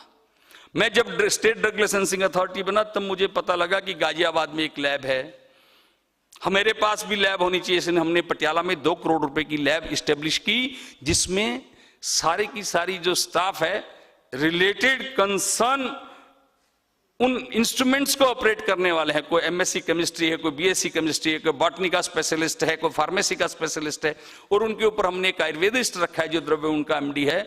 उसके लिए हमें बड़ी माथाफोड़ी करनी पड़ती है कि उसको कुछ समझाने के लिए बड़ा टाइम लगाना पड़ता है, क्योंकि अंडर ग्रेजुएट के सिलेबस में ये चीजें पढ़ाई नहीं जाती, पोस्ट ग्रेजुएट में भी पढ़ाई नहीं जाती। तो आप जब भी, सर मेरी रिक्वेस्ट है आपसे भी, भट्ट सर से भी रिक्वेस्ट है कि जब भी हम इस तरह का, आप इतना बड़ा फंक्शन करते हैं, 2 दिन का फंक्शन करते हैं, तो कम से कम एक स्टेट की सारी यूनिट्स को बुलाएं, उनको पता लगे कि हमने करना क्या है और देश को कैसी दवाई देनी है। यहाँ जितने लोग बैठे हैं सब साइंटिस्ट हैं, सभी बड़े सम्माननीय और मान योग्य हैं, जिनके लिए आप जिनके लिए आप 2 दिन से पेन लिए और आप हर साल इतना बड़ा फंक्शन करते हैं, उन यूनिट्स को ये जब तक पता नहीं होगा कि हमारी मिनिमम रिक्वायरमेंट क्या है, हमारे पास मिनिमम, आप मेरे से ज्यादा अच्छे जानते हैं कि भारत में 8000 आयुर्वेदिक फार्मेसी यूनिट्स हैं, उनमें से 10% ही इन हाउस स्टैंडर्ड लैब्स हैं। इन हाउस स्टैंडर्ड लैब्स बोलता हूं, जो मिनिमम रिक्वायरमेंट है उनका इन हाउस का, और इन हाउस स्टैंडर्ड लैब्स के साथ उनके पास HR है और उनके पास अच्छी लाइब्रेरी है। बाकी जितनी भी हिंदुस्तान में यूनिट्स हैं, मैं क्रिटिसिज्म नहीं कर रहा, मैं मेरा दुख व्यक्त कर रहा हूं इसको, अदरवाइज कृपया ना लें, क्योंकि मैंने इस चीज को भोगा है। मैंने फर्स्ट ईयर में जब मैं पहला साल डायरेक्टर बना, मैंने 1-2 यूनिट विजिट की, उसके बाद मैंने बंद कर दी। मैंने 11 साल किसी भी यूनिट को विजिट नहीं किया। मैं एक ही काम करता था कि जहां जहां ट्रेनिंग्स होती है, मेरे ड्रग इंस्पेक्टर भी जो थे मेरे, उनके पास एडिशनल चार्ज थे, जबकि मॉडर्न में ये पूरी एक इस्टेब्लिशमेंट होती है, food and drug commissioner, food and drug joint commissioner, food and drug deputy commissioner, उसके बाद स्टेट में लाइसेंसिंग डिस्ट्रिक्ट लाइसेंसिंग अथॉरिटीज, और उसके बाद इंस्पेक्टर्स। हमारे आयुर्वेद में या यूनानी में या सिद्धा में, मैं क्षमा चाहूंगा, मनचंदा जी बैठे हैं, होम्योपैथी में आज भी दूसरी पैथी के लोग जो है लाइसेंसिंग अथॉरिटी हैं। जब तक हम अपने आप को, हम बोलने के लिए बिल्कुल सुदृढ़ होकर के हम बोलेंगे नहीं, तब तक कुछ होना नहीं है। हम कहेंगे, हमारी आवाज जाएगी, तभी होगा। मेरी तो बड़ी इच्छा थी कि कौस्तुभ जी यहां होते, मेरे सर ने बताया मुझे कि कल वो आके चले गए, तो उनको पता तो लगे कि इस तरह की इतना पैसा लगा करके IASTAM ने फंक्शन किया है, तो यहाँ की जो कंक्लूजन है वो वहां शासन तक जानी चाहिए, जिससे उसकी इंप्लीमेंटेशन हो चाहिए। इसलिए सर, जो गाजियाबाद फिल्म्स है उसमें आप सबकी ट्रेनिंग्स कराइए, लेकिन स्टेट के जो इंस्पेक्टर हैं उनको आप एक बेंचमार्क दीजिए कि आपने कम से कम 1 साल में, आपके यहाँ अगर 200 यूनिट्स हैं तो 1500 सैंपल आपने भरने ही भरने, और उनकी रिपोर्ट आनी चाहिए आपके पास भी, एनफोर्समेंट मैकेनिज्म डिपार्टमेंट, भारत सरकार के पास, क्योंकि जितने सैंपल भरेंगे उनकी रियम्बर्समेंट है। गवर्नमेंट ऑफ इंडिया उतने सैंपल्स का पैसा वापस करती है, भारत सरकार की स्कीम है। इन्फोर्समेंट एंड मैकेनिज्म स्कीम के तहत ये स्कीम है कि आपने अगर 10 लाख रुपए के सैंपल भरे तो आपको 10 के 10 लाख भारत सरकार दे देगी, पैसा ट्रेजरी में जमा होगा, और आपकी ड्रग टेस्टिंग लैब जो है बिना स्टेट की मदद के चलेगी। चूंकि आप इसके डायरेक्टर हैं, आप मेरी तरफ से प्लीज उनको कन्वे करें। हम तो जाके कहते ही हैं, लेकिन आप कन्वे करोगे तो ज्यादा अच्छा है कि ड्रग टेस्टिंग लैब की जितनी भी भारत में आपने 2 करोड़ रुपया, 5 करोड़ रुपया, 10 करोड़ रुपया दिया है, उनको आप बेंचमार्क दीजिए कि कम से कम भी अगर आपकी 200 यूनिट है तो आपने 2000 सैंपल टेस्ट करने हैं। और स्टेट सेक्रेटरीज आप पे बड़े खुश होंगे, उनकी बड़ी इच्छा होती है कि यहाँ जो आयुर्वेद की दवाइयाँ इनका स्टैंडर्डाइजेशन हो। कंटेमिनेशन इतनी मिलती है उसके अंदर, अडल्ट्रेशन इतना मिलता है उसके अंदर। हम देखते हैं कि बहुत सारे, मैं जब था, मैं इसलिए बार बार मैं अपना उदाहरण देके कहूंगा, मैं किसी स्टेट के बारे में नहीं कहता, कि बहुत सारे जो लोग हैं वो एक दिन में कई जगह 10-15 जगह प्रैक्टिस करते हैं, तो हमें सैंपल उठाने के लिए कहते थे, तो उसमें अडल्ट्रेटेड पता नहीं क्या क्या मिलता था। इन सब चीज़ों को हमें रोकना होगा। ये आयुर्वेद की बदनामी करते हैं, आयुर्वेद का इसको नुकसान होता है। और अगर हम कुछ सच में अच्छा करना चाहते हैं तो पहले हम अपनी जो बेस है वो हमारे स्टूडेंट हैं, उनको हम स्ट्रेंथन करें। हमारे या तो हम फार्मेसी, आयुर्वेदा फार्मेसी अलग से एक काउंसिल हो या कमीशन हो, तब ये जाकर के स्ट्रेंथन होगी। या अगर हम अलग से नहीं बनाना चाहते, मेरी रिक्वेस्ट रहेगी कि द्रव्य गुण और रसशास्त्र के जो हमारे पोस्ट ग्रेजुएट हैं, डॉक्टरेट हैं, इनको अंडर ग्रेजुएट लेवल से हम इतना स्ट्रेंथन करें, इतना ज़्यादा बढ़िया बनाएं कि जिससे आगे चल करके वो हर चीज़ का, जो हमारे पास सारे फार्माकोपियाँ सारे हैं। मेरी एक और रिक्वेस्ट है कि किसी भी स्टेट ड्रग लाइसेंसिंग अथॉरिटी को इस तरह के ऑर्डर दिए जाएं कि जब तक वो पूरी फार्माकोपिया की पूरी बुक्स अपनी फार्मेसी में ना रखे, उसको लाइसेंस ना दिया जाए और उसको पढ़ा जाए। तीसरा एंड इंपॉर्टेंट एक लास्ट बात कहूंगा कि ड्रग एंड कॉस्मेटिक एक्ट में टेक्निकल पर्सन रखने की प्रोविजन है और वो फुल टाइम होता है। मैं बड़े दुख से प्रजापति जी कहूंगा कि वो 2 घंटे के लिए 1 घंटे के लिए आता है, इससे ज्यादा नहीं कहूंगा। तो हम अपनी कमियों को, आज मैं यहां अपनी स्वयं का समालोचना करने आया हूं, क्योंकि मैं आयुर्वेद से हूं और मैं जैसे सर का स्टूडेंट हूं, ऐसे मेरे बहुत सारे स्टूडेंट हैं। मैंने 26 साल पढ़ाया है बच्चों को, उसके बाद एडमिनिस्ट्रेशन में चला गया। अब मेरी जवाबदारी है कि मैं मेरे हिंदुस्तान के सभी ISM प्रैक्टिशनर्स को अच्छी दवाइयां प्रोवाइड करें। जब हम उनको कहें कि आप अपनी पैथी की प्रैक्टिस करो, तब तक हम क्या कहें कि आप किस पैथी की प्रैक्टिस करो और दवाइयां किसने देनी है। आज हमारे पास अच्छा राजाश्रय है, परम श्रद्धेय आदरणीय प्रधानमंत्री जी बार बार आयुर्वेद आयुर्वेद आयुर्वेद आयुर्वेद की बात करते हैं। हमारे सेक्रेटरी साहब आयुर्वेद के लिए बड़े ही कीन है, खुद आयुर्वेदिस्ट हैं। हमारा कमीशन आयुर्वेद के लिए, हमने इंटरलिया एक मीटिंग की थी फार्मास्यूटिकल और टेक्निकल ऑफिसर्स की, आयुर्वेदा के सर थे, प्रजापति जी भी थे। तो हम ऐसी बड़ी कोशिश कर रहे हैं, लेकिन ये सबका मिलके होने वाला एक एफर्ट्स होगा, अकेला नहीं कोई कुछ भी कर सकता। तो इसलिए मेरी खास करके गाजियाबाद से जो डायरेक्टर साहब हैं राजीव शर्मा जी के टाइम से सर मैं उस लैब से मैं जुड़ा रहा और मैंने लगभग यानी कोई मुझसे कहेगा कि आपने अपने ऑफिसर्स की ट्रेनिंग कराई तो रिकॉर्ड है, ऑन रिकॉर्ड है। जब भी मौका मिलता था मैं लोगों को भेजता था और गाजियाबाद वाले बोलते थे नहीं 4 से ज्यादा मत भेजना, 5 से ज्यादा मत भेजना। जाने के लिए मेरे ऑफिसर टलते थे लेकिन हम भेजते थे, नहीं जाओ सीख के आओ, और उसका बड़ा फायदा होता है।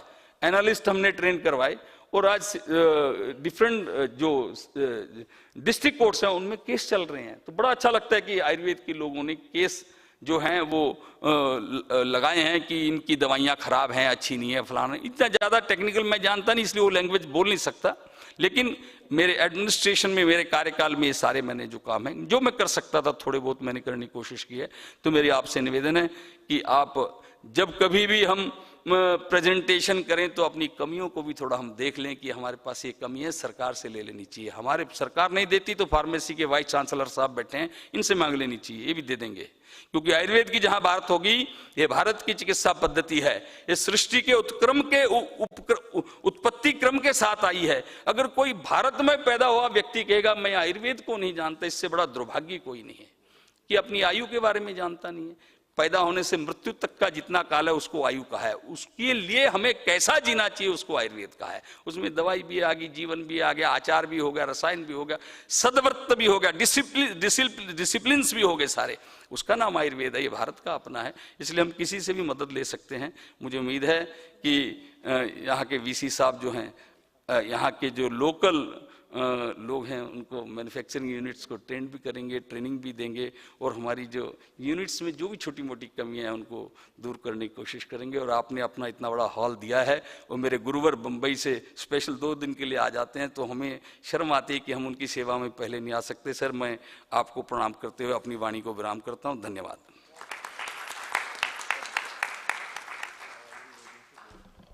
Thank you so much, sir. Now I request Professor P.G. Prajapati sir to deliver concluding session.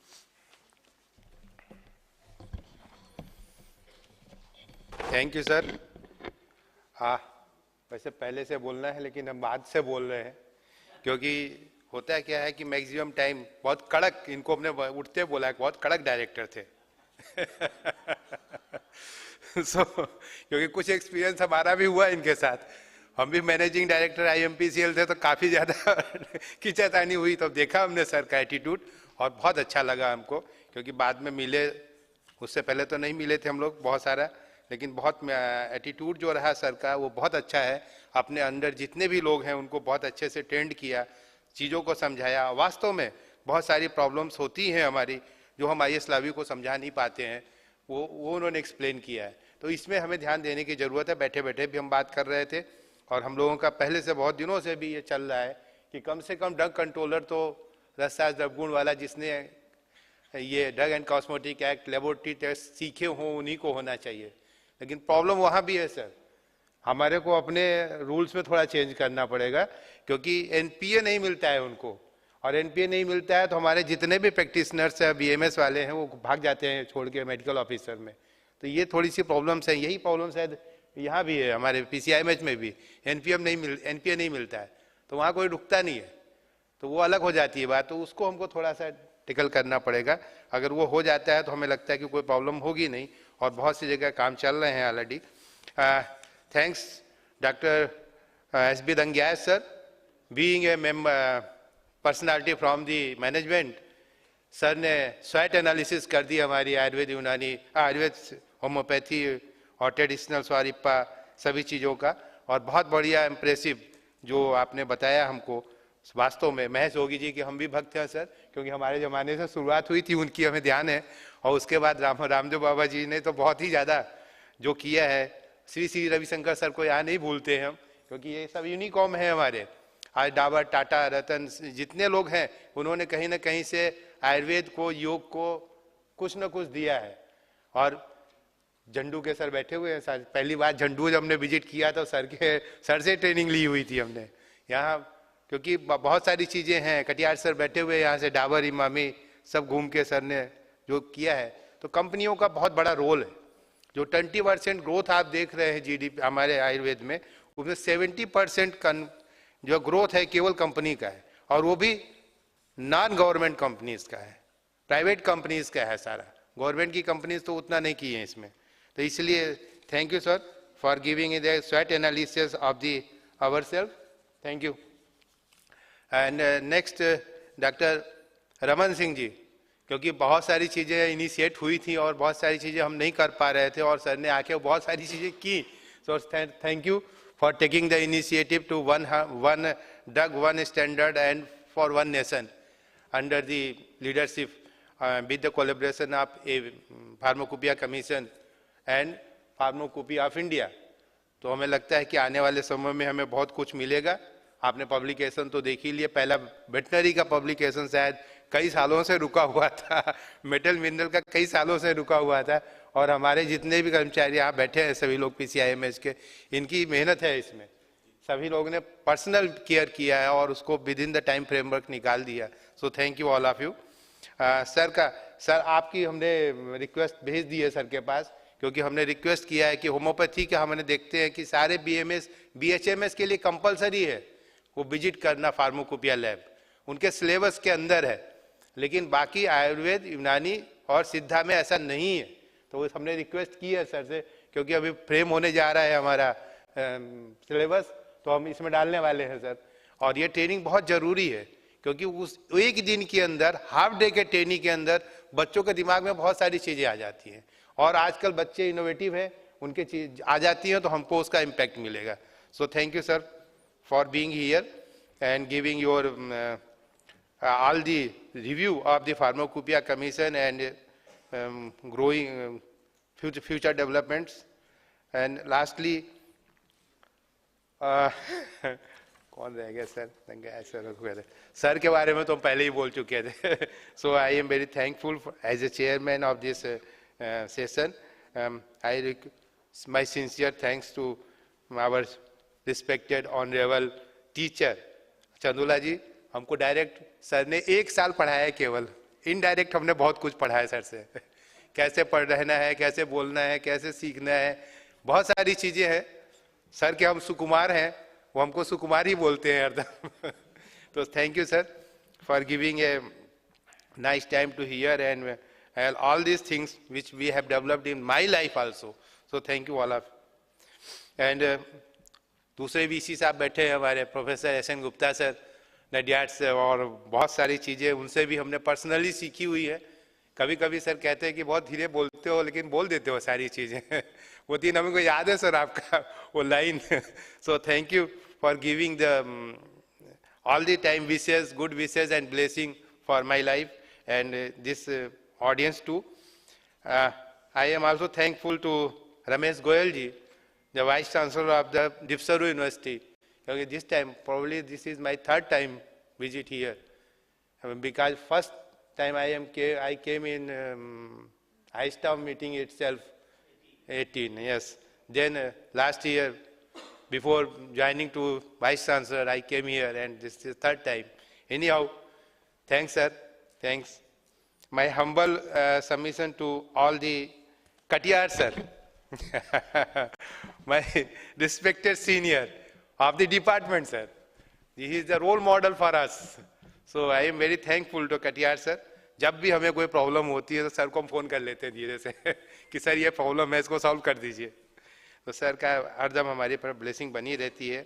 और भट्ट जी के बारे में तो हम क्या कहें, क्योंकि पहली ट्रेनिंग ही हमारी शायद वहीं से स्टार्ट शुरू हुई थी। फर्स्ट ईयर PG में थे जब हम गए थे सर के पास, याद आ रहा है सर? बॉम्बे में झंडू में गए थे विजिट के लिए, तब वहाँ पे वह ट्रेनिंग वहाँ से स्टार्ट हुई थी मेरी। Sir thank you sir.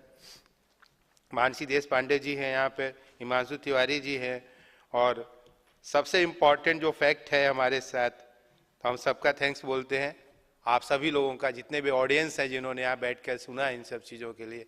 और जो सबसे इम्पोर्टेंट फैक्ट जो हम सर रह गया, हम क्योंकि हमारा प्रेजेंटेशन प्राइस कंट्रोल के ऊपर ही था, सर ने बहुत अच्छे से एक्सप्लेन किया उसको, क्योंकि प्राइस कंट्रोल की अभी बहुत ज़्यादा ज़रूरत है हमारे यहाँ। अगर प्राइस कंट्रोल की हमारे पास आ जाता है तो हमें लगता है कि हमारे क्वालिटी पैरामीटर्स आंसू ड्रग का अपने आप मेंटेन हो जाएगा। अभी उसमें झिझक रही है हमारी गवर्नमेंट, क्योंकि 2-3 मीटिंग हो चुकी है, कंक्लूजन नहीं बन पाया है उसमें, तो वो अंडर प्रोसेस है। हो सकता है कि नियर फ्यूचर में कुछ ना कुछ डेवलपमेंट हो जाए, तो प्राइस कंट्रोल, तो मिनिमम प्राइस कंट्रोल जब आ जाएगा तो ये सर क्वालिटी की प्रॉब्लम खत्म हो जाएगी। तो ये है। Thank you of all, thank you.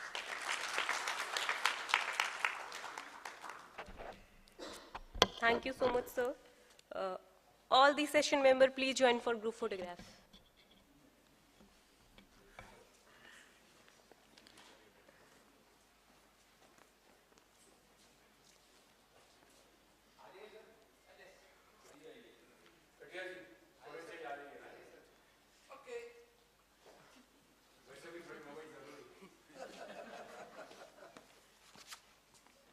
So in the meantime, this photography session is going on, so I would like to announce something. Actually, since yesterday, we are receiving some requests that we want to take the IASTAM membership. So how we can take? So forms are available here, so you can contact Dr. Kirti, me, or Dr. Vikas, or anyone if you want to take membership. So you can collect the form and deposit here itself. Okay, thank you.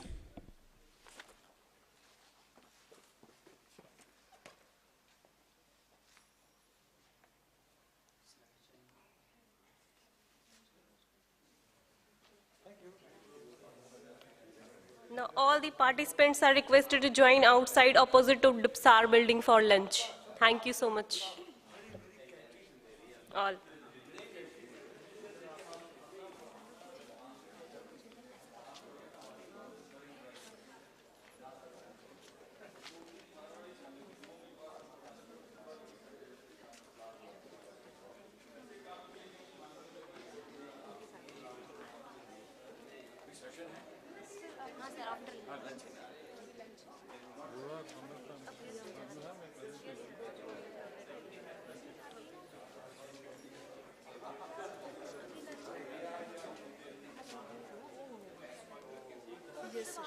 Spot करके बोल दूंगा।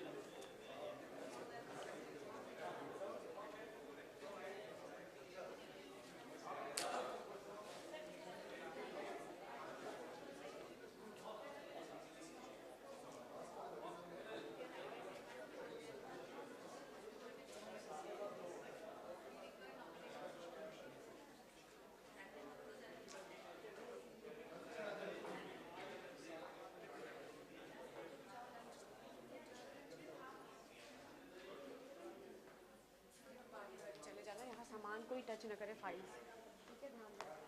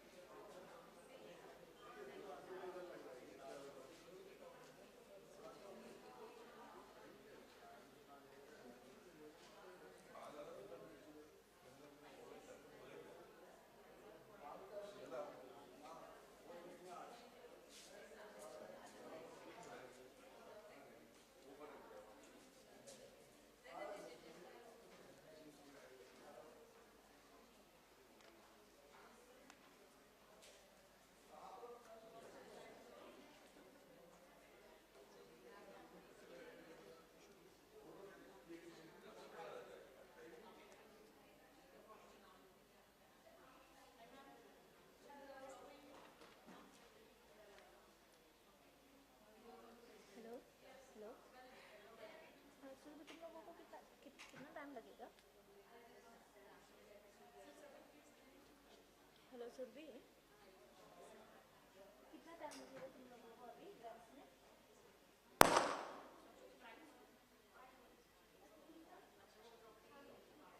हाँ, ये offer में पड़ेगा, तुम लोगों को बुला लो, क्योंकि यहाँ सामान मिलेगा ना, अभी दोबारा नहीं आएगा। सामान है उसको तुम लोगों को देखने, फिर हम लंच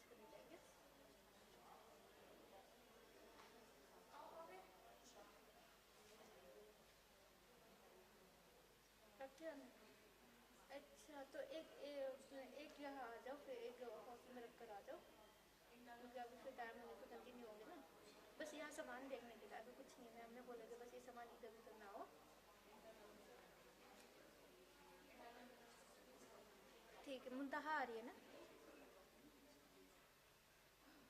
हेलो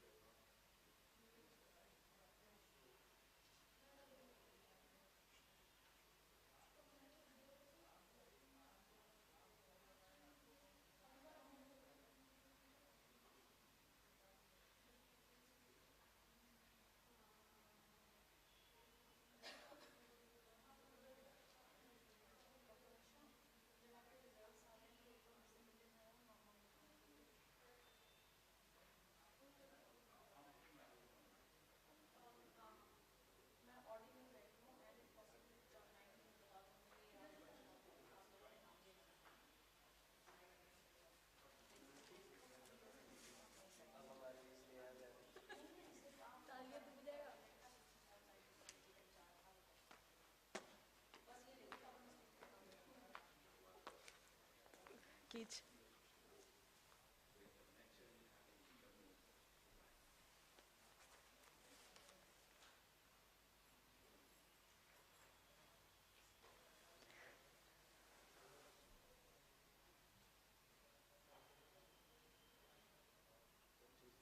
ठीक है, एक इधर भी। ओए चुप रह, खींच एक इधर खींच।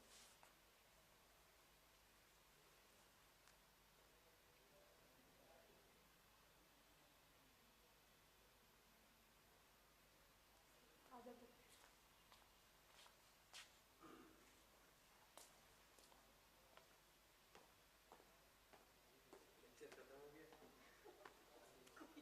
कोई आया ही नहीं देखने। आ जाओ यार, आ जाओ। उधर जा।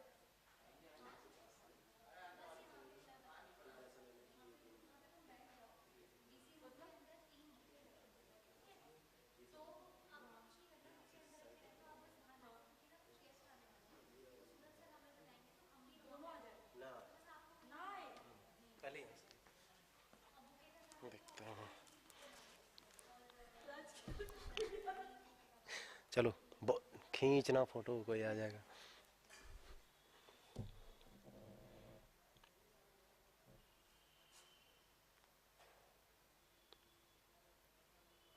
वहां से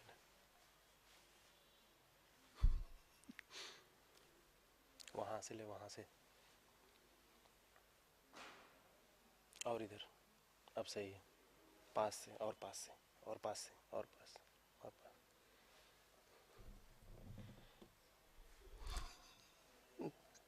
हो गया ना, खींच फोटो।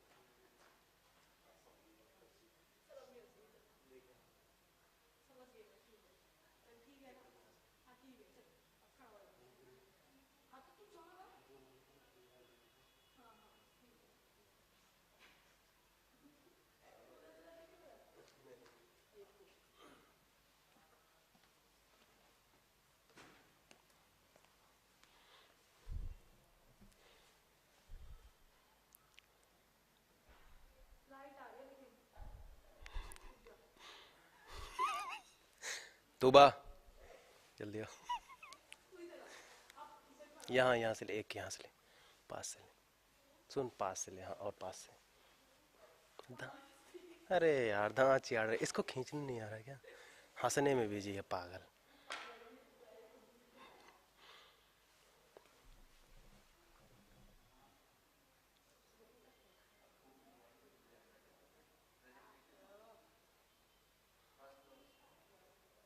तूबा एक इधर से लेना, ये सब दोनों ना आए, ना आए, ये काला काला आ जाए।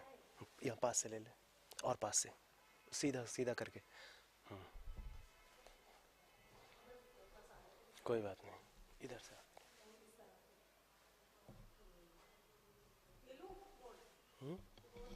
नहीं, कुछ नहीं।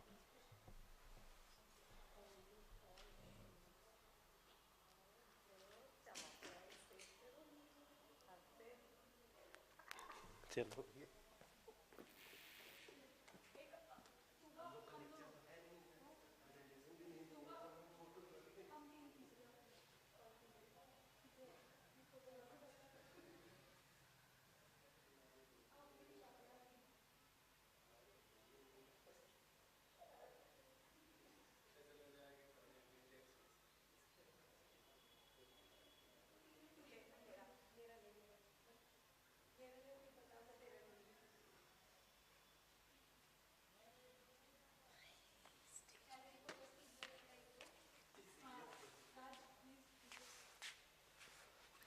ओए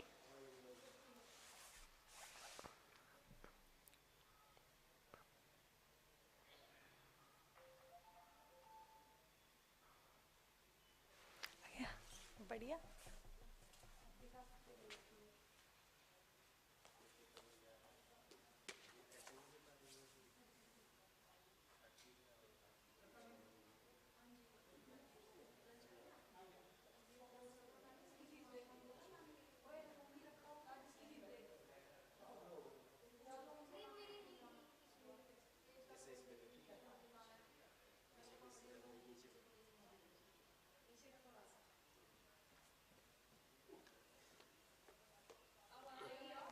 ये आना चाहिए माइक, ठीक है?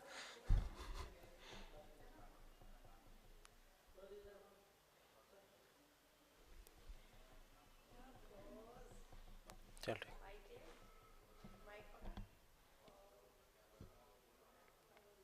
चल ठीक है।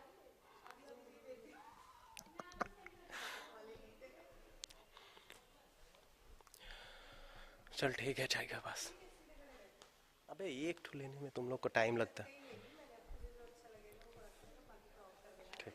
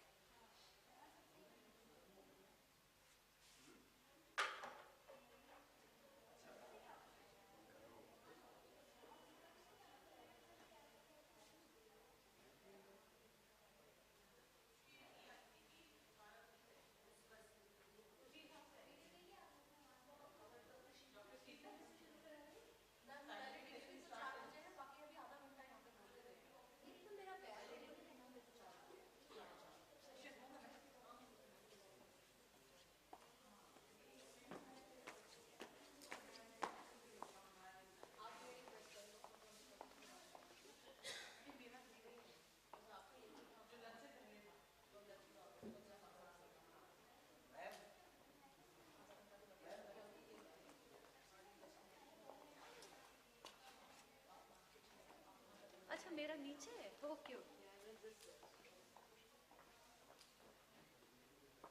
मुझे लगा मेरा सर्टिफिकेट ढूंढूं किसमें है। Thank you so much.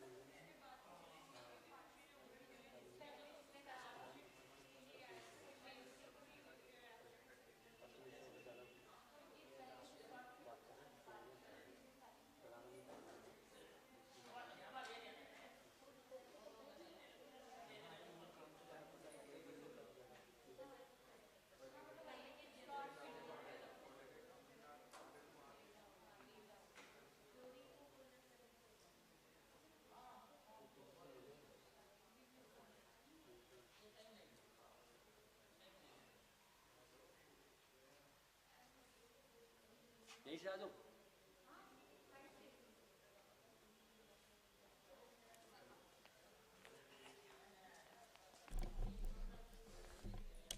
Hello.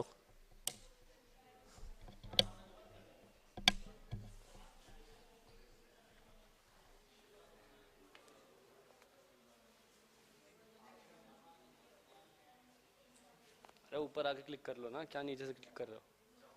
और क्या तुम भी इतना वो सोच रहे हो?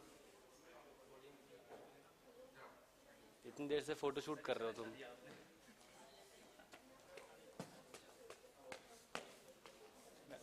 अरविंद सर आ जाओ। कैसी चलो पहले सिंगल सिंगल कर सिंगल सिंगल।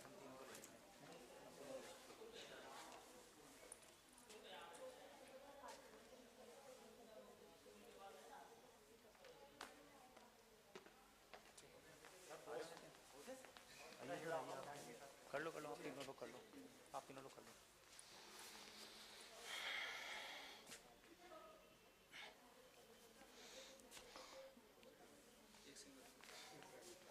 साइड हो जाना, एक सेकंड मैं हिस्सा लेता हूँ। एक और लेना रहे सर। हाइट बहुत ज़्यादा है ना, हाइट तभी तो बोल रहा हूँ, झुक सके करना रहे सर। सर आप थोड़ा सा, अरे भाई सुन आप माइक को, ये माइक मूव हो सकता है ये देख ऐसे। ओके यार, आप भैया आप यहीं रहो।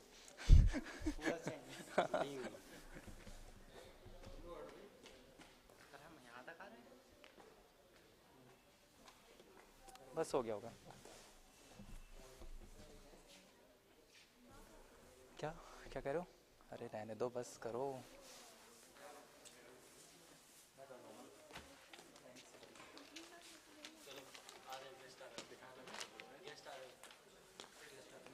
जल्दी खींच सर, आइए सर, जल्दी जल्दी गेस्ट आ रहे हैं सर।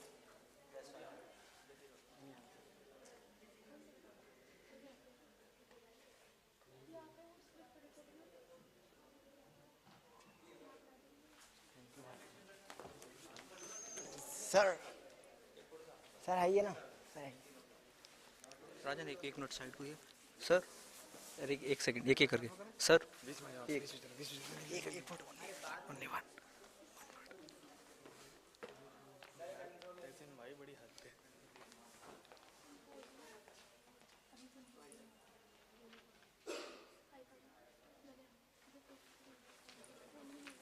थैंक यू भाई।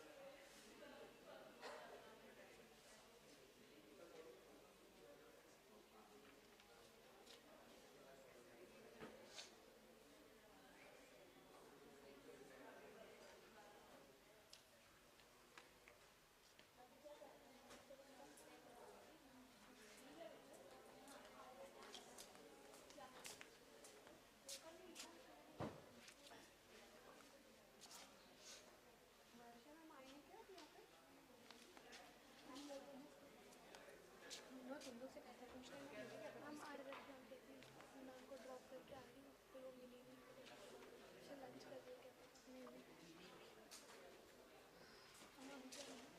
अभी दो सेशन और हो रहे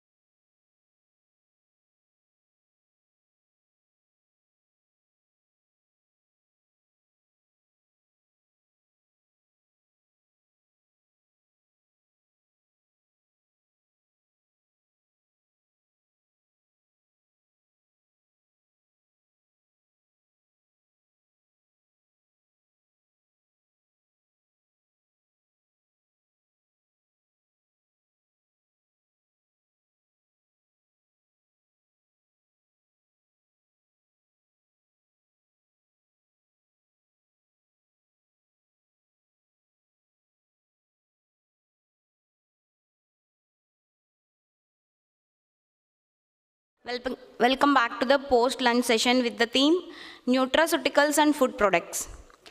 Now we will start our next session, and I requesting chairpersons Dr. H.S. Tiwari, Medical Advisor, Multani Pharmaceutical Limited, Professor Mansi Deshpande, HOD, Bharati Vidyapit College of Ayurveda, Pune.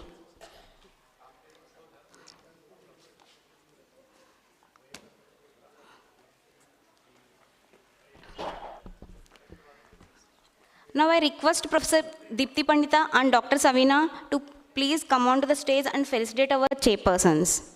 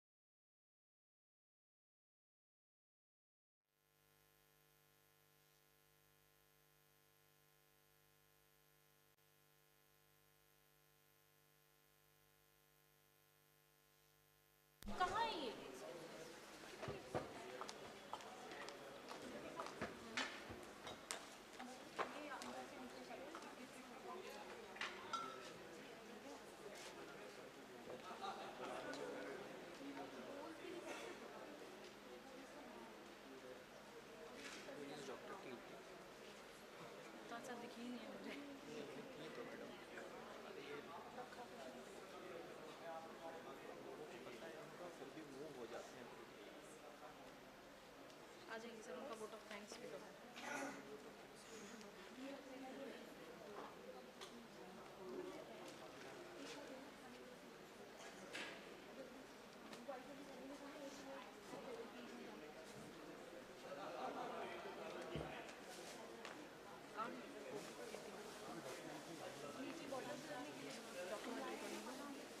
Documentary तो नहीं चलानी documentary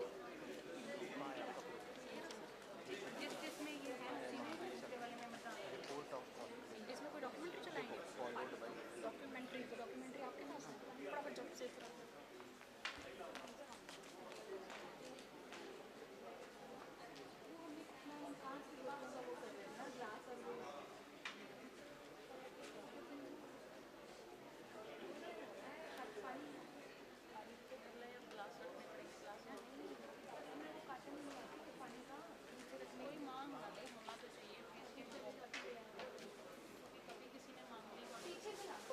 अब इधर से आना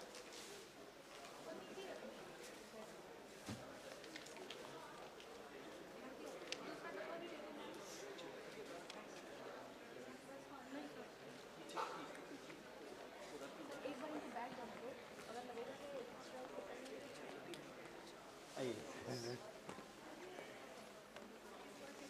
welcome sir.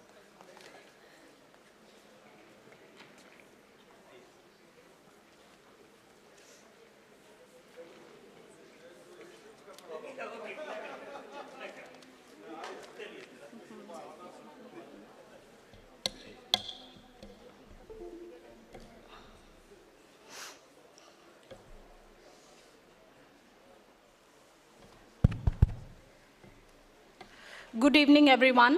I, Sheetal Kalra, take this opportunity to welcome each and every one of you to the valedictory function of 13th IASTAM Award and Oration Function and International Conclave.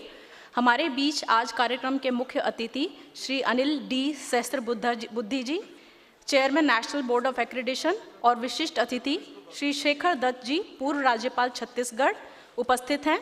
I would request Professor Ajay Sharma to come forward for his thanks expression.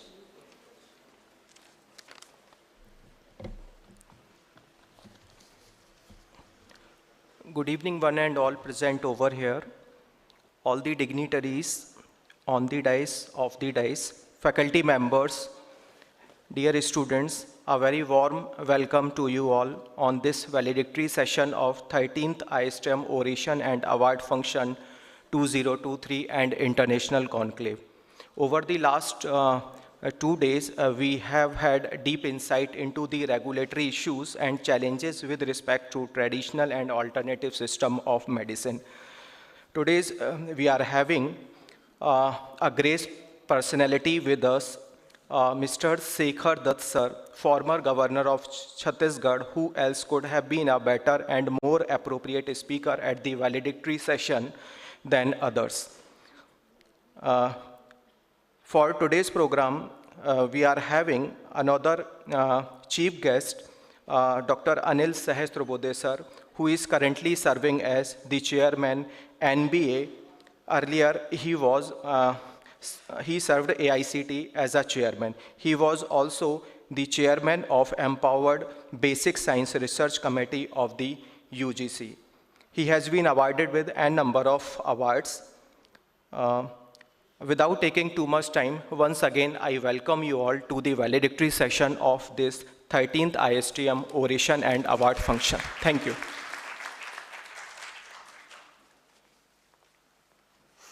Thank you so much, sir. I now request Honorable Vice Chancellor, sir, and Registrar, sir, Dr. O.P. Shukla, to come forward for felicitating Shri Anil D. Sahasrabuddhi ji.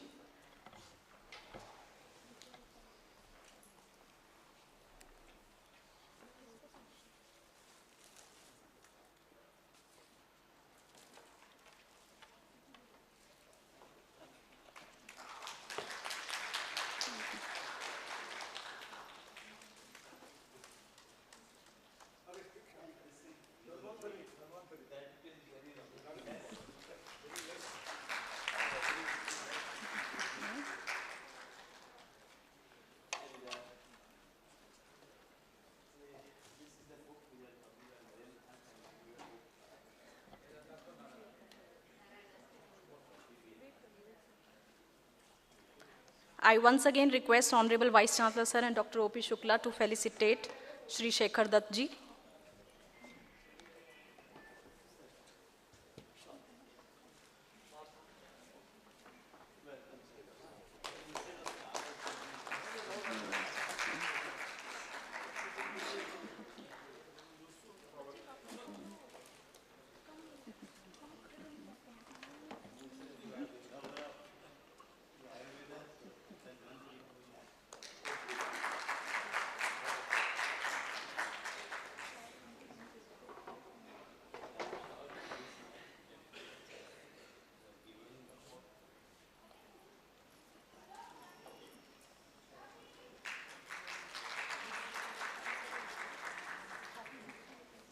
Thank you so much, sir.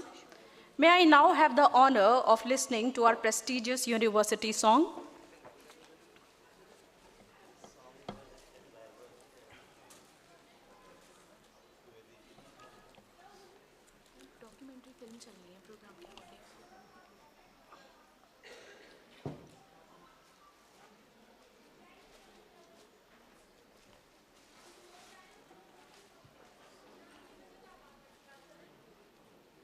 May I request our IT team to kindly pay? भेषज विज्ञान के कल्पतरु है दीप्सरु भारत भेषज के वैभव हे विपदहरु हे दीप्सरु विपदहरु हे दीप्सरु विपदहरु भेषज विज्ञान के कल्पतरु है दीप्सरु भारत भेषज के वैभव हे विपदहरु हे दीप्सरु विपदहरु हे दीप्सरु विपदहरु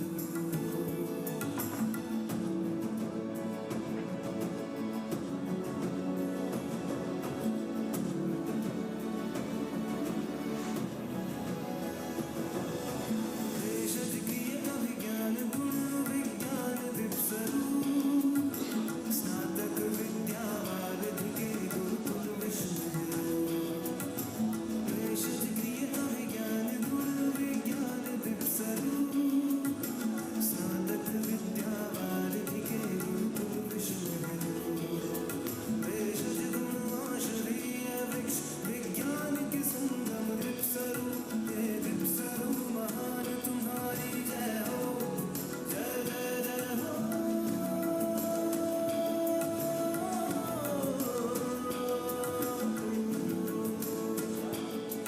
भेषज विज्ञान के कल्पतरु हे दीप्सरु भारत भेषज के वैभव हे विपदहरु हे दीप्सरु विपदहरु हे दीप्सरु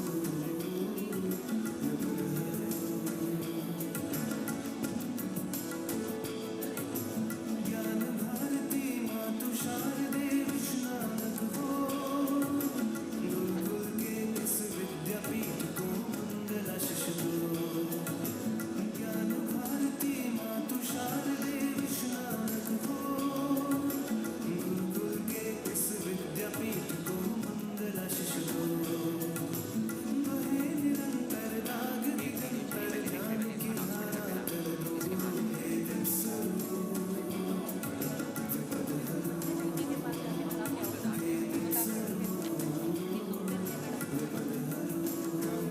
सुजान प्रदान करो विमलमतिया से पूरी कर दो सुजान प्रदान करो विमलमतिया से पूरी कर दो हे दीप्सरु महान तुम्हारी जय हो जय हो जय जय जय हो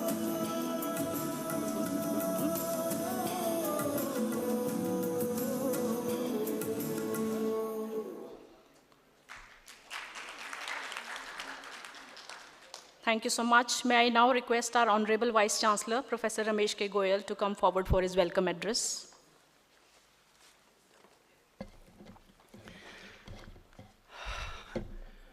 Our chief guests, I will say both are our chief guests, our Shekhar Duttji, who is closely associated with our association right from the beginning and now continuing and giving more and more. I've seen from last couple of years, I started attending from Banaras Hindu University. I am seeing him, and in one occasion or other, whether at dinner or at, what I hear from him is a true love for the Indian traditional medicine systems. And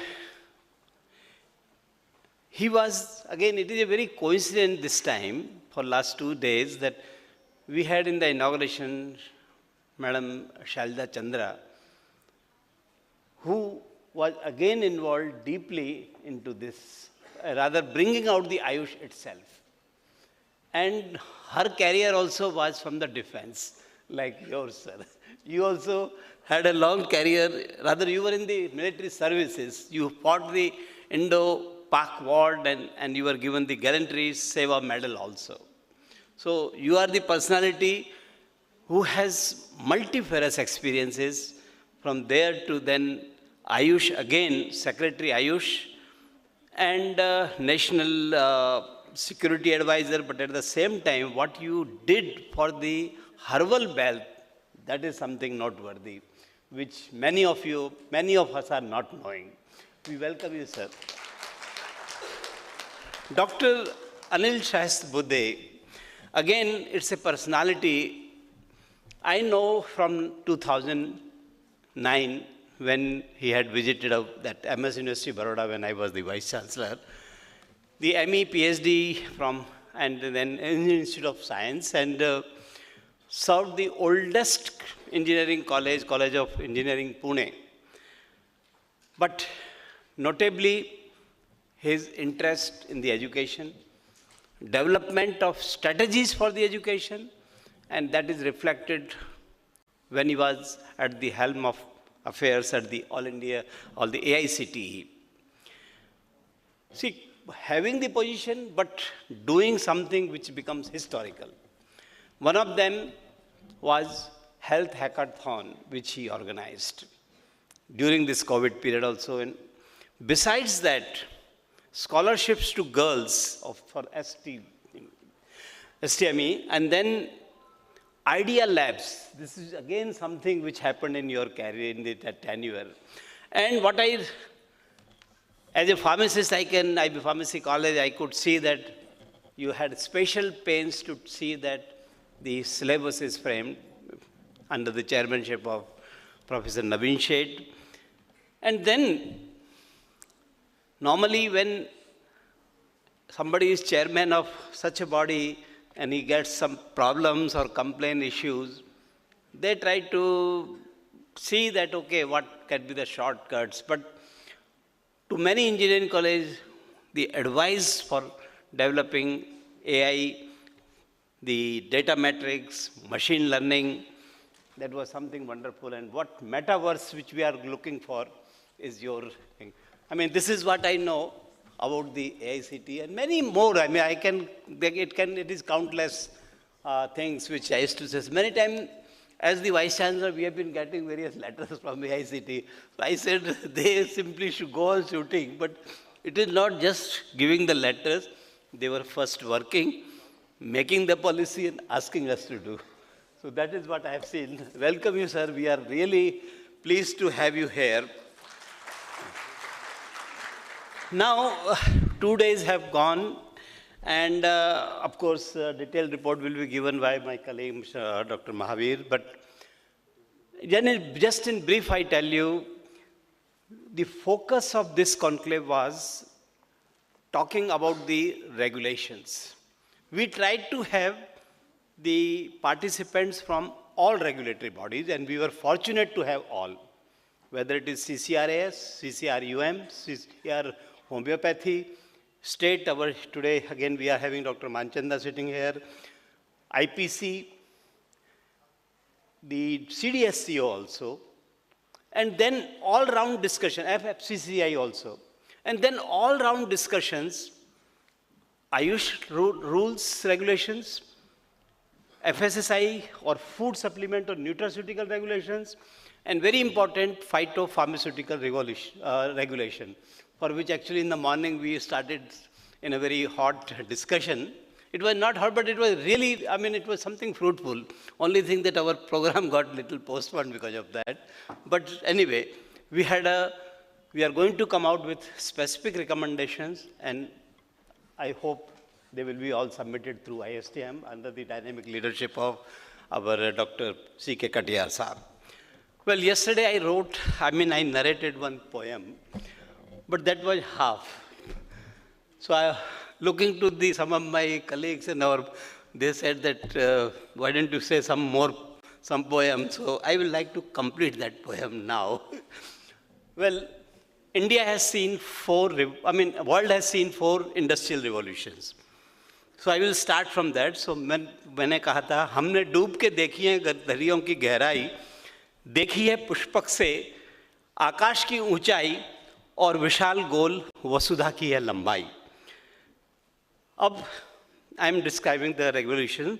Britain France की मशीन से प्रथम औद्योगिक क्रांति आई. The first industrial revolution was steam engine. America German से बिजली द्वारा द्वितीय औद्योगिक क्रांति आई. चीन Korea, because they were the leaders for the computer, so 3 Korea से कंप्यूटर और तृतीय औद्योगिक क्रांति है आई. लेकिन 21वीं शताब्दी में robotics, so that was the 4th. सो 21वीं शताब्दी में रोबोटिक वाली चतुर्थ औद्योगिक क्रांति आई. लेकिन कोरोना 2021 में क्या आया, चारों क्रांतियों को ध्वस्त कर गया. रोबोट तो क्या, हवाई जहाज तक ठहर गए, मंदिर मस्जिद चर्च गुरुद्वारे भी बंद हो गए, चारों तरफ तमस छा गया.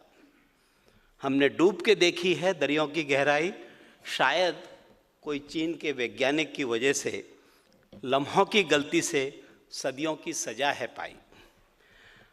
अब तमसो माँ ज्योतिर्गमय.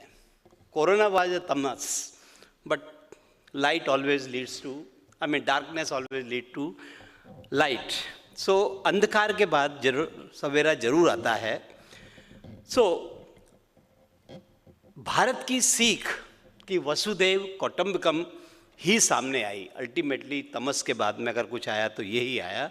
G20 में भारत ने अलग पहचाने पाई और मोदी जी के G20 के प्रमुख पद की शोभाएं बढ़ाई. अब आरंभ हो चुका है नया साल. विश्व में 5वीं औद्योगिक क्रांति है आई. Actually, I was invited in one of the lectures, so I gave that what is the 5th industrial revolution. So 5th industrial revolution is machine robotics का मानवीकरण, humanization of whatever has been achieved till today. I was a little surprised to see that. So this is the 5th. तो मेरा कहना है, अरे विश्व के साथियों, हमने डूब के देखी है दरियों की गहराई, ऐसी क्रांति तो भारत में बहुत पहले से है आई. That's what we are talking about, the 5th industrial revolution and our health, wealth, that is the traditional medicine system, Ayurveda. This is what is my feeling, and I want to say that yes, ये हमने, अरे विश्व देश के साथियों, डूब के देखो दरियों की गहराई, ऐसी क्रांति तो भारत में पहले से है आई. G20 की गरिमा अनूठे भारत से है आई. और अब 2021 के तमस के बाद उमंग है आई. अमृत काल की ज्योति 2023 की सुबह से है आई. Thank you very much and I welcome you one. Thank you so much, sir, for your inspirational words. I now request Dr. Mahavir Dhobi to present the report of two-day International Conclave.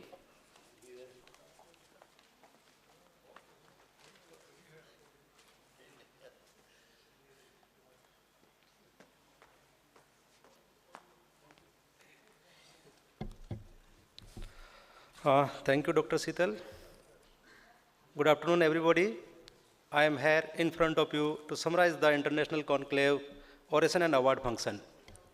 I begin with the expressing our immense gratitude to IASTAM for giving the opportunity to hold second time their awards and oration functions. Ms. Selja Chandra, former Secretary, Ministry of Ayush, Government of India, was invited as chief guest and she appreciated the efforts of Dipsuru University for carrying out research in Ayush area and development taking place.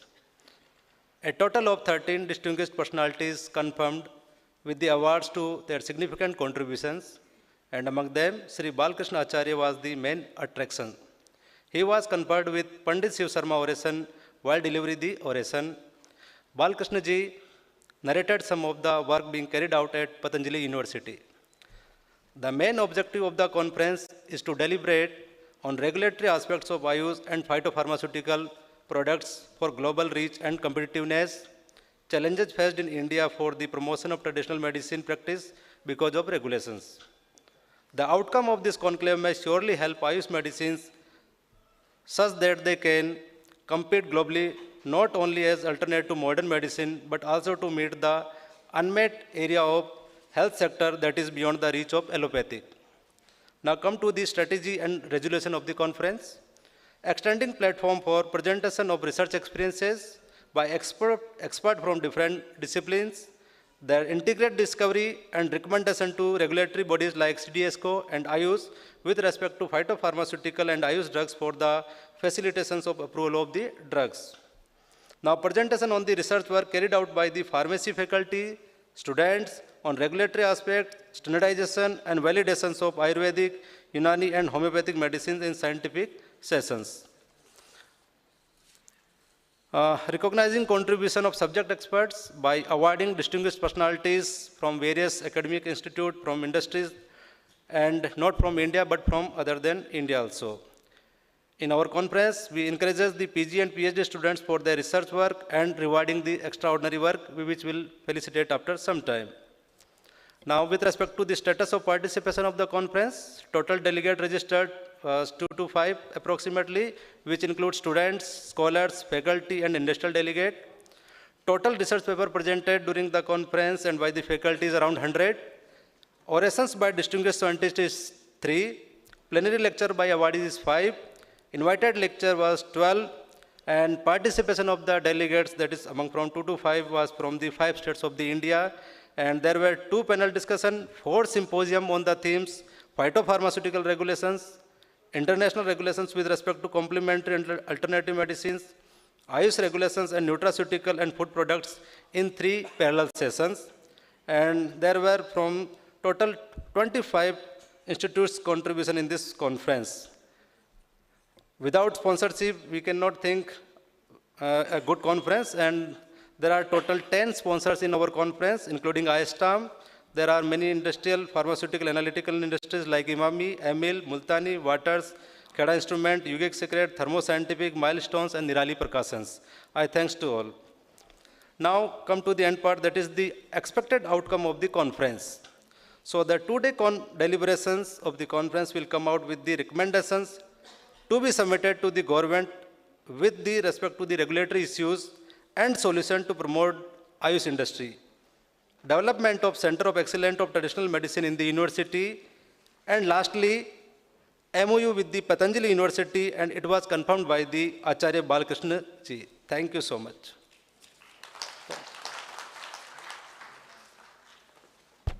Thank you so much, sir. May I now request our IT team to kindly play the valedictory video showing the glimpses of activities organized during the 2-day international conclave, including the presentation of the awards, oration, and scientific presentations.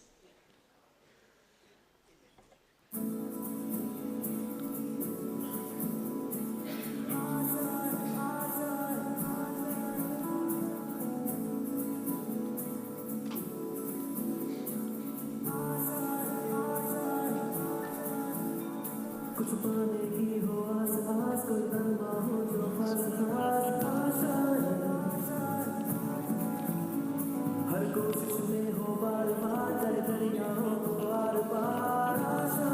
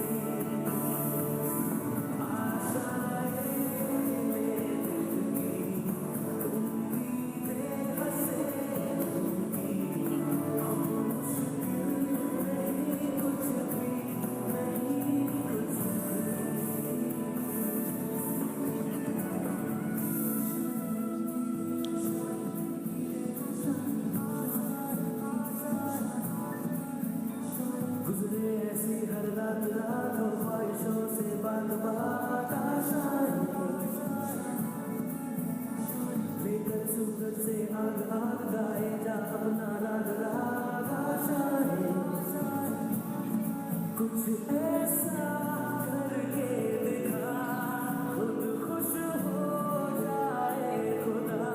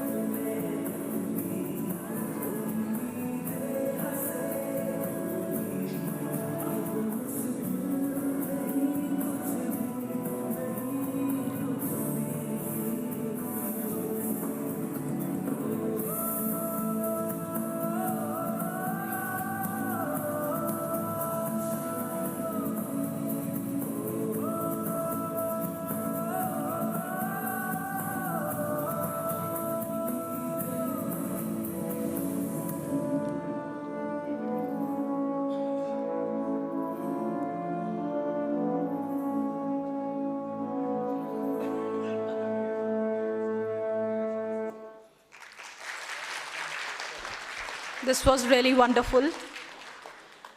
The scientific sessions of IASTAM 2023 were carried out parallelly in LT 101 for oral presentations. There were 39 presentations in 3 different sessions spanning for over 2 days, which were judged by 6 chairpersons. The posters were presented in the first floor corridor of Dipsuru. A total of 54 delegates presented the posters.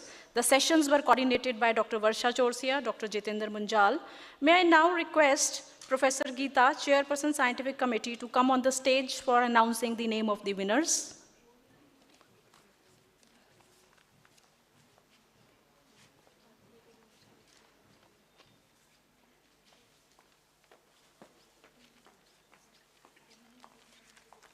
Good evening, one and all.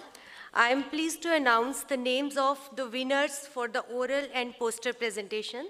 As mentioned by Dr. Kalada, we had 39 oral presentations by all the participants and 54 poster presentations. In the oral presentations, there were 3 sessions that were parallelly done, and out of 3 sessions, we selected best oral presentation in every session. So I'm going to announce the names, but before that, I will request the dignitaries to come forward to give the certificate and award to the winners.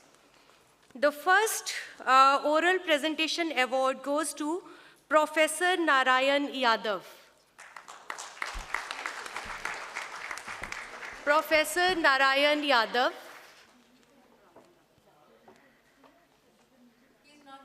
Okay. Yeah, anybody can receive on behalf of him. Yeah. The next award goes to Ritu Tiwari. Ritu Tiwari.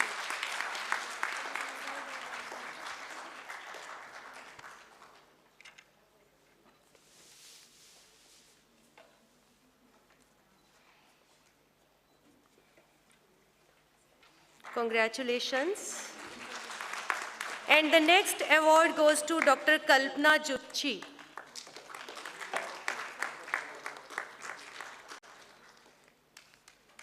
Next, Dr. Kalpana Jutchi. All the 3 awardees, they were first in the oral presentation sessions.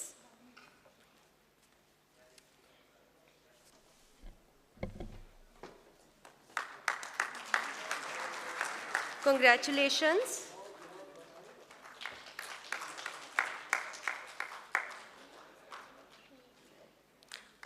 For the poster presentations, the first award goes to Smita Mishra.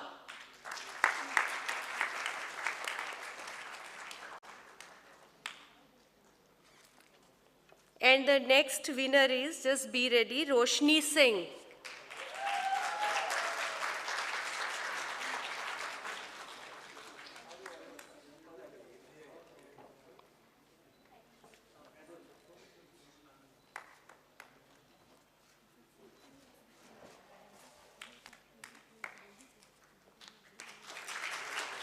And the last award goes to Abhishek Wahi.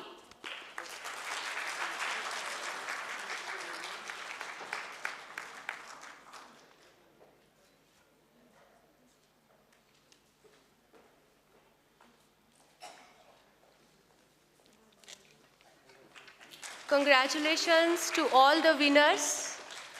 All the winners, they may come again on the stage for a group photograph. All the winners.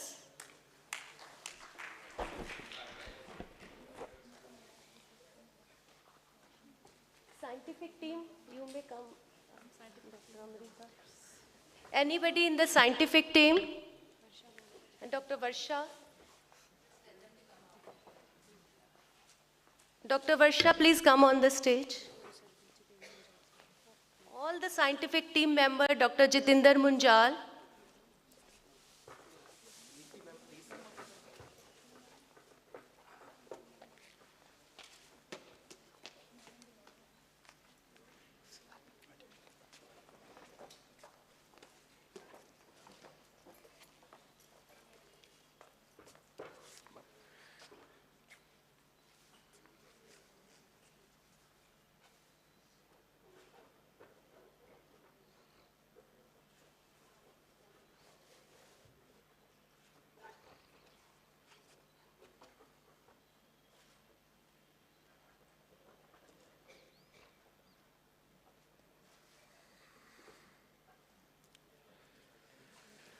Thank you, everyone.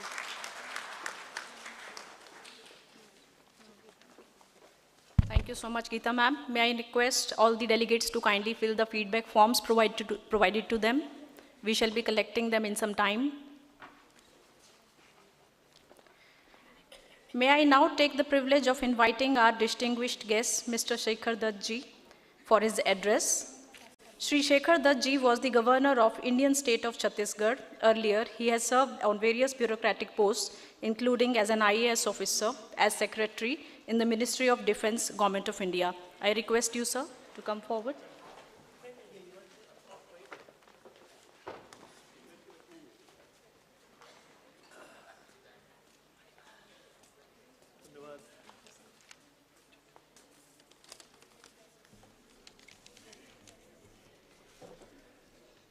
Most distinguished Dr.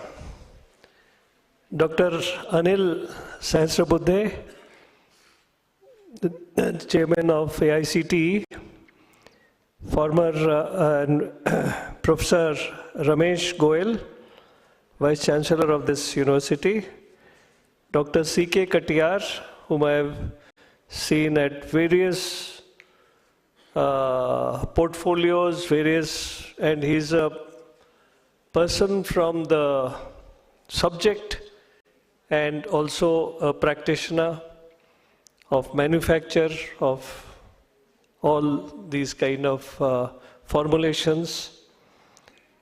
Dr. Kirti Bharti, Dr. O.P. Shukla, Dr. Ajay Sharma, all those distinguished people sitting off the dais, people associated with the Gujarat Ayurveda University and all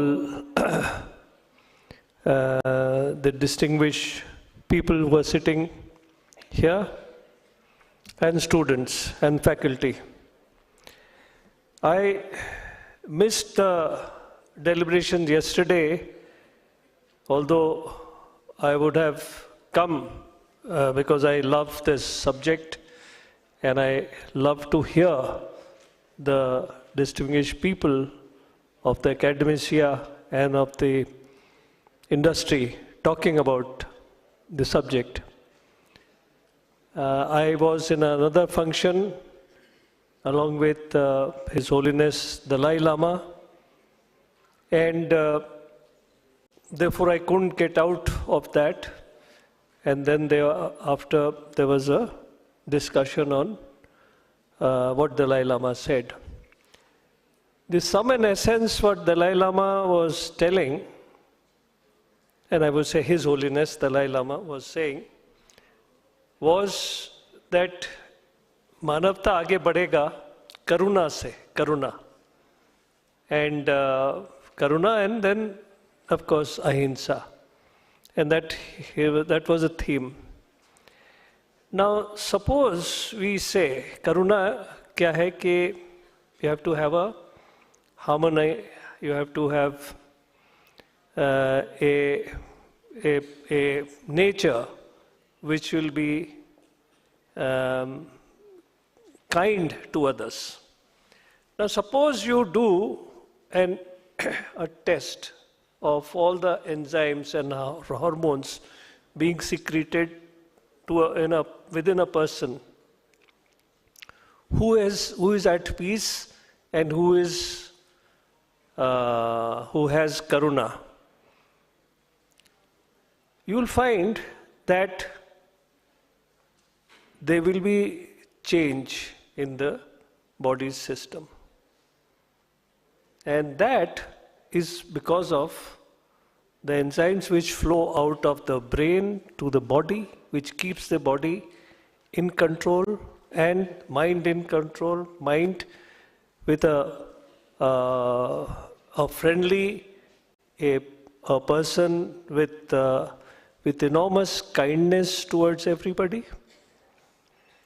So I recalled long ago when this whole system of we were discussing about Ayush and about the systems of traditional medicine and what do they do.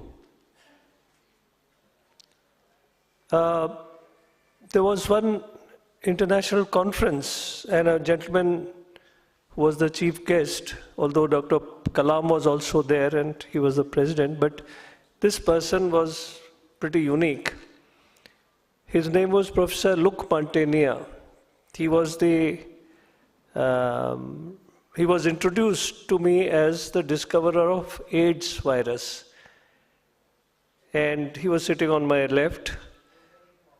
And I didn't know that a person so innocuous looking person could be discoverer of AIDS virus and then a Nobel Prize winner. So I was pretty impressed, and I told him that I recognize his effort even more because he named the AIDS virus acquired immunodeficiency syndrome. I said that the next generation of medicines which should come in the world should be what increases the immune generating capacity in the body to contain diseases, to contain the bacteria or the virus, so that the virus or bacteria cannot spread its bad effects on the body.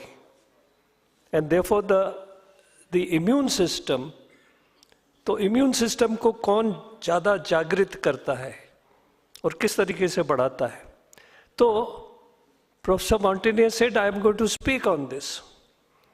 And when he started speaking, he was speaking about the method of body's secretion of the right immunes and the method to measure it. And the measurement was through resonance or very ultra minute small charges, and which emanates from the mind to the endocrinal glands and then to the rest of the body. And how does it go and what does it do?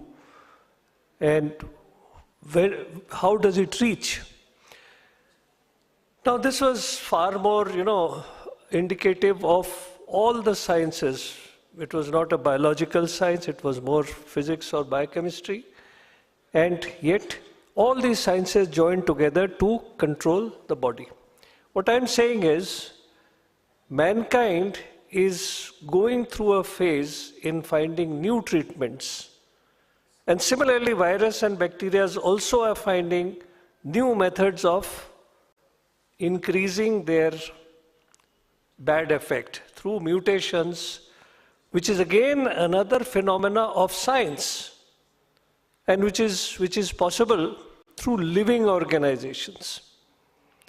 So you, and especially what I heard the Honorable Vice Chancellor talking, it's a very good thing that he put poetry also in it, because poetry also harmonizes the body, the mind, and brings people into a position of taking the new challenges and then preparing the body and mind to do that.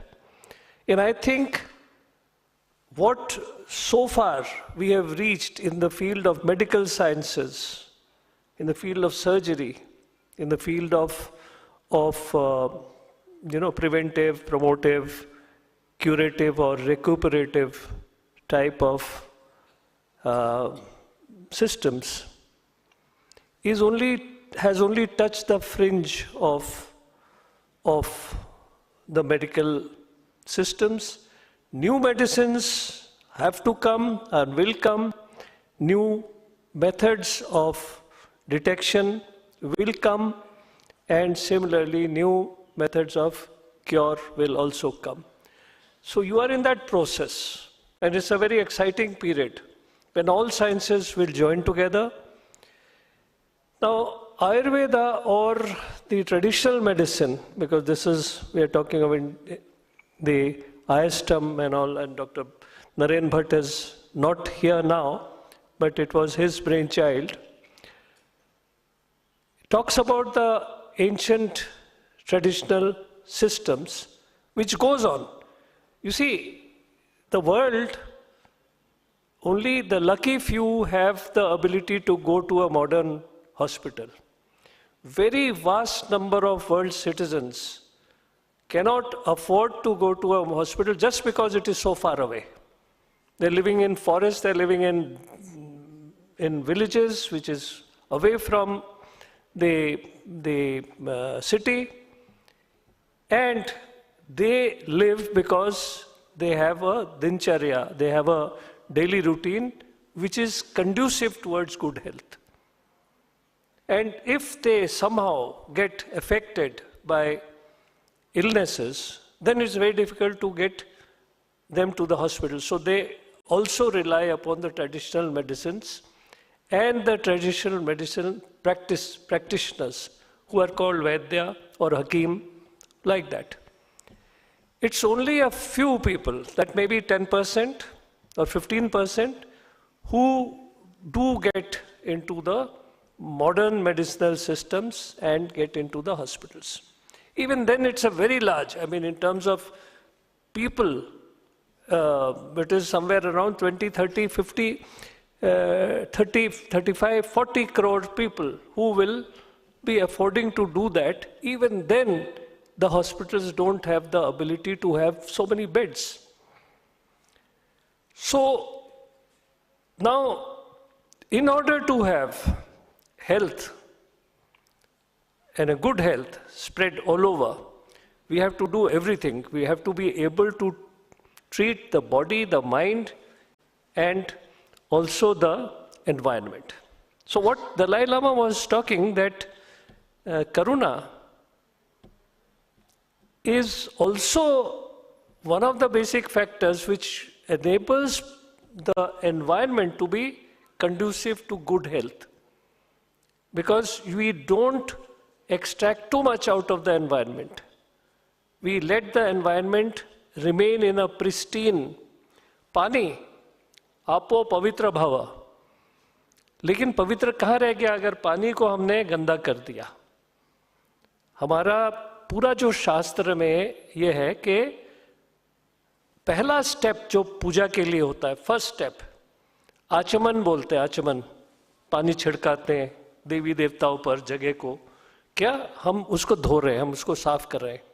अगर पानी ही गंदा हुआ तो हम कैसे मंदिर को साफ रखेंगे, या अपने घर के अंदर में जो पूजा का स्थान है उसको साफ रखेंगे? तो पानी को साफ रखना जरूरी है। एंड अगर साफ पानी हमने इंसिस्ट कर लिया तो हेल्थ का एक एस्पेक्ट हमेशा बेटर है। So the biggest aspect of health और ill health is the quality of water that we drink.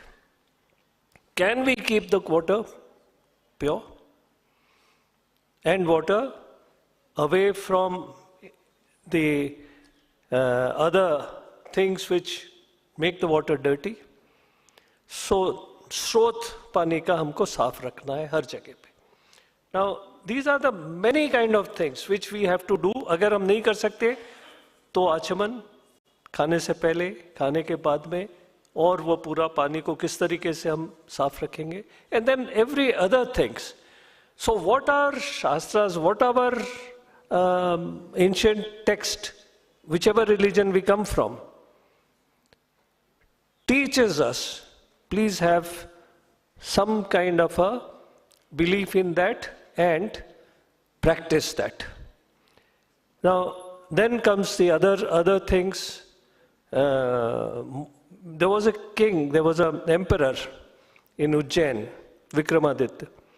When he was quite settled, he said that I must ensure that everybody in my empire is happy.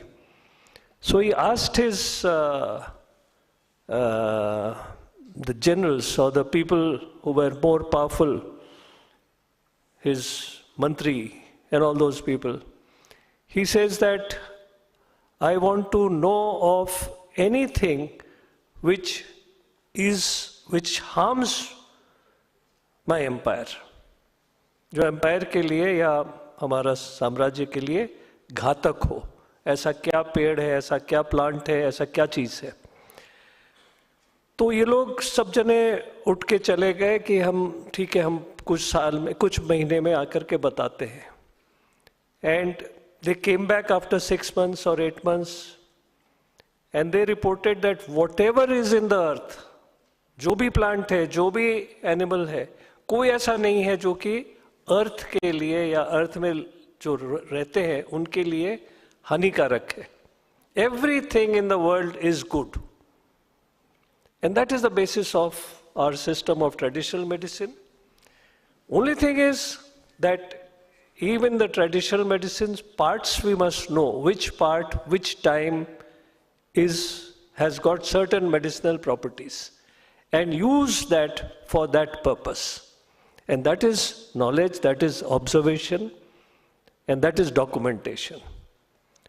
Now many people would say that, oh, गेंदे का फूल हर जगह एक ही है, तो अगर गेंदे के फूल से कोई दवाई होती है तो वो सब जगह होगा. There I would urge the current science to also take over and say that अगर गेंदे का फूल में है कुछ medicinal property, कौन से जगह के गेंदे का फूल में? Because ये जो गेंदा है ये यहाँ पे पैदा हुआ है, यहाँ के जो systems है उससे ये आगे बढ़ा है. So if you test the molecule, you will find a little difference in molecule.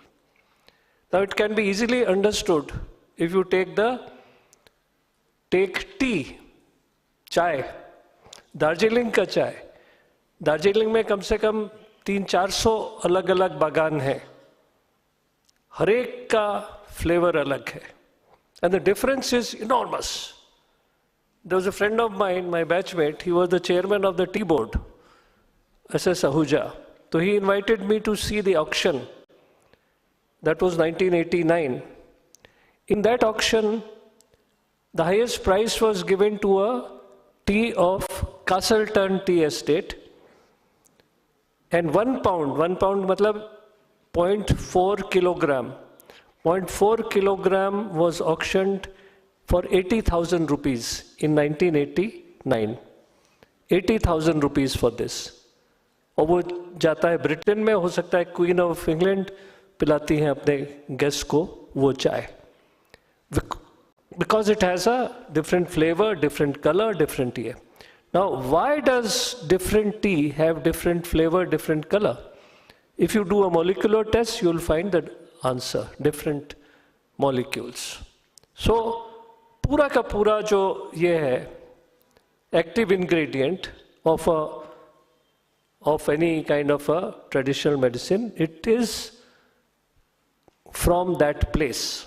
Now, Lakshman को everybody knows who read Ramayana के इंद्रजीत ने एक बाण मारा and he was मूर्छागत. तो लक्ष्मण लेटे हुए थे, जाग ही नहीं रहे थे. Then the Vaidya Sushumna came and he says that इसको ये चीज़ मेडिसिन है, वो निकालना पड़ेगा, देना पड़ेगा. संजीवनी बूटी चाहिए. अब किसी को पता नहीं संजीवनी बूटी कहाँ पे मिलेगा, तो वो बताया. हनुमान जो पावरफुल आदमी थे, तो वो क्या उठा लाए? बूटी को नहीं, वो पहाड़ को उठा लाए, गंधमर्दन पर्वत. बिकॉज वो दिखाता है कि एनवायरनमेंट क्या है. सो हमारा जो आयुर्वेद का जो मेन, आयुर्वेद या सिद्धा या जिसका भी हो, मेन जो इंग्रेडिएंट है, that is a product of botany. And where is it? जहाँ पे हमारे जिन लोगों ने, वैद्यों ने वो देखा है कि ये इसमें ये गुण है, वो कहाँ के है, कितना वहाँ पे सन है, कितना शेड है, कितना पानी है, कितना अदर बायोलॉजिकल मिट्टी में न्यूट्रिएंट है, वो सारा पर वो डिपेंड करता है. And that is what it is. There is a gentleman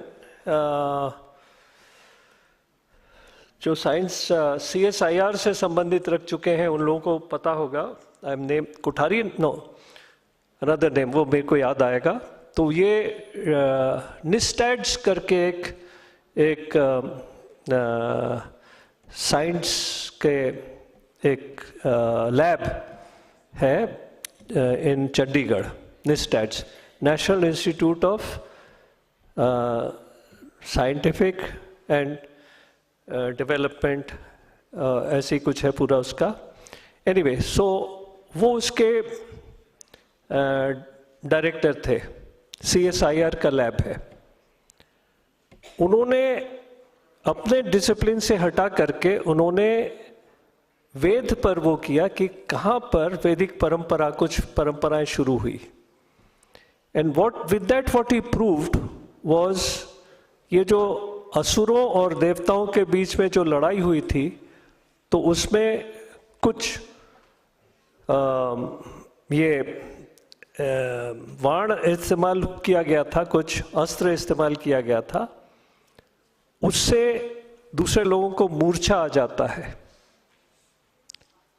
and what he found was that stuff was available at a place now in Kandahar के रीजन में. सो हर जगह पे मिलता है, लेकिन हर जगह पे उस पौधे में वो गुण नहीं है. This is an hallucinatic effect. And with that he proved that अलग अलग जगह पे लोगों ने, चाहे वो वैद्य हो, चाहे वो वहाँ के फौज के जनरल हो, उन्होंने पत्तियों में या पेड़ में वो गुण देखा है, जिसका कि वो उन्होंने अपने या तो दवाई में इस्तेमाल किया है या उससे हथियार बनाए हैं. So you know those kind of things. So man's biggest weapon is his observation. What is the difference between observation and what you see? देखने और ऑब्जर्व करने में फ़र्क क्या है? देखने में ये क्या है? रूम है, और रूम उसमें लोग बैठे हैं, उसमें लाइट है. ये ऑब्जर्व करने में पता चलेगा कि उसमें साइंटिस्ट लोग बैठे हैं, उसमें डॉक्टर्स बैठे हैं, उसमें ये हैं. So difference between this room and the other room, वो ऑब्जर्वेशन से पता चलेगा. We have to become observers. Only an observer will be leading his or her observation into a new product, and we have to do that. Innovations तभी होगा जब हम observe करेंगे, और ऑब्जर्वेशन के बाद में हम नया सिस्टम या नया प्रोसीजर या नया मेडिसिन निकालेंगे. One of my biggest urge is that India should be able to have the ability to design a new molecule every year, one new molecule every year. और अगर हम करते हैं तो India at the top level of medicinal products का ये होगा। I was defence secretary Bharat का, बहुत ज़्यादा हम लोगों ने डिफेंस में काम किया और डिफेंस में काफ़ी मीटिंग्स हमारी अमेरिका के साथ हुई, क्योंकि उस समय तक अमेरिका और यूएसए के साथ इंडियन ये रिलेशंस वो ऐसे नहीं थे। They used to think that we are part of the Soviet bloc. What I found, ladies and gentlemen, in my many visits to Washington was that the Washington or the entire, powerful people, Senate or House of Congress, is not dominated by the arms manufacturer or the aircraft manufacturer. It is dominated by the pharmaceutical companies. तो जब USA, world's का most powerful and most rich country, उसमें उनकी pharmaceutical industry पूरे उसको dominate करती है, तो फार्मास्यूटिकल इंडस्ट्री में दम होगा। इसीलिए हमारा शुरू से ही हमारा जब हम सिविलाइजेशन में आए, तब से दो ध्येय वेर वेरी इंपॉर्टेंट, जो गोल था। एक गोल था उनमें से अमरत्व, we'll become अमर, एंड अमरत्व को कैसे प्राप्त करें, ये एक गोल था। एंड वो उसी का है अभी भी सबसे बड़ा गोल, इवन इन यूएसए है pharmaceutical company, and you are a pharmaceutical university. Your connection with doctors, the practitioners, the knowledge, all these things, and do it in a whole or a holistic manner. Don't go in for narrow departmental this thing. Do it with that, understand, make a variation between raw material and the entire way of how raw material has to be tracked, how raw material has to be used, identified, then stored, and then used for medicinal purposes. Now, all those kind of things would require study, and all these things require to be documented. तब जाकर के हम जो purpose है पूरा इसका, all the traditional systems, इसका जो पर्पस है उसको हम अर्न करेंगे. We will get the people of India into a stage कि they can live and they can be productive, they can be the instrument of progress to the rest of the world. Thank you very much. Jai Hind.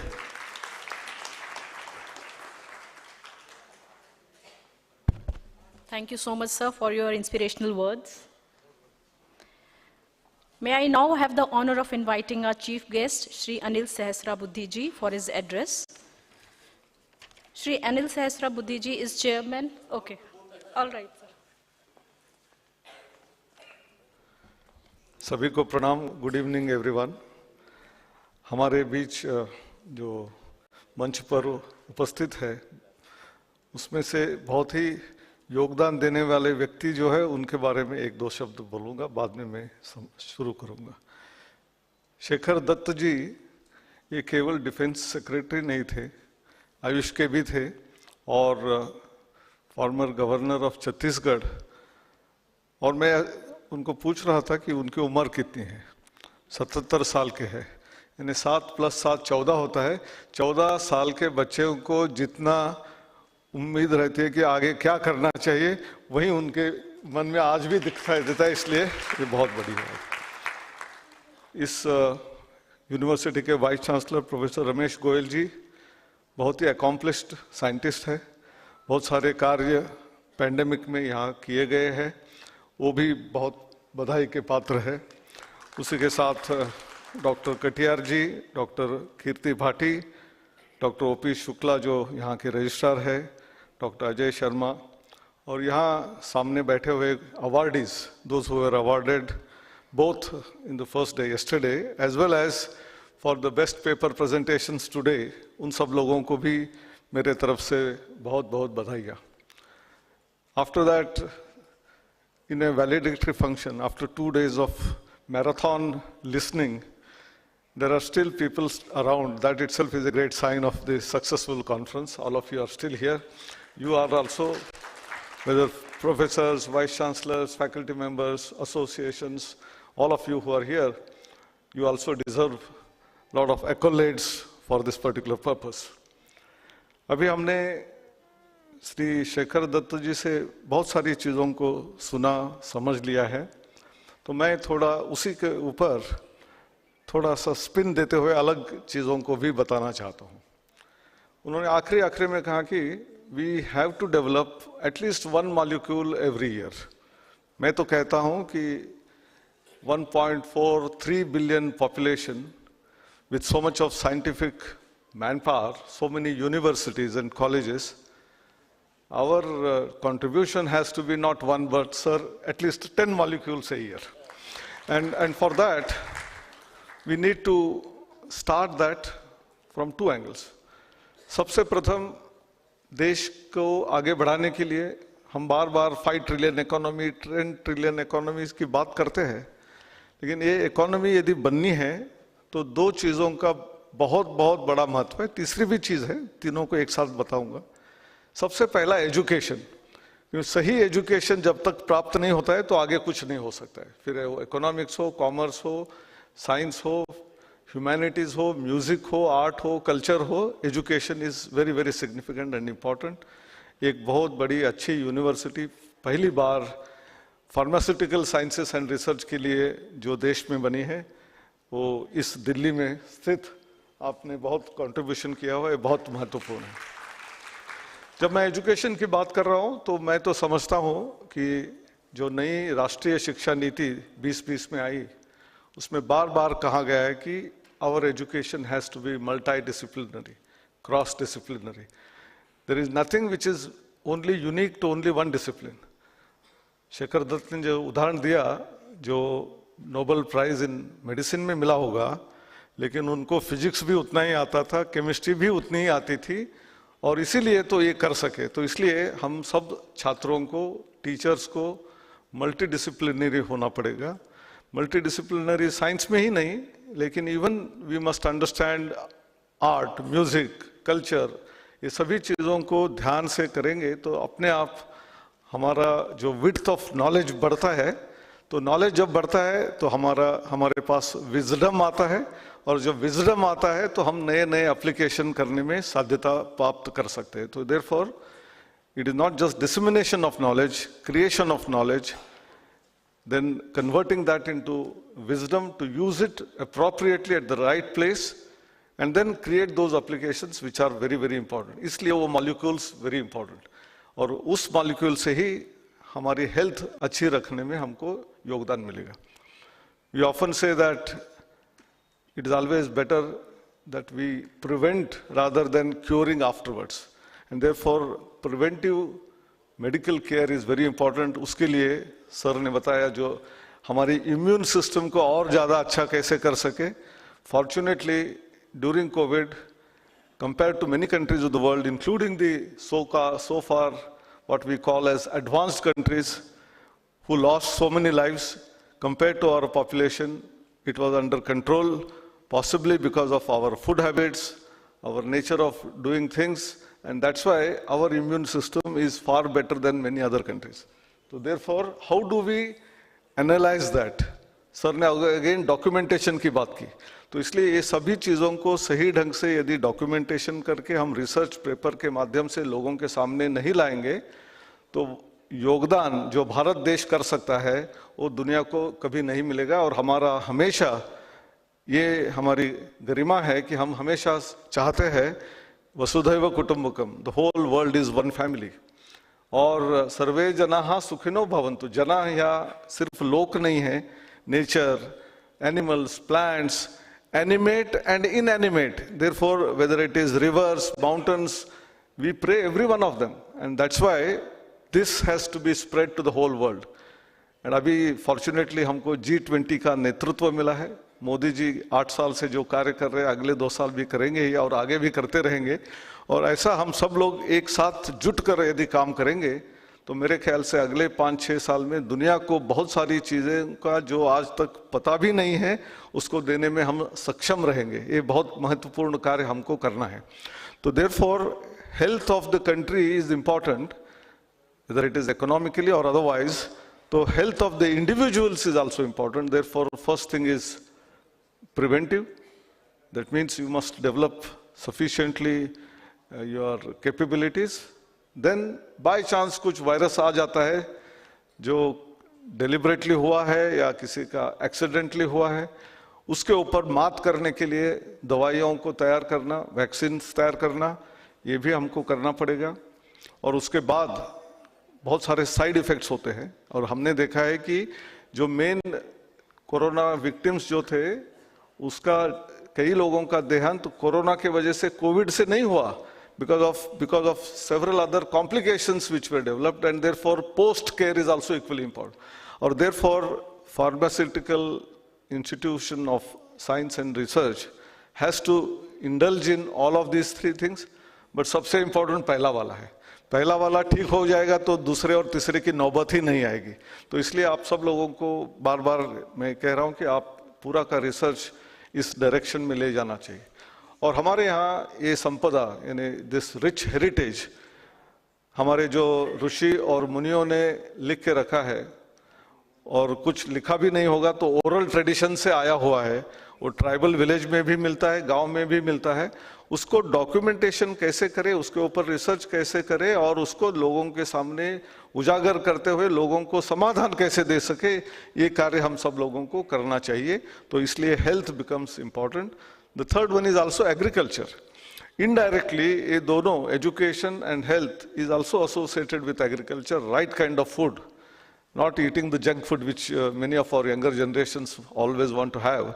Instead of that, very यानी सत्तू है और ऐसे बहुत सारी चीज़ें हैं जहाँ से हमको जो चाहिए, विटामिन्स हो या प्रोटीन्स हो, सब कुछ आसानी से मिल सकता है। उसके बदले में टैबलेट्स खाने की कोई ज़रूरत नहीं है। तो इसलिए अच्छी आहार क्रांति करने की भी ज़रूरत है, उसका भी हमको समाधान ढूंढना पड़ेगा। और अभी चौथी चीज़ में जो बोलने वाला हूँ, यहाँ तो फार्मेसी के लोग हैं, जो मेडिसिन के साथ जुड़े हुए लोग हैं, लेकिन हमारे नॉर्मल एजुकेशन में भी, स्कूल एजुकेशन से शुरू करते हुए हायर एजुकेशन तक, सभी लोगों को कुछ बेसिक कॉन्सेप्ट्स आने चाहिए, whether it is physiology of the body. अब सर ने बहुत बार कहा कि जो हमारा मन है या हमारा हृदय है, हमारा ब्रेन है, उसके बारे में इंटरलिंकिंग, इंटरकनेक्शन कैसे है, दलाई लामा जी ने बहुत अच्छी तरह से पेश किया। तो मेरे ख्याल से हमारे इस देश में ना केवल हृदय, हम बहुत बार बोलते हैं उसका हृदय अच्छा है, अच्छा यानी it is not the physical हृदय, बट हृदय अच्छा है यानी कंपैशन है, करुणा है, करुणादायी आदमी को उसका हृदय अच्छा है बोलते हैं। तो therefore along with that, our brain, the way it works, how the thoughts are coming in, neuroscience is developing in faster pace, but आज भी पूरी चीज़ हमको समझ में नहीं आई है, और इसीलिए दुर्विचार आते रहते हैं। तो इसलिए उसको बाहर निकालने के लिए हमारे देश में योग और मेडिटेशन का सहाय लिया हुआ है। तो how योग and meditation also helps in this whole process, we need to do investigation।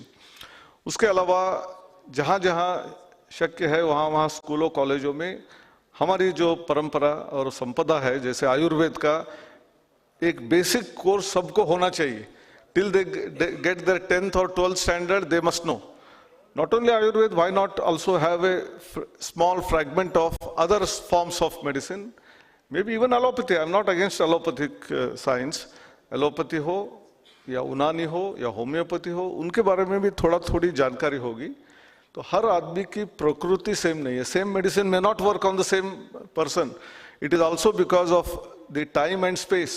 कौन सी जगह में, कौन से क्लाइमेटिक कंडीशन में, कौन से जगह में, कौन से जगह से आया हुआ वो मेडिसिन, उसके ऊपर निर्भर होता है। इसलिए one cap fits for all नहीं हो सकता है। And therefore in many of the systems of medicine they ask lot of questions और उसके बेसिस पे वो एक मेडिसिन तय करके देते हैं। तो इसलिए I think there is a lot of research required, but that interest, inquisitiveness, जो मैंने कहा कि दत्त जी at the age of 77, that means 7 + 7, 14 years के एज के जैसे दिखते हुए काम कर रहे हैं, तो वो inquisitiveness 14 साल के बच्चे में, लड़का या लड़की को जब हाई स्कूल में है तब होना चाहिए। तब जब बाहर जाके वो हायर एजुकेशन में आते हैं, they will contribute.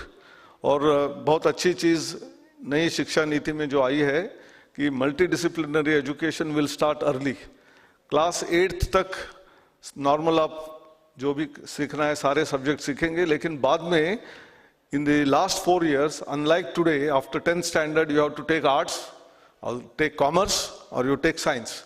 There is no other thing. लेकिन अभी जो नई शिक्षा नीति में बताया गया 9th, 10th, 11th, 12th में you can have so much flexibility. One can take physics and psychology, one can take music and mechanical sciences, something like this. I think that is where a lot of interdisciplinary, cross-disciplinary action will begin.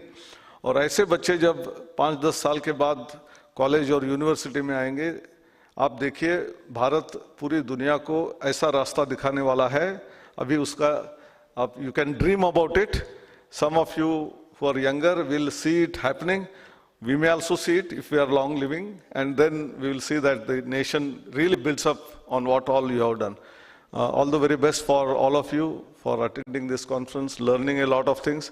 And मैं इस subject का नहीं होते हुए जब न्योता मिला तो आया, क्योंकि कुछ लोगों से कुछ सुनने के बाद मेरे ज्ञान में भी कुछ संवर्धन होगा ऐसे समझ से मैं आया, और मेरा संवर्धन जरूर हुआ. जैसे शेखर दत्त जी से या रमेश गोयल जी से मिलकर मुझे ज्ञान संवर्धन हुआ है, ऐसे कहते हुए मेरे 4 शब्द समाप्त करता हूँ. नमस्कार, जय Hind. Thank you so much, sir. I request Dr. C.K. Katiyar to give his remarks about the conclave.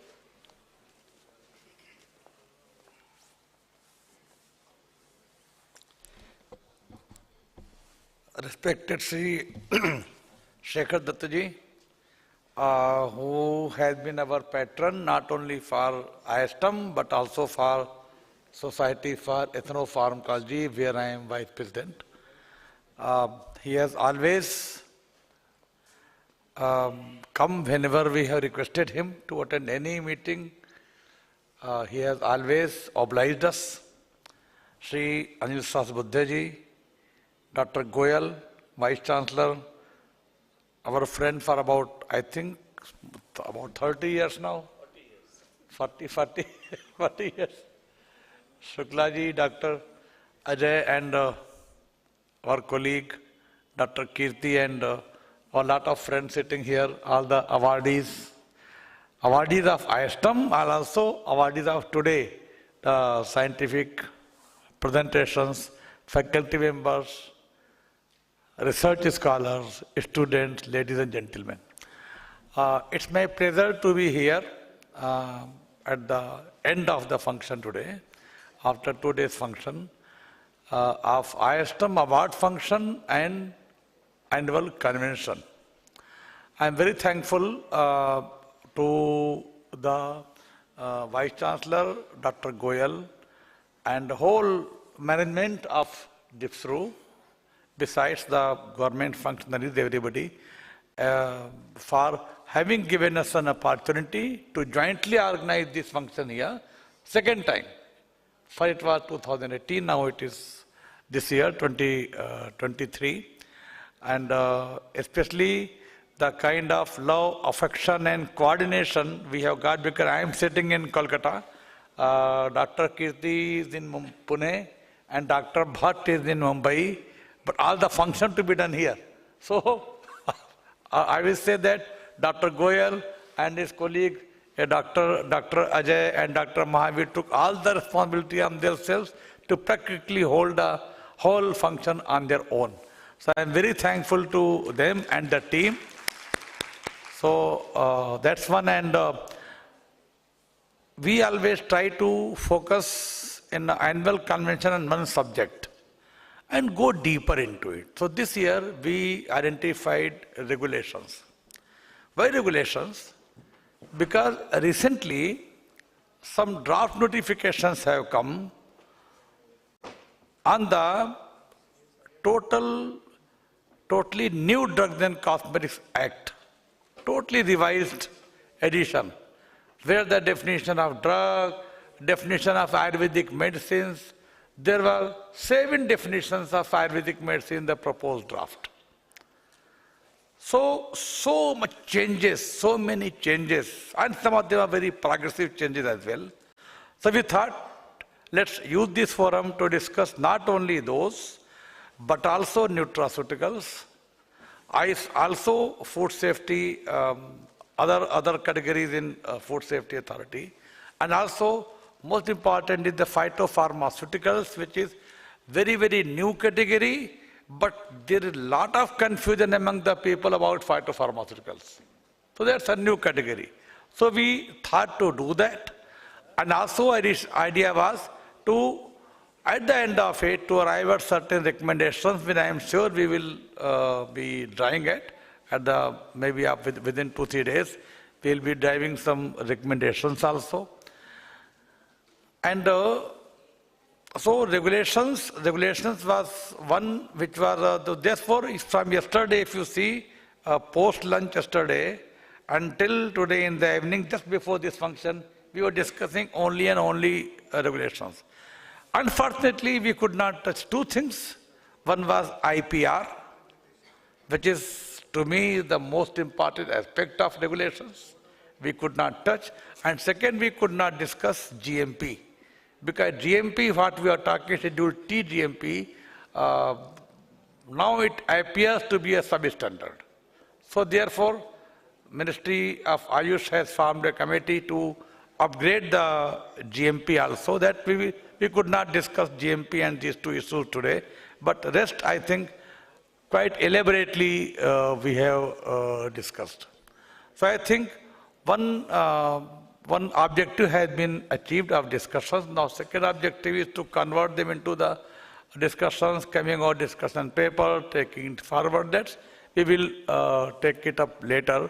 But this kind of association with DIPSRU was very, very heartening, and I think all the guests are very happy with that, not only with the deliberations, but also, sir, with the kind of hospitality you extended.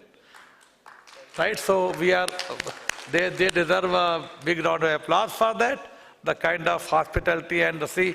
So as I told you, none of us are here.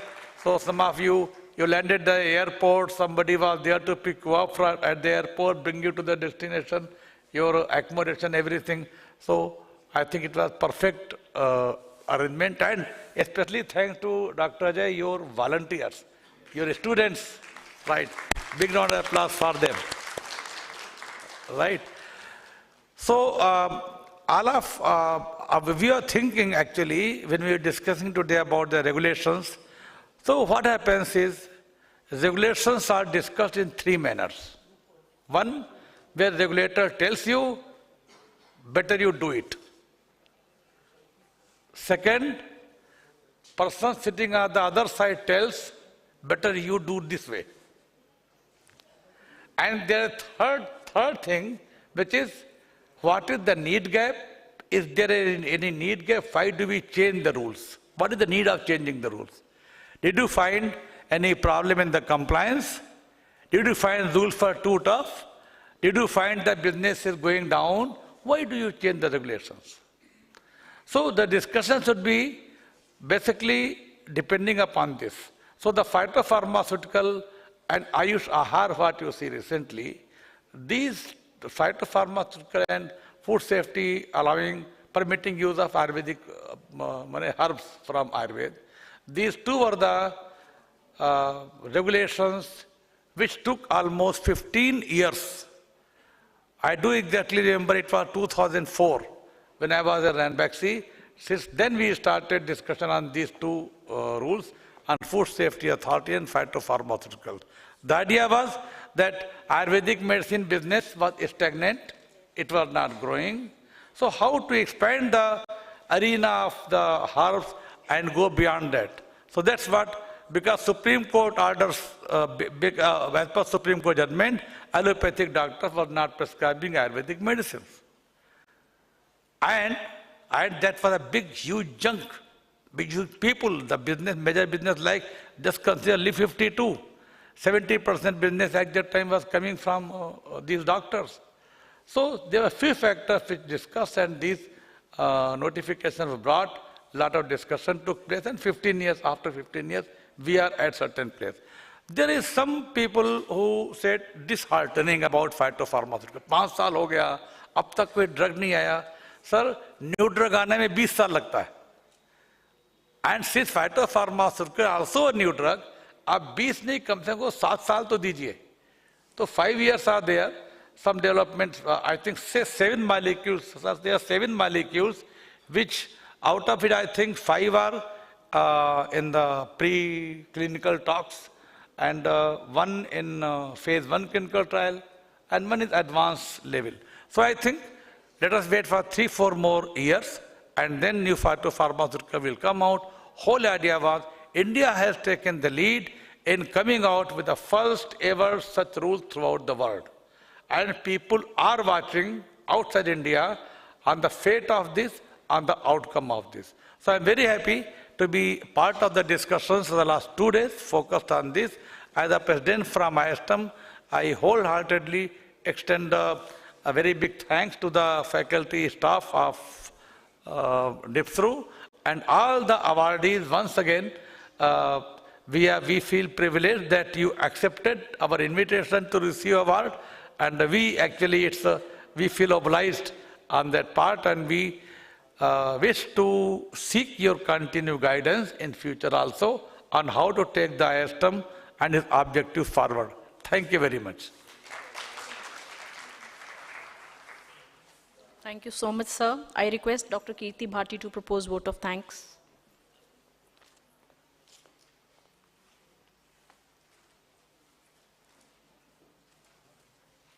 Thank you, Dr. Sheetal. I think my words are being taken by Dr. Katiyar sir, and he's made my job a bit easier. And since this is the last part of the conference, everybody is waiting to go home after the 2 days, feast of knowledge. But still, I have to express the gratitude to the volunteers and others. So just let me have, and please bear with me.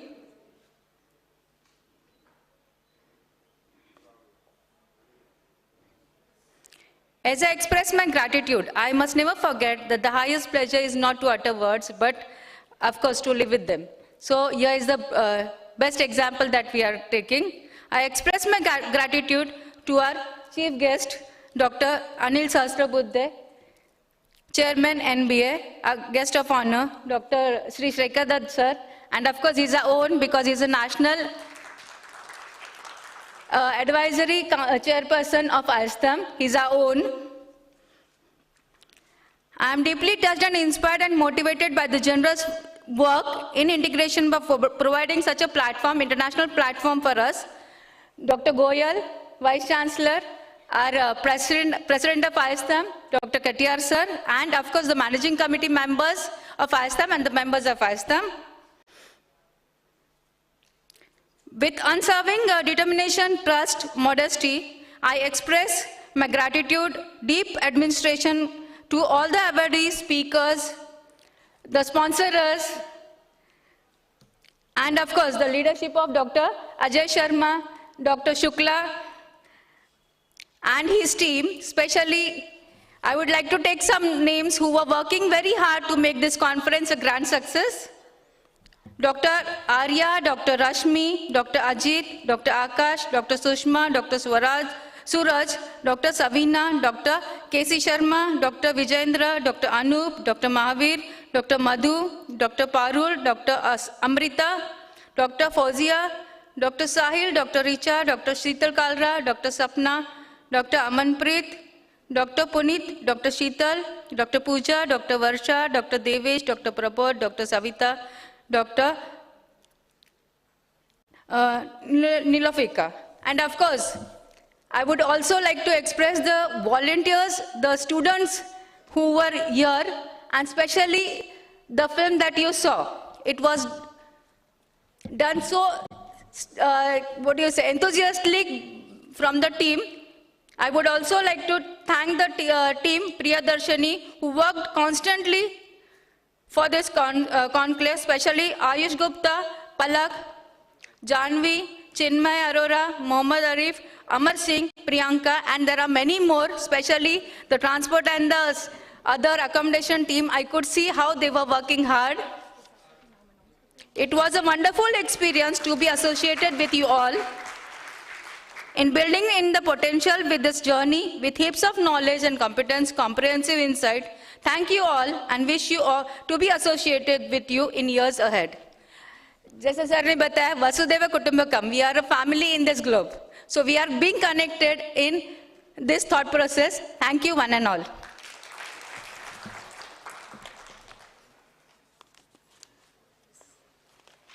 Thank you so much, ma'am.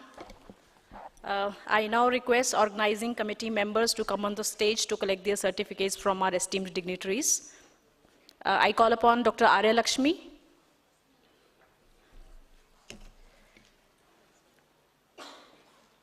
Dr. Ajit Thakur.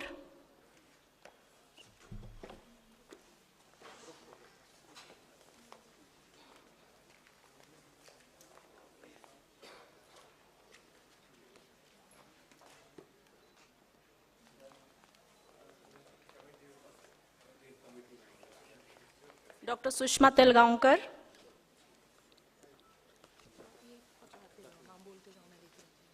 Dr. Geeta Agarwal. Dr. Saurabh Dhaiya. Dr. Kalicharan.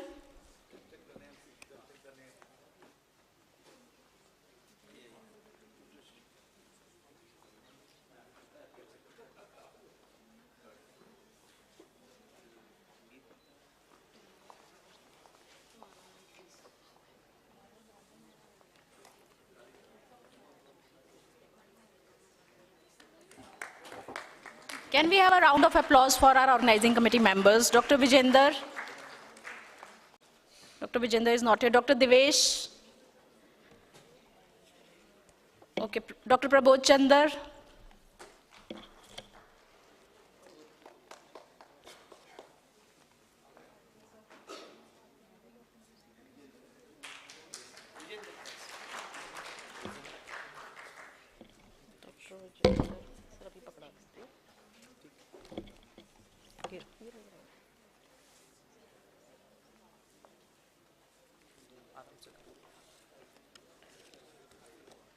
Dr. Madhu Gupta.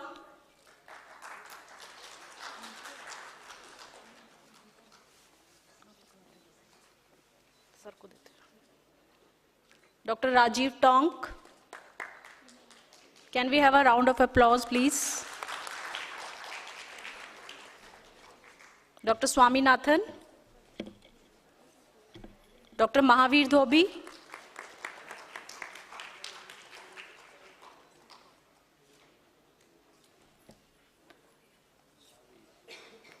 Dr. Devesh Tiwari. Dr. Ranjit Kumar. Dr. Abhishek Dadich.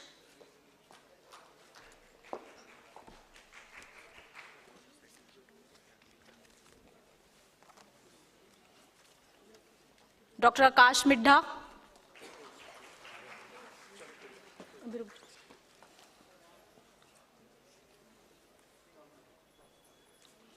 Dr. Ranjit Kumar. Dr. Sheetal Kalra.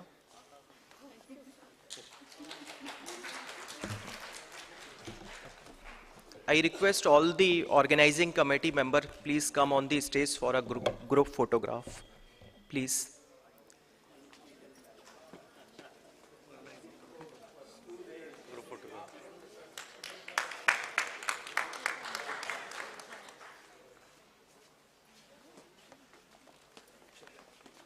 Dr. Sapna. I request all the MC members of IASTAM also to come on the dais. Yeah. Dr. Amanpreet.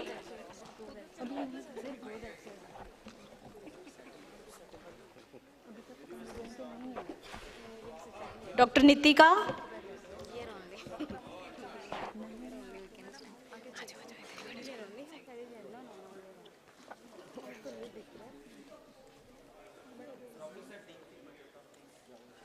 Dr. Pooja Mongia.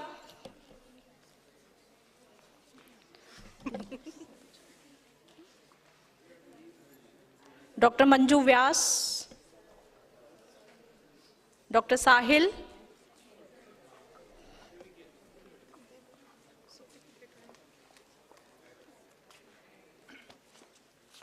Dr. Anup Kumar.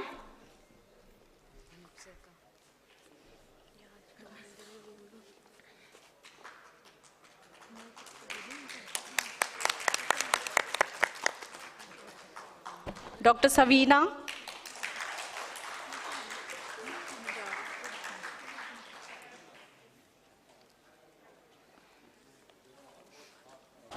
Dr. Rashi. Dr. Roshni.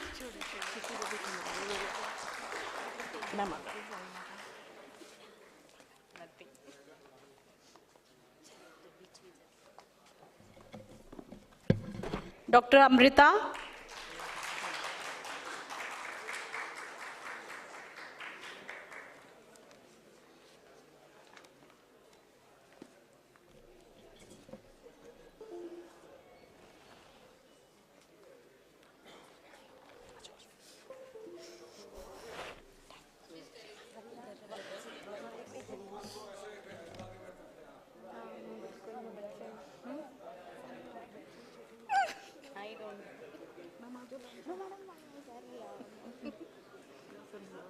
Okay एक second madam मैं चली जाऊँगी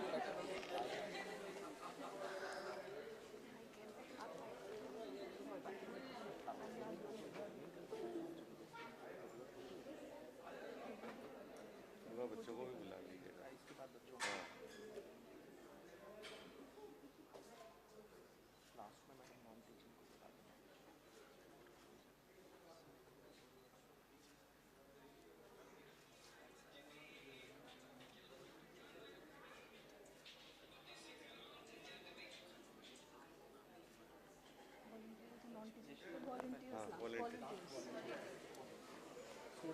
I request all the student volunteers and non-teaching staff also to join us on the stage.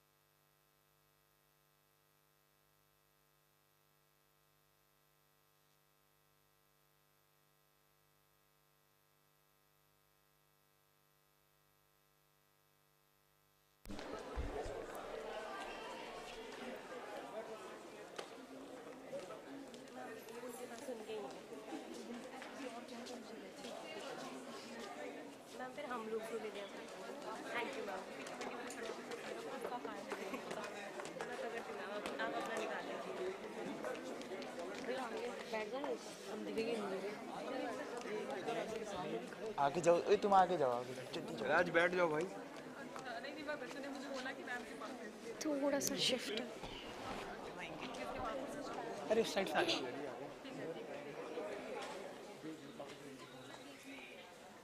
Mathur ji, Ankur ji, Kishan ji, you can also join. Pankaj sir, Jyoti ma'am, please.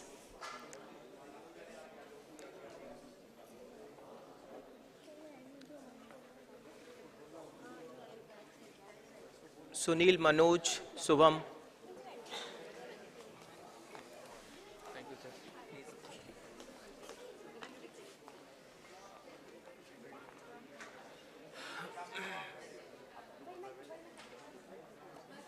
आराम से बैठ जाओ आराम से बैठ जाओ बैठ नहीं रही है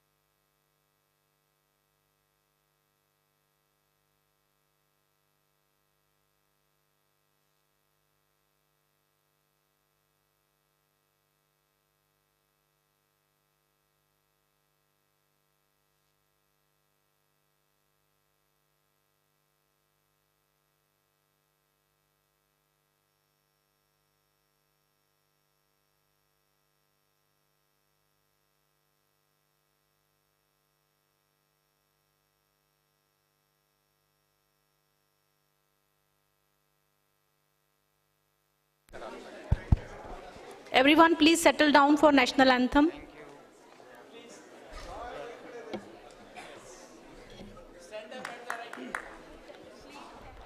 Kindly stand.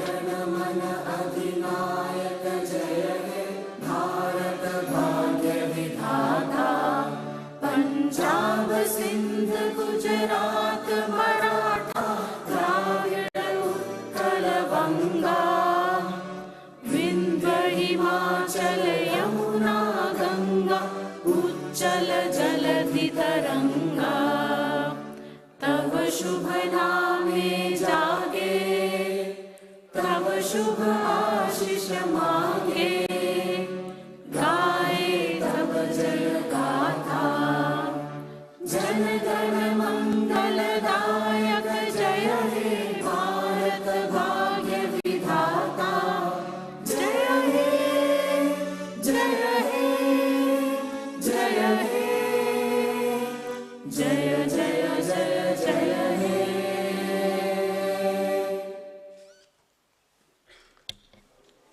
Thank you, everyone. You may now proceed for the tea session.